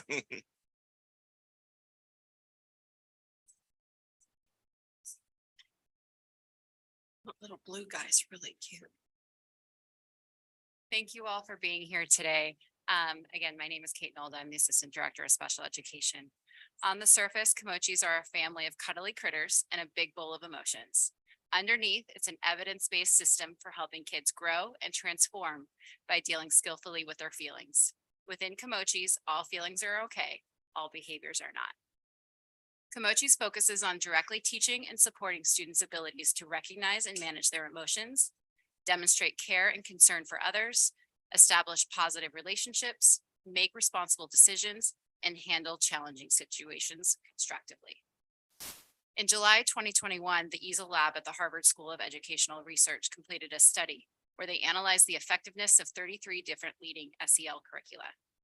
Using this list as a basis, we looked at different programs that aligned with and complemented programs we already have in place, including the Zones of Regulation and the Harmony SEL. Kimochis rapidly rose to the top because of the following characteristics. It has a high focus on understanding social cues and developing emotional knowledge and expression. It has a low focus on cognitive demands, which means it can be used for a variety of learners. It uses role play and direct learning opportunities to enhance skills, and has a high focus on establishing and encouraging a positive and pro-social climate and culture in our schools across an MTSS framework. Initially, staff were provided with an initial overview and introductory training on February 21st as part of our district-wide PD Day. Kits were then distributed to all elementary school counselors, preschool teachers, TK teachers, and elementary school psychologists to have at each site. Since then, the response from those using the program has been overwhelmingly positive. One TK teacher shared with me, although we haven't fully implemented it, they have been a great tool in the classroom. They have helped children identify some of the big emotions that they're having trouble communicating and putting into words. They have been a great conversation starters and a way for children to problem solve and work through their feelings. A school psychologist from a different elementary school site shared, the Kimochis curriculum has been a wonderful tool in my work with elementary school students. A lot of the students I work with have a difficulty with emotional expression and recognition. The hands-on lessons, stuffed animals, feeling pillows, stories, and activities have given them language to discuss all of their feelings and experiences. This simple but powerful language has provided reminders on how to use the tools and that all feelings are okay, but not all behaviors are. My students are excited to come to counseling each week and often ask, which character are we meeting today? They are remembering the information week to week and are excited to share what they've used and learn more. Moving forward, we plan to continue ongoing training and professional development for staff to support the multi-tiered implementation in classrooms and for intervention purposes. Of course, we also want to monitor its effectiveness over time through ongoing collaboration with those staff who are working with Kimochis in their classrooms and within their sessions.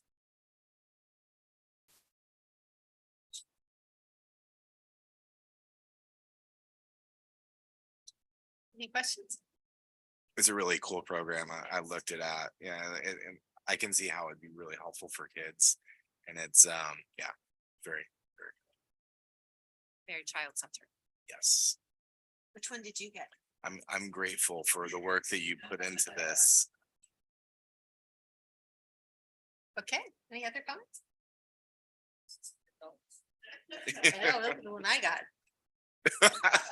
What is- Frustrated. I got friendly. Oh, there you go. Okay, Jenny, did you have more? Yes, I do. I also have a prop. It's a book. Where's your stuffed animal? Also very cool. I'm reporting out on the conclusion of the high school physics pilot. So I wanted to give you a little bit of background. The next generation science standards were adopted in 2013. We had a state framework adopted in 2018. Since then, our district has adopted an elementary science curriculum and a middle school science curriculum. And our high school teachers were just waiting for high quality instructional materials for high school. So we embarked on the pilot process this year. we gathered a group of about a dozen high school teachers, science teachers together to talk about what instructional materials should provide in order to create high quality instruction in the classroom. And they came up with wonderful ideas. They wanted textbooks that included things like project-based learning, career explorations, relevant situations that really happen in the real world. And then we used that criteria to evaluate about 6 different physics materials, and 2 of them were selected for pilot. And then our pilot teachers, we had 3 pilot teachers, which doesn't sound like very many, but we only have 7 physics teachers in the district. So almost half of our teachers piloted from 3 different high schools. The 4th one was actually on our preview team, and I did consult with him a lot to make sure he knew what was going on pilot. But at any rate, they piloted for the first part of the pilot, they piloted the experience physics from Savas, and then the second part they piloted the HMH physics. And we looked at data. So our data was collected via a rubric called the time rubric. It stands for it's very easy, the instructional material evaluation tool. And it's actually 4 separate rubrics. So the first rubric asks teachers about the NGSS alignment. The second rubric asks about how students learn.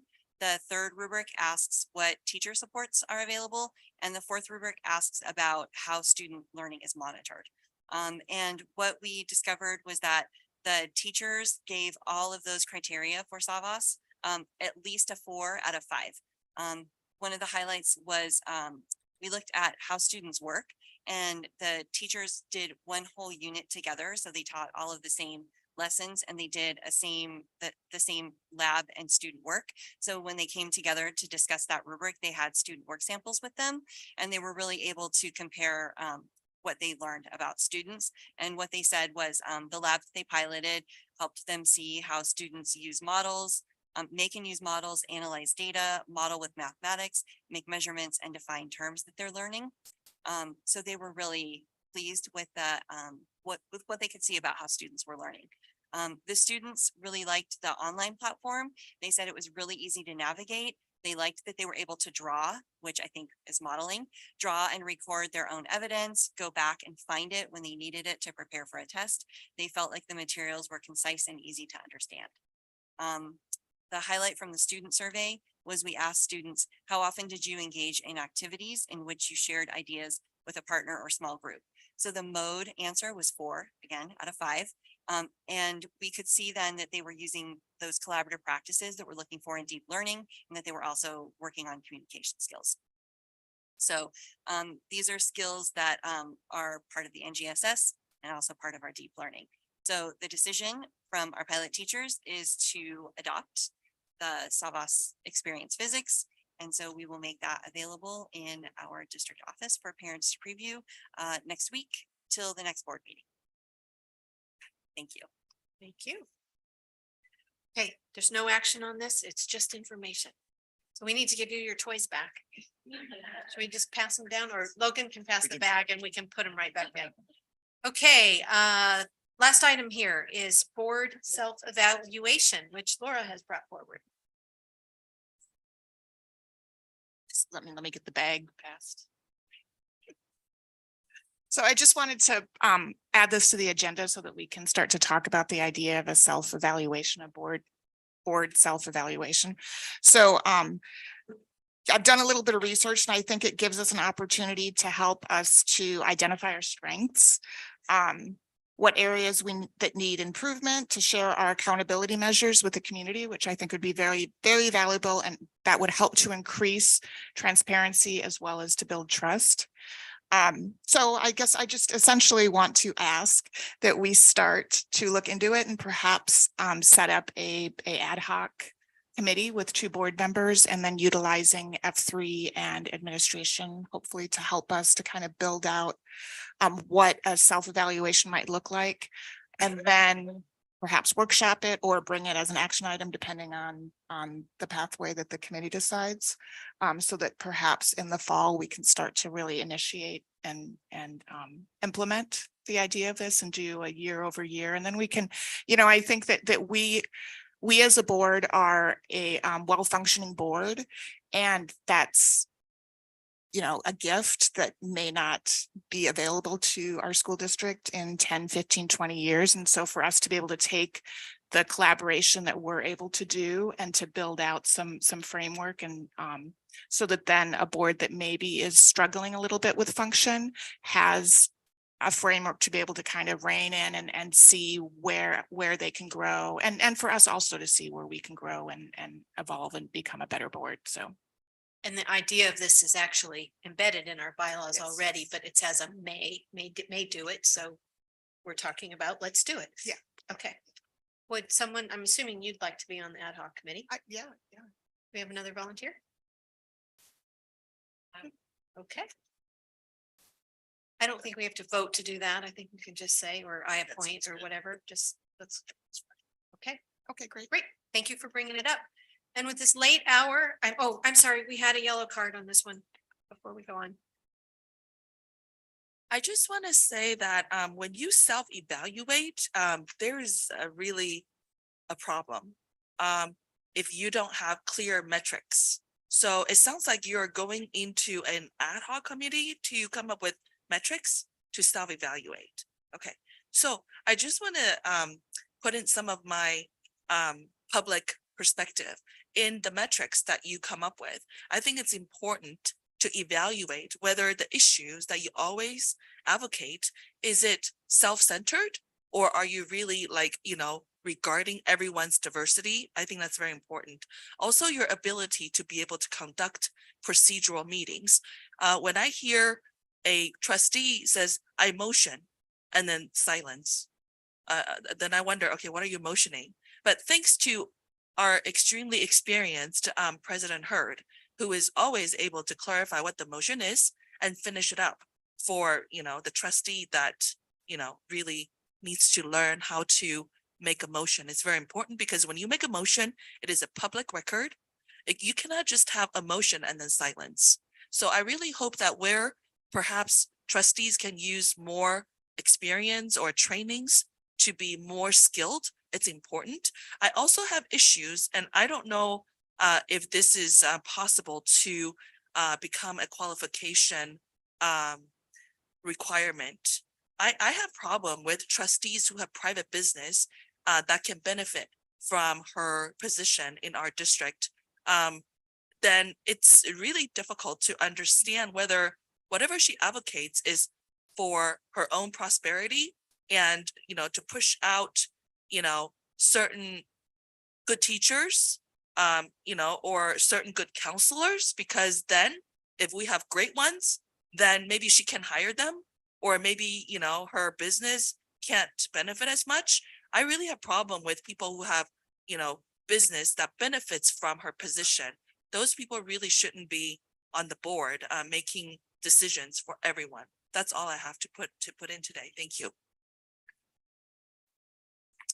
Okay, so given the late hour, are you all okay with skipping the board reports? I would like to just say one thing. So I didn't have an opportunity during the Pride portion of our agenda to be able to put on the record my thoughts around it. And so I wanted to take this opportunity now. So and there's not a lot of people in the room, but we're still being recorded and it'll be on the record.